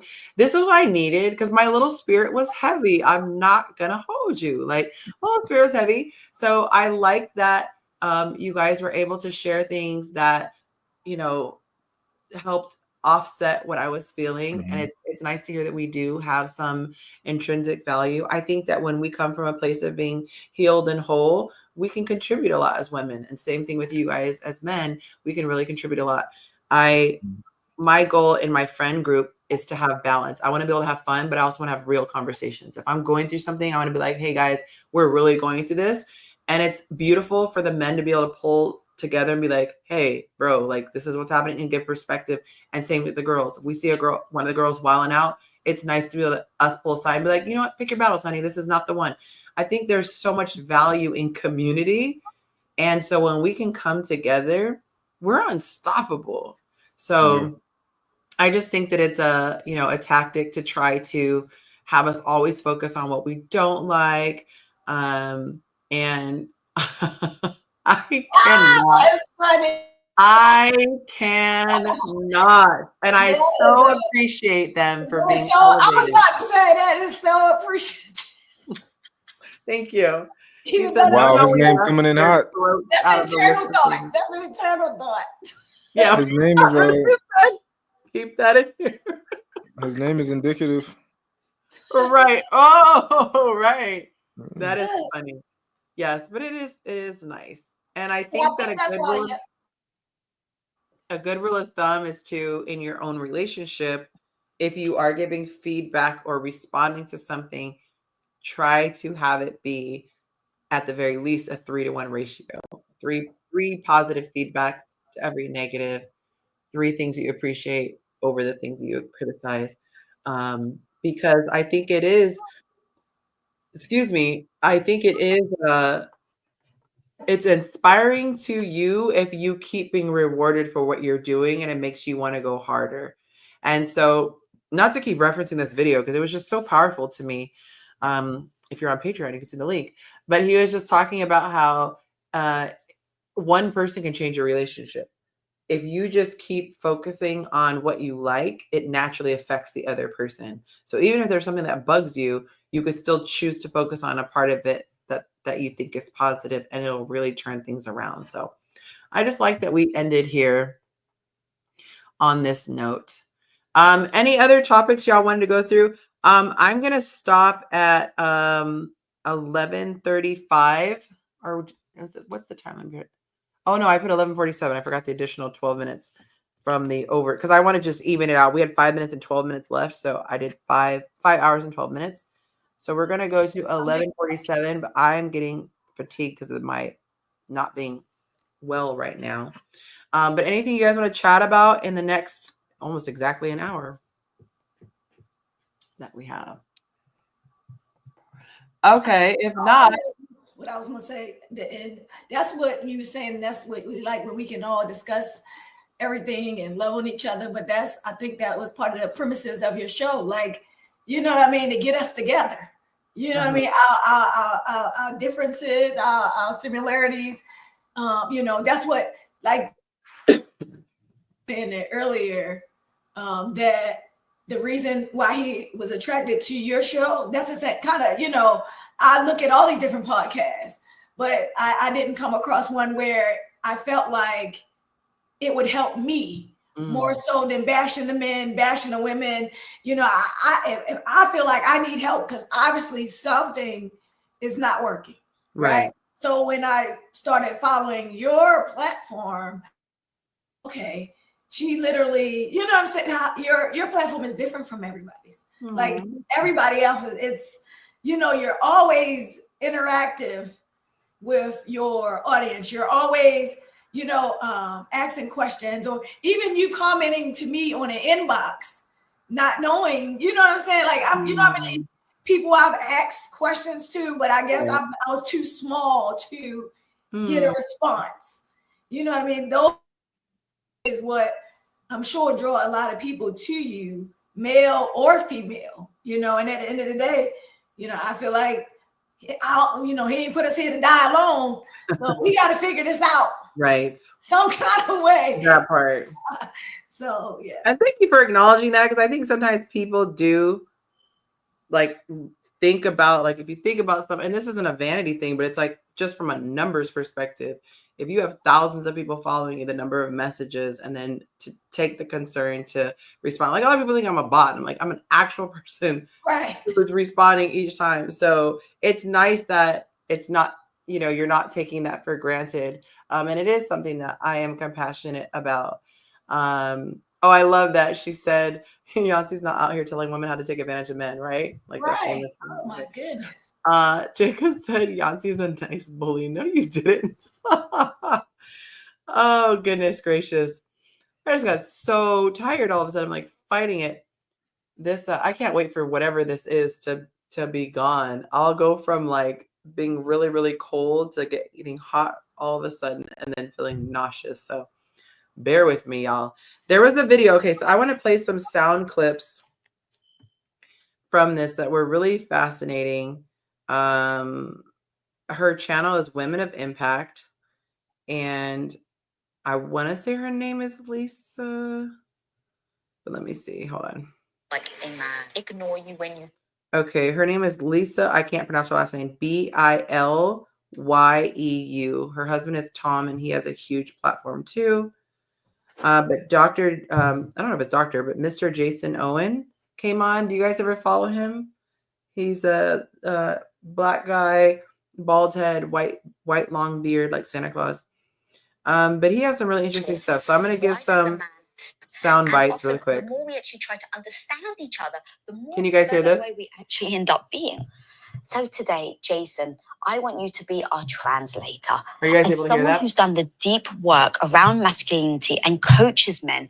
Help us women actually finally understand what men think but rarely say, with a game I'm calling Why Does a Man?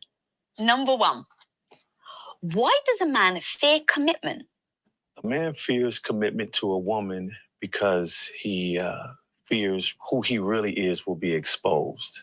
I remember a friend of mine who desired to get married for years. He said that his woman could never see Bruce Wayne. She could only see Batman. And that's why men are afraid of will fear making that next step in life because they feel that they can't be human. Like, we all realize that the Superman cape that we proudly wear actually is strangling us. And what happens when we take that cape off when we come home? Can we bleed in front of her and still be believed in?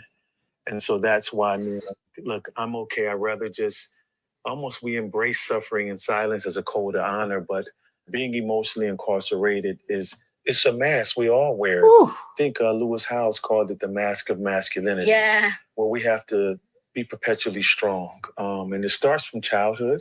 We're told at an early age. Did we hear enough of this? Is this his basic sentiment? First to discover. That's your call. That's I the think I heard karate. it. That's the karate instructor dude, right? Yes, Who yes, works with yes. the little kids. Yeah. So I don't agree with it. Okay, that's what I want to know. What are your thoughts? I just think men want different women. Men want different women, and also they wait a lot of different reasons, but mainly men want different women, and we rarely meet a woman who we feel like is actually everything, but also she has enough self-respect to not really give us um everything so fast. I think women, me personally, I think that it's a science to it. Like, if you give men everything so fast, it's like, the same thing if a man gives you everything so fast, it's like it's just too fast. It's a science to it. So that's one of the other reasons. But I think we just want other women. Do you think there's any validity? So maybe not as a reason for not wanting commitment, but do you think there's any validity to what he said about feeling like you can't let your woman see the vulnerable side of you? Yeah, because most I don't want to say a lot of women would rather see us die on top of our white horse than fall off of it, because of it's honorable that way. Like, oh, he got killed in battle. But if we fall off the horse and then have to try to get back on, they don't want to watch that. I don't think I'm, but I don't think I'm. I don't share those things with my woman only because I'm not interested in it. I'm not afraid of what she'll think or how she'll feel. I don't care. I'm just more so not. I don't think that she needs.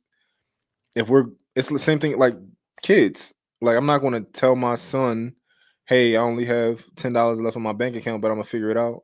I'm just gonna figure it out. It's the same thing with women. I don't necessarily. I know me for me personally. I'm not afraid that she won't. I'm just not wired that way to tell women certain things, because it's not. I don't need. Most of the time, I don't need empathy. I may eventually. I may feel like I'd like to just someone to hold space for me, but I never feel like I never want that. So far, I've never like actually. And if I do, it'll be probably so short This lived. is so interesting because I'm learning so many things where like different people have different needs. And so I've heard men say that in order for him to feel truly connected, he needs to be able to express those things because it feels like a burden, like holding all that in. So let's just say she's able to just be carefree and do whatever. Meanwhile, you're in the background freaking out because you're like, a deal fell through, that da da da da da, and you're carrying that mental load. Some guys are saying they don't want to deal with that, and it's too much, and it's causing us to have more stress than we need to. That's the reason why more men commit suicide and all these things. I'm curious about that, if that is overall healthy. And I don't have an opinion right now. I don't know if that's a healthy thing for men to have, or I think it's honorable either way, but I don't think, I wonder if it's honorable at the expense of your mental health, or I if it's think a better lot of. Mhm. I think a lot of people need therapy, I was just about to say that. and I think that because I'm not. Everybody could use therapy, but me personally, I'm not somebody who would benefit as much as other people, because I can process my thoughts. I'm consistently processing my thoughts all day. There's nothing that I don't eventually find an answer for. Okay. Or like I self-regulate. And I think a lot of people, they can't find answers and they can't process thoughts.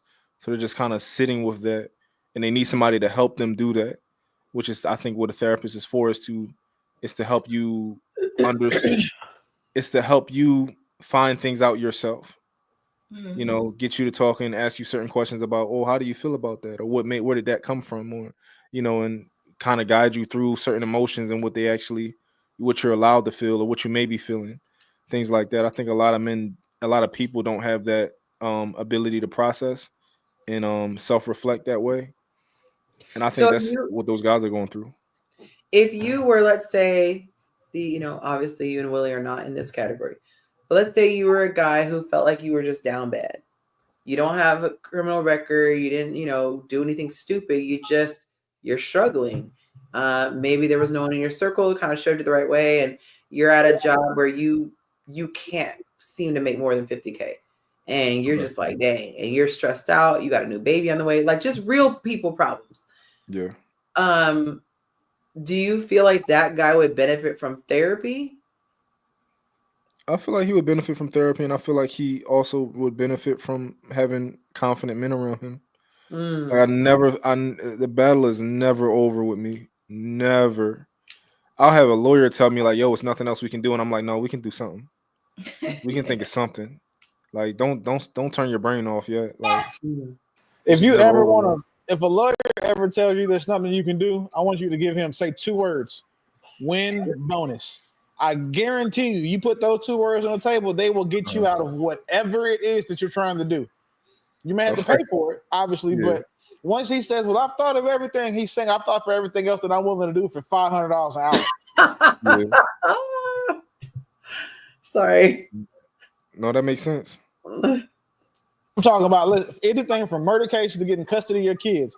If you are a man, or you say you go to court, you're like, "Oh, well, we have to show that there's been a material change," which is what you have to show to switch custody over. And he's like, "I don't know how we'll do it." Tell him you'll give him a $50,000 win bonus, and I guarantee you he comes up with the work, the private investigator to prove it, and then the people to testify in your favor. Like, win, 2 words: win bonus. So there's, speaking of attorneys, there are these guys, and I stumbled across their page because they said their strategy is STFU. They said if you get pulled over, it starts off with shut. You guys get it? Okay. And yeah. Okay. I just shared the white lady and the old white guy. Yeah. Was that you shared it with me? Yeah. Okay, so I think it was in your story. It's in my story, yeah. Yeah. I was like, yeah, I did see that. So I just started going down their page, and it was funny, but it was actually really helpful. And they have little stickers that you can put on your car. But they said that if you get pulled over, and I'm gonna see if I remember this correctly. There's 150 words that you say, but they said that when you get pulled over, the first thing you should say is, why did you stop me? Yeah. And then let them answer. And then they'll start asking you questions. To any question they ask you, you say, "I don't want to discuss my day with you." And then if they still try to ask you questions, you say, am I being detained? Yeah. If they say no, then you were free to leave. Then you say, "I'm free to leave," you leave. If they say, yes, you are being detained, then you say, I want my attorney. No, I plead the 5th. And then I invoke my 5th Amendment rights.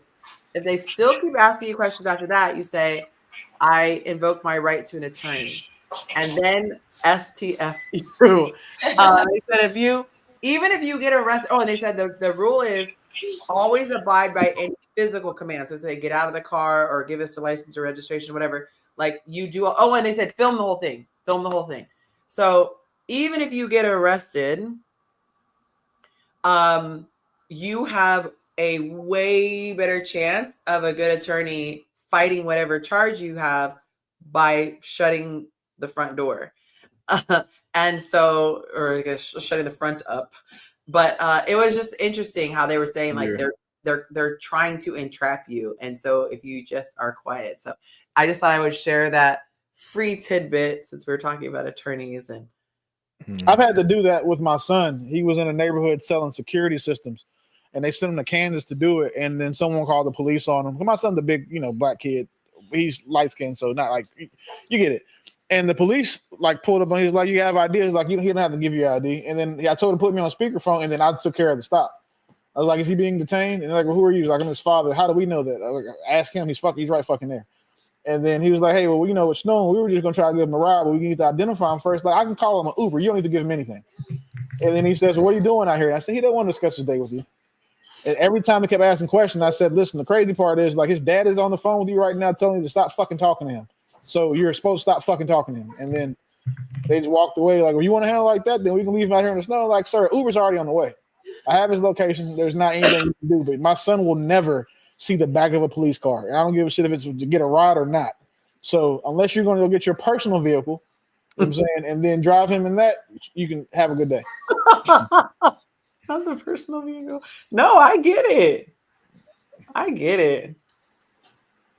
I am hanging on by an energy thread.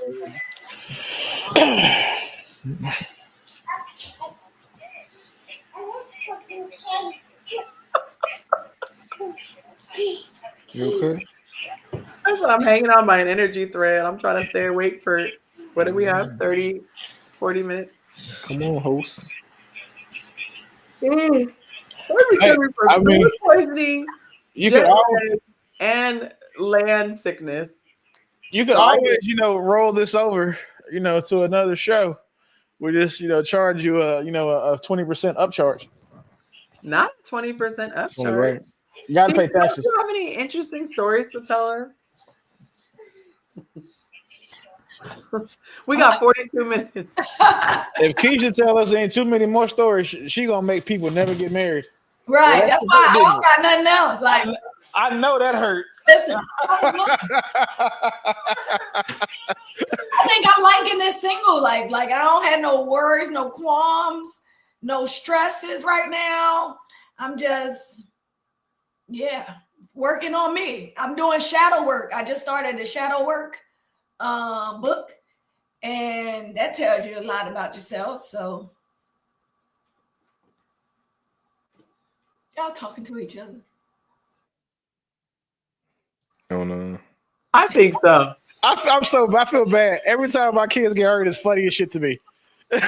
Like, because they do it because they're being bad. Like, who told you? Why is it funny though when people do, like, I have this actual question. Why is it so funny when people trip and fall? Like, why is it that you see it and there's a part of you that's like, but the adult part of you is like, are you okay? But there's something so funny about things that go flying through the air. Two things that's funny to me. One, because I'm childish a lot of the times. And then two, people fall so awkwardly, like when they trip. Now, not to be... Especially when it takes a long time to hit the ground. And listen, this is the thing, right? The people who you think should take a long time to fall, like skinny people, they fall like super quick. But when they're not, they like fall, and it's like exaggerated. Like and it's like the act of them trying to catch themselves from not falling is epic. But nothing beats kids. Life. Nothing beats a kid like running into a glass door, or getting knocked down by a baby goat. Like, none of that stuff, nothing beats. I don't know why I find it so funny when kids get hurt. As long as I know they're like not hurt, right. But like when stuff happens to them, I don't know why that's so funny to me. I wish I could work at a daycare or just like watch accident reels from daycares for 24 hours a day. I just crack up when people are like, and then when you see them and they don't know that you see them, they get up and they're like, and the first thing we do is they look, because I fell once at an ice skating rink, and like I was trying to look and see if anybody saw me, and then once I realized that everybody was looking, I just laid down for a little longer so I can get some sympathy. So that way they wouldn't laugh. They'd be like, "Damn, maybe he's hurt. He is older, you know, and he fell on the ice skate. Maybe he got a bad back or something." But it shit's embarrassing, and I felt that my feet were over my head, so like I had a good fall, but. At least I check on people before I laugh at them too hard. That is hilarious. Yeah, I usually fighting through tears, asking, "Are you okay?" Oh, Lynette, so sweet. Thank you so much for the love offering. So generous. I appreciate that. Please tell your man we said thank you for allowing you to still pop in from time to time. We do appreciate it. Hey, I mean, you got to tell everybody's significant others, thank you for letting us pop in from time to time. I mean, she got extra credit because she's the new love. But yes, thank you. Oh, I almost said her government name. Thank you to your person for being so generous with your time. Thank you, Deja, for letting Mont hang out with us all the time. And future hubby, who you could be cupcaking with right now, Keisha. We're going to speak him into existence. It's funny you said cupcaking because she bakes them. I'm baking right now too. I just ate a So cupcake. funny. Make sure it tastes good for the graduates tomorrow. It depends with Deja. Like some nights she don't want me down here, but other nights she's like, all right, I hope he stay down there because I'm want some box. She don't Not us being the box buffer. She don't be trying to get messy. Like she be like, I gotta go work in the morning. I'm gonna take a shower. That is hilarious. You said the box buffer. That's funny. Oh my gosh. If I don't come upstairs at a certain time, she just like, yo, no, I gotta wake up. I gotta go to the gym in the morning. Monte went fishing one night. This man came home at 6 a.m. I said, I cannot. Oh my God. And he came home with 22 fish, and it took him 6 hours to clean it the next day. So I was pissed because I'm like, Thursday I didn't get to hang out with you because you were fishing. Friday I get to hang out with you because you were spending 6 hours cleaning them. And then Saturday we have to have the fish fry and make it for everybody. But no, like I hate it because when I have my person, I can't sleep until I know they're home. It's like a parent and your kid's out. Like I can fall asleep, but I won't stay asleep. Normally I sleep the whole night. If I know he's gone, subconsciously I will keep waking up, and it was so annoying because every 2 hours I wake up and I'm like, nope, he's not home. Finally, when I saw on the camera, okay, he's alive, my body went all the way to sleep. Even if you what if he's like away, like in another state? That's fine. No, you can sleep that way until I get the text. So I have this thing okay. where I'm like, if he's out with the boys or whatever, I'm like, I try to be the dream girl. You don't have to check in with me. You don't have to FaceTime me. You don't have to call me. What I need from you as a black man is a text saying I am alive and I'm in wherever I'm going to be behind a deadbolt, whether that's a hotel room, buddy's house, whatever. For whatever reason, knowing that my black man is behind a bolted door, I'm Gucci. Because the double standard here. Oh man. I just saw what nope, that shit don't work for me. I need to see you. Man, I mean, I personally, what I would I would like for you to want to see me and need to see me before you can go to sleep. But my thing is this: if you're gonna go off of the minimum that I would like, at the very least, I can't sleep if I don't know you're alive and safe. You know the weirdest? I just thought about it. When I was married, I was out. Well, that's because I knew the shit was over, I guess. But I was out till like 4 or 5. 9 o'clock in the morning. But the thing is, I'm in the casino. So like I would just go play poker. And I just thought about like, you know how messed up I wish I had a fishing hobby because it's easy to show like proof or signs of why I went fishing and had a good time. Like I came home with fish. You know, you don't win when you play poker every night. So being gone for 8 he doesn't win when he fishes. That's why he was so excited that night because he won 22. He'll often show up with nothing because if it's really small, you throw him back. If it's not as big as his foot, he won't even bother with it because the meat is so small on the fish, period. So if it's not bigger than his foot, it doesn't even make sense. And then even if he gets one bigger than his foot, if he doesn't get multiples, it doesn't make sense to do all that cleaning for one fish. Yeah, because you got to clean your station. Often comes home with no fish. So then when he started catching, it was like the tale of the story in the Bible where Jesus said, "Cast your net on the other side." It just kept coming. So he's like, he was elated. And he hated his life 2 days later because he was so freaking tired. So that makes perfect. Because I'm thinking about, I don't think I've stayed out past like 11 o'clock. But this one thing though, I share my location. So I don't like being asked where I am. I don't know why that question bothers me because it's like, I don't go enough places for you to have to ask me that, but my location is on so you can see it. But I went to a poker game and shit. I was looking like, it was like 10:30. I'm like, damn, I need to go home. Like, I want to go to that. And I was by myself, obviously, but like, I need to go home. But if like that whole going out shit, like, no, don't text me. I ain't see you. Like that's almost a non-negotiable for me. So like, if you out or usually like, you know, I go to clubs and bars types. That's not me. But you know, if you go do some shit like I think she went and did something with her family. She went to karaoke. Like, you know, she called me when she went home. I was asleep already, but she called me when she got to the house. Or like that's the standard. Because I need to know that I need to see ocular proof that you're safe. Because a motherfucker who just like roofied you and has you duct tape and, you know, tied to a chair can unlock your phone with your face and then text everybody, "Oh, I'm That's okay." a very valid point. Yep. You know, light skinned women are, you know, real easy to kidnap these days. So you got to be careful. That's why you got to make them obese. They're harder to kidnap. Listen, I'm one thing I'm cool with is a little bit of relationship weight, but I'll draw the line with that obese shit. That's different. Like if I can't see your face, it's no, I'm cool. Because I like a round face, but she that's can't what be obese. fuck no, I don't like skinny women. Like I'm I said she can't be skinny. I'm on record with that. Like if I can see your bones, I can't do shit with you. But you know, I need you to have some thickness to you, but it needs to be in the places it's supposed to go. Like I don't want your face to be fat or your neck to be fat. Like I don't want to kiss Clayface or like feel like I'm hugging a Michelin man. Just because you light skinned, you don't get that much credit for it. But she's harder to kidnap, is what I'm saying. You know who's hard to kidnap? Unattractive women, because nobody sex traffics them. You are trying so hard to get me demonetized. No, I promise you, that's the language I'm using won't get you demonetized. As a former expert in sex trafficking prosecutions and the task force that I've been on, I will tell you that unattractive women have nothing to worry about. Big girls have nothing to worry about. It's the ones that men generally like. So, well, girls are out here like, oh my God, I don't feel safe. I'm like, baby, you are. No one's going to kidnap you. Like, I promise you, statistically speaking, no one's going to kidnap you. You're too old. You're too big. They want them 14 to 24. Cute, petite, the slimmer, the better. Because most guys who buy women like girls who are built like little boys.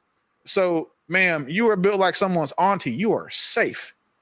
Like, there's nothing you can go outside right now and not worry about somebody trying to kidnap you. I read it. It reflects those of the FBI and other law enforcement agencies. I cannot. I'm gonna try something I've never tried before. Have you guys ever asked ChatGPT to tell you a joke? Yeah, ask him to tell you a dark humor joke. Mm-hmm.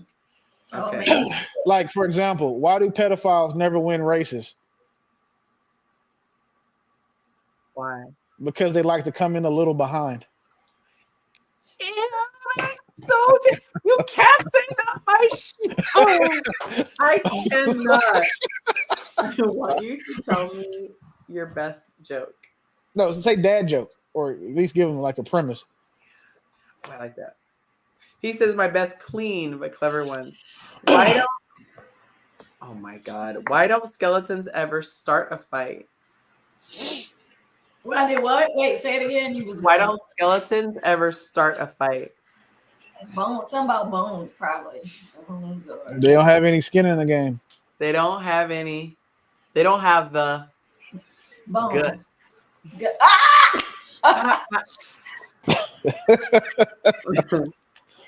Okay. Yes, I want a dark one.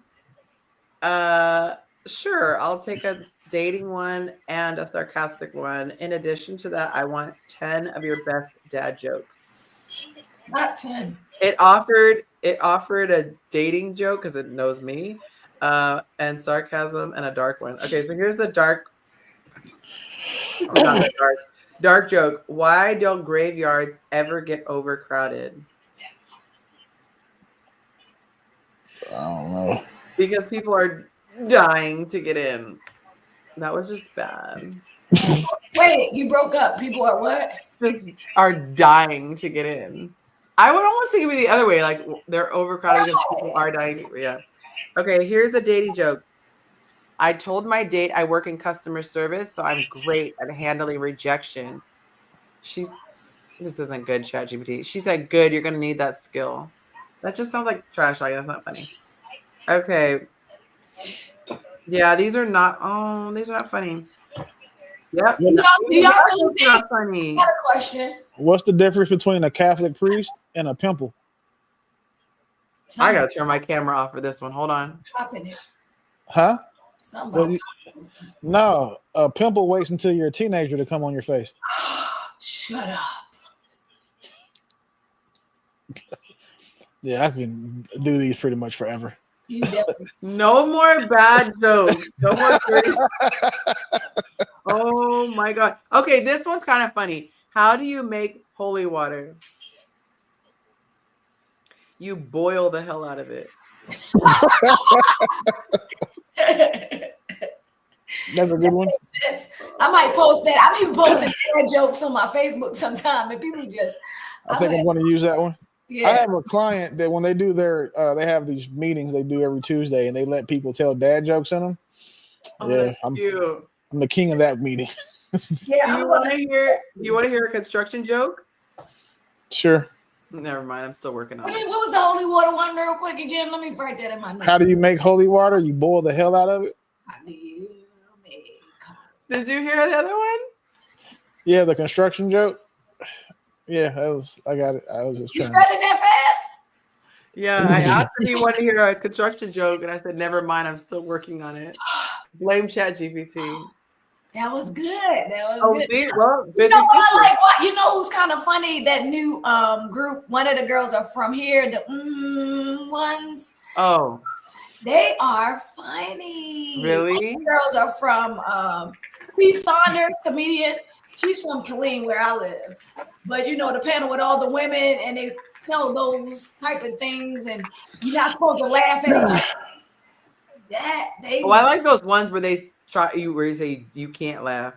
Yeah, Hey. they're the ones I'm talking about. You're not supposed to laugh. Why don't black aunties ever lose arguments? Why? Because they start with first of all and end with period. I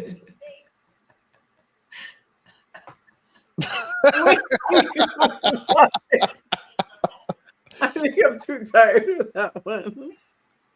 Oh my gosh. Okay, Why why did the can't your potatoes- nose be 12 inches long? What? Why can't your nose be 12 inches long? I like you said, what hits your nose and is 12 inches long? I was like, I don't want no parts of this joke. I don't. Why can't your nose be 12 inches long? Because then it would be a foot.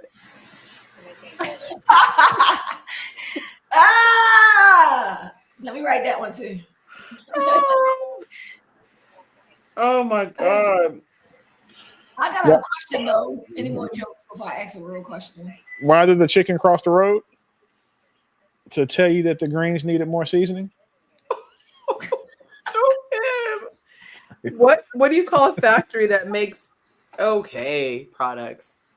Meh. That's actually cute. It's a satisfactory.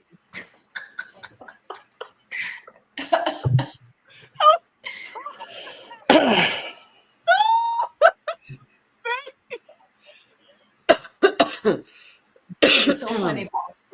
Oh my god, that was so bad. The other ones are so bad I can't even. And I read how bad the bad ones were. The other ones are so bad I can't even. Why did your grandmother ask you for a switch before she asked about the Wi-Fi? I don't know. Because somebody's about to get popped for acting up online. That was so literal. I didn't think that's they were gonna go literal. I was like, yeah. Why don't eggs tell each other secrets? Scrambled something. Because they might crack up.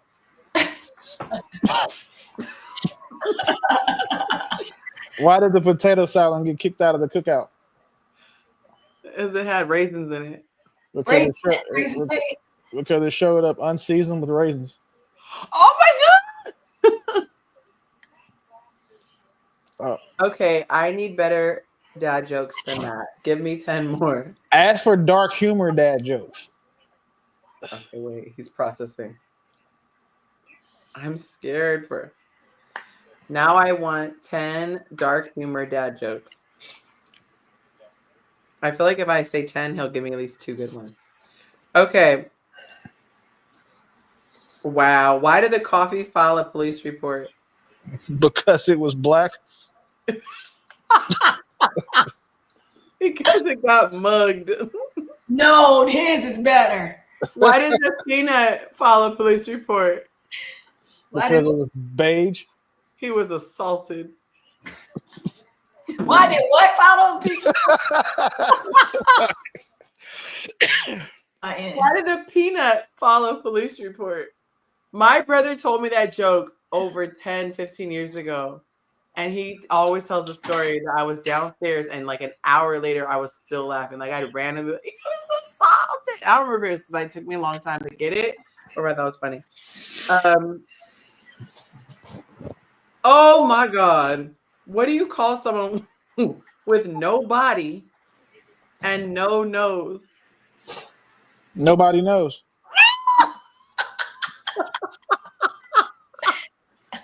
Did you just think of that or you heard it before? Well, I just kind of said it. The answer was there. And then why don't skeletons fight each other? They don't have the heart for it. Okay, let's see. What?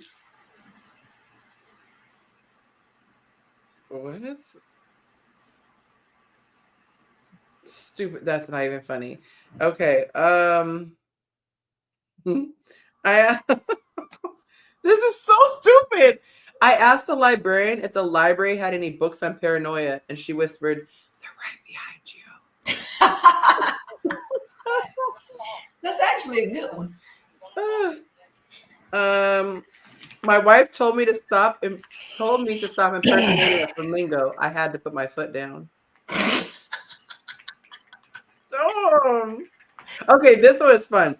Why did the Scarecrow win an award? Because he had no, well, I can say he had no brain, but Because he was outstanding in a field.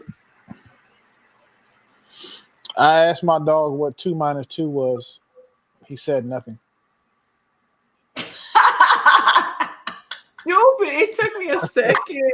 Oh, that was on mine. That's number one. That's funny. I told my wife she was drawing her eyebrows too high. She looked surprised. Oh, this one's for Monte.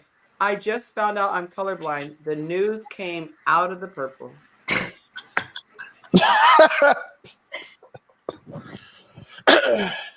That's fucked up.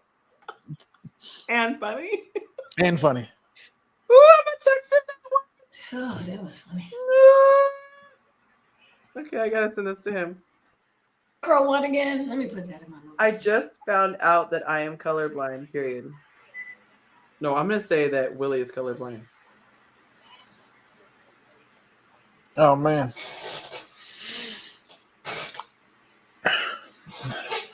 I think Deja came and kicked mine off. It just came out of the purple, period.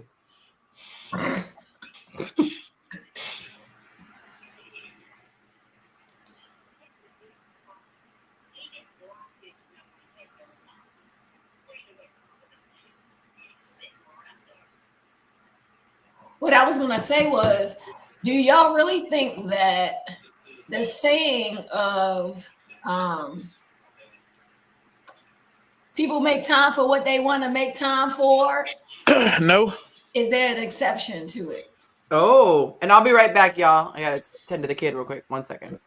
No, I don't think. I think that women who try to say shit like that are just trying to trick men or guilt men for not prioritizing them and making as much time for them as they want. Because somebody could say if you said that to the guys, the type of men you actually liked, y'all will be single forever. Because you're gonna have one of two things: the guy's gonna have money, or he's gonna have time. He's not gonna have both. And I'm talking about time for you. So if you want him to be out here making money to provide a lifetime, it's going to take time for him to do that. So, and then you guys swear y'all not looking for rich men. So you're going to have to get a guy that's working. It's 40 hours in a week. Most guys who do well off work more than 40 hours. So we'll say 50. I'm sure that he wants to make time to sit there and listen to you about how your day was and about the crime documentary that you watched and how one of the girls from your high school ain't shit, still ain't shit, and just did some more ain't shit stuff. But he has to work. So it's like that. If you want, if you don't already have a man who's already built and where he is in life that he needs to be, and he's financially and fiscally free, that's not applicable. It sounds good though. I mean, it sounds good for like all the catchy YouTube words and posts, these pandering ass content creators making delusional women like to, grasp onto, but it's just not realistic. But I've heard men say it too, not just women. Yeah, I told you. I called you. I just explained that. Those pandering men. Because any guys who know what it takes to become a woman that become a man that women want, that shit takes time. And we're going to prioritize. You want me to prioritize having fun with you or going to get a bag? You want me to prioritize kicking it with you? Because we can kick it. We can spend 8 hours a day hanging out. But that just means, now we're not taking a vacation every month. Or, we're going 50-50 on bills because I don't spend that extra time a week working that allows me to cover all the bills. So, I mean. But do you think you prioritize what?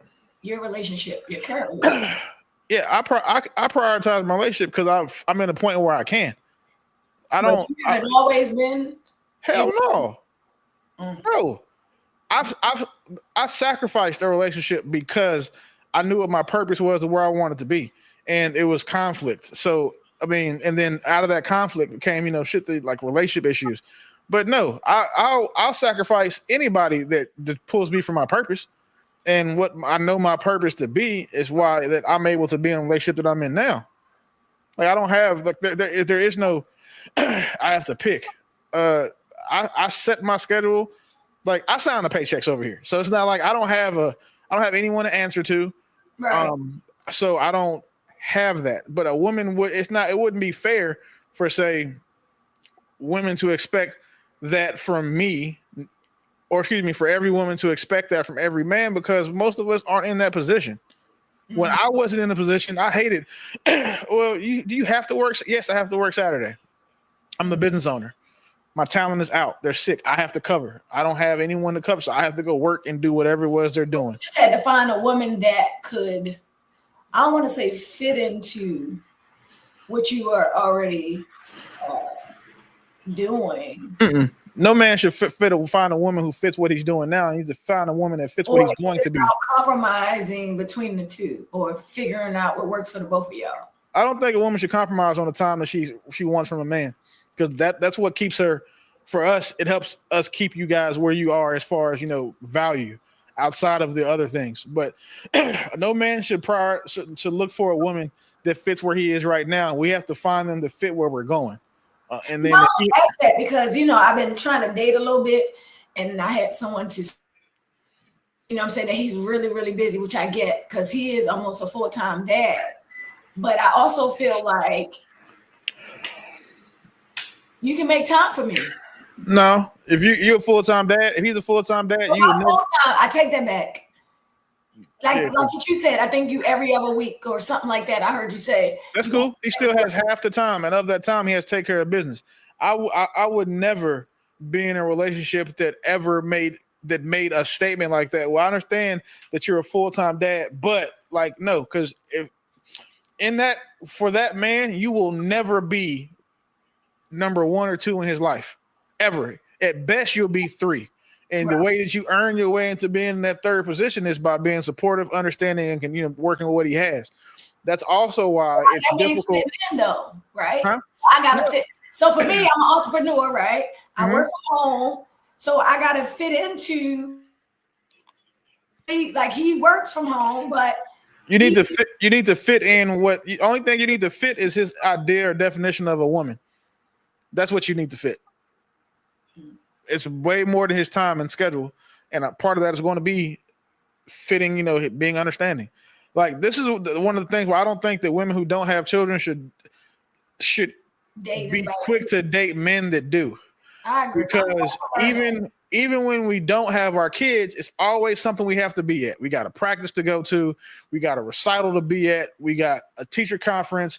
The mom has to work. So now we got the kid on the Wednesday that we're supposed to be kid free. And now we can't go out on our date. So unless you're a really understanding person, then you shouldn't date them. That's why, again, I think that men with kids should date women with kids. Right. But then for me, the pool is even smaller, right? Because there's not a lot of men who don't have kids. There's twice as many black men who don't have kids as there are black women. There's a shit ton of men who don't have kids. I think I met one this weekend. Yeah, well, I mean, I know you may not meet them, but we're definitely out there. I know that statistic is only going to get bigger the more that women are only aiming at certain men. But again, I mean, and it's not just because of that. I mean, if you just look at it from me looking on the outside looking in, the reason why your pool is so small is because you waited later in life to figure out that like to get to try to date intentionally. Right. And not what I don't mean date intentionally. Well, I mean I don't mean it like as you were bullshitting the first time, right. But like it took you this long to find someone. Like you were married before, but those people they didn't work out, and that's just the risk you take when we get married. Same thing with us. Like in my first marriage, it was for money. I was in the military. I married my high school sweetheart. Then I married my youngest son's mom. Like the only time that I was intentional about getting married is when I married her. But what I also didn't do then is I didn't vet her the way that I should have as far as like character and the rest of other stuff. You know, she was real pretty. She's real funny. We had fun. I didn't think about all the other things it takes to make a marriage. But, you know, for me, getting married is not hard. Like I never looked at like getting married was difficult. Now, what I understand now is that marrying the right woman is extremely difficult and it's very important. And I didn't do that. So now going forward, you know, I've adopted the way that I date or the way that I vet women and, you know, install the boundaries. The problem for not the problem, but the difficulty for women to wait later in life because, you know, you're 40, well, 40-ish, whatever. The wait later in life is that like the pool gets smaller, not just because not only do you have to find like the 1% of men that you like, then you have to find the 1% of men who don't have kids. So, or the whatever percentage of that is. And that's not like, so it's like 10% of the men you like. And then of those 10%, two of that 10%, not 2% of men, but 2 of that 10%, which is smaller, don't have children. And then the more criteria you have for what you look for in a partner, that's what shrinks your pool. And then you have to layer that on top of the timeline that you have. So, you know, it's a unfortunate thing. And I think that for most women and men, and I'd say all women, and then those of us men that have sense, because a lot of us don't. If we could go back in time and tell our younger selves, like, hey, don't prioritize, or like the men would tell women, tell our younger selves, hey, keep your dick out that girl. She's going to give you hell. I think a lot of women will go back and say, hey, don't prioritize your career because at the end of the day, in 20 years from now, you'll be lonely and wish you had somebody. And you spent 25 years of your life trying to chase a career instead of building a relationship with a man that loves you. So, you know, I don't want to say it's unfortunate. I mean, it is unfortunate being, you know, empathetic, but it's something that's going to happen. I think, you know, 1 in 4 people are going to die old and alone. Right. Like, and that's 25% of the population. If it's 8 billion people, 2 billion people are going to die old and alone. Sheesh. Like, and I watered that down because the statistic is actually 1 in 4 women are going to die old and alone. So, but I think guys, you know, we probably will too. I try to include us to be fair, but I mean, I don't think that that's good for anybody to like die and not have someone, which is. I think that's one of my fears is, you know, they always make jokes about the women with all the cats, even though I don't like cats, but you know, the women die with all the cats. The cat lady. Man, I'd rather you die with a bunch of cats than a bunch of kids. So one of those guys said his fear is that he's going to not die alone because of not having a partner to live with, but like physically be alone.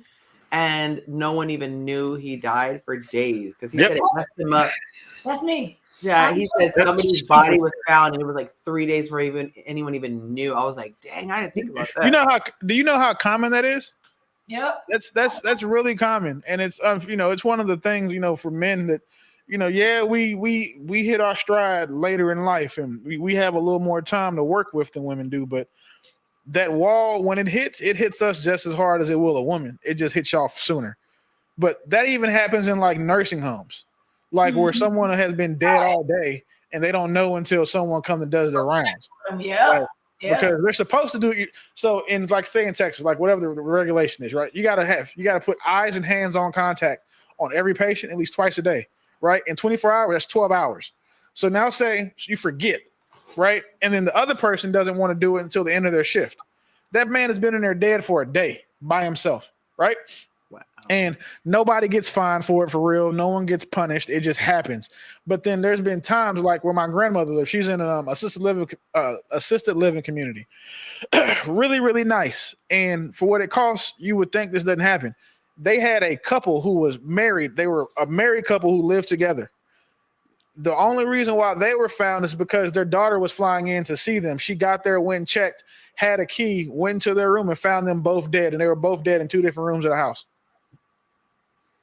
So, like, that's the scary part of dying alone. Like, traumatizing. Well, I mean, I'd have sued the shit out of that nursing home. But either way, like, that's one of the, I think, the biggest fears for anybody dying alone. Like, I would like to say that everyone will find someone, but it's just not mathematically probable, mathematically possible to do so. I've been away from my family all my life because of my Army career. Mm-hmm. And now that I'm retired and I'm in my home more often than not, I had to give my closer associations here, like the access to my garage and stuff. Because I was like, what if one day, you know what I'm saying, it's my time to go. You know what's...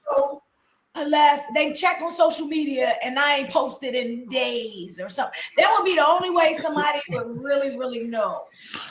I looked at it once where I said, damn. I was looking at my phone, and you know how you turn your phone on, you can look, and it says who your emergency contact is. Mine was my attorney. So I looked at that and I was like, damn. I mean, I don't care because I had at the time I had plenty of people.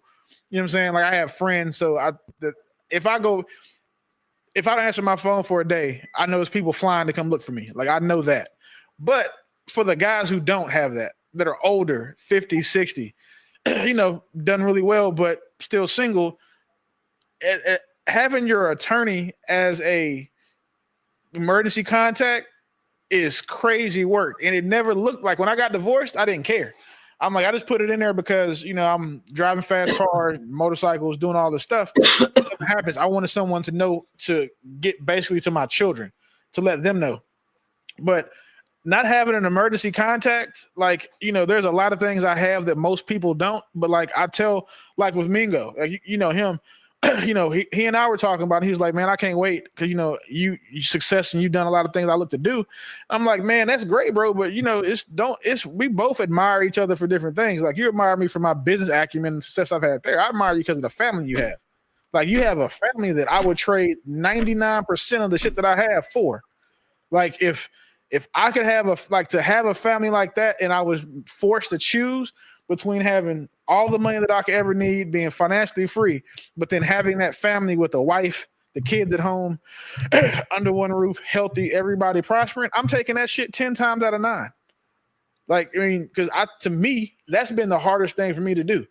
Make $1 billion. Make $1 million. I can plan for it, make a list of steps and go do it and execute it over and over and over again until I have $1, $2, whatever $1 million. Having a family, and being that's probably the only thing in life that I have that I want that I don't have. Excuse me, I have it now. I'm good. But I'm saying like that I wanted that I didn't have, and it like losing all my money didn't make me realize that because I'm like, cool, I can just make it back. But what made me realize it was like, damn, I have all of this access to do shit, but no one to do it with. Yeah, like, I'm not trying to be funny, but I can take my kids all over the world, but these hotel balconies ain't going to, get used the way they're supposed to get used. Or like the memories that I could make, like unlike my trip. Hey, yeah, exactly. I'm like 82 countries in or some shit like that. I've been to 79 of them alone, or like with friends and shit. You know what I'm saying? So like that type of, excuse me, I'm not gonna say alone. I just have not. I've been to 79 with them with groups of people or someone that I wasn't romantically involved with. So either my kids, my friends, or whatever. So when I started looking at things like that, the stuff that I value in life, I realized has shifted. It used to be about getting my bag. Now, then I never thought about what to do after I had it. I never thought about like how, I give it away, do the philanthropy shit, like, whatever. But I never valued that until like, I had a woman that showed me like, this is what else I could be doing. So, that's another thing that, like I said, I like about women is the purpose they can give you and that motivation that they have. Because again, like a lot of guys out here are in the position of being super successful and then having women that like they're accessorized. Like I just got a girl who's pretty, so I can take her out, show off, and she's just like the Rolls Royce. She's just like the Maybach. She's the girl. She's a Maybach with a vagina, right? So when he goes out, people see him in the car, see him with a pretty girl. She's part of his aesthetic. But then, as far as like his plan, his legacy, and future, she's not involved in that. And it's a lot of men who are there, and they get there. Most men don't get successful until their mid-40s. Excuse me, most millionaires aren't made until they're saying their mid-40s. So for those guys, they're in that position now. Like they're 41, 45, coming into their stride. Like, damn, I got all this money, but I don't have a woman. I got a bunch of hoes, but I don't have a wife. Or, I don't even have someone that I could, like, I don't even enjoy your company unless you like naked or on your knees. And, a lot of guys enjoy women both naked and on their knees, but as soon as that feeling is over, we want you to go home. And that's one of the things I think that a lot of older men don't think about while they're out here trying to get to a bag. They don't have a plan for like what to do with it after. Yeah. They say that the people, one thing about losing both parents is they're the two people in your life that without a shadow of a doubt just love you. Like your kids. In healthy relationships, yeah. In healthy relationship, your mother and your dad are people that love you. And I lost my mom tomorrow last year, Mother's Day. So this is the first year of her, right? And it made me realize how important, like I would love, like Willie said, I want a family. I want to leave here. I might not have no kids, but I want to leave here. I don't want to leave here by myself. My mom left here by herself. My dad left 7 years ago. My mom was by herself, and I'm just like, If I didn't have kids, I'd be living in another country, okay, with $40,000 a year. Like, so for what the motivation I lack from a woman or a wife, because I've never had that, having been married before. Probably a hot take, right? But I've never been with someone, like it took me till I was 40 to meet someone that I was motivated by, that made me want to do better. The thing is, I'd already done really well. So I appreciate that motivation. But if it wasn't for my kids, I'll guarantee you I would not be a business owner. I would not be on social media. I wouldn't be on any of this stuff because White Castle. No, I wouldn't be a White Castle either because that's ass. They are ass. Oh God, I hate White Castle. On that note, but yeah, I wouldn't do any of this stuff if it wasn't for my children. And I didn't think that there was anything that could motivate me past being a father. But then when I think about being a husband and like all the dope stuff I do as a boyfriend, I feel like being a husband might be part of my purpose because that's where I excel. Like all of my superpowers kick in then. Or you know what I'm saying? Like I think it's different than just being a dad. So that having a family where there's a woman involved or having a family with my sons, my kids are two different things. And I think a woman is not the icing on the cake, but like she's just like a different layer of like a 3 or 4 layer cake. If it makes I love that. That is the most beautiful thing to end on, especially before Mother's Day. Y'all, I am gonna go. Oh yeah, happy Mother's Day to all the people with formerly occupied uteruses. I cannot. Oh, I love that. She said this end of the night discussion is so dope. I'm glad you guys enjoyed it. Thank you so much for everybody who did a love offering. I appreciate that. Your girl is going to go to bed. I am on my new workout routines. I'm gonna try to keep to a schedule. You got it. Thursday nights are gonna be wild. All right, thank you guys. Thanks for coming on the show. I appreciate y'all. And I will see you next week. Remember, not this next Tuesday, but the next Tuesday after that, we'll have the bonus show. Next week, we'll just do our regular Thursday. All right, y'all. Have a good night. Good night.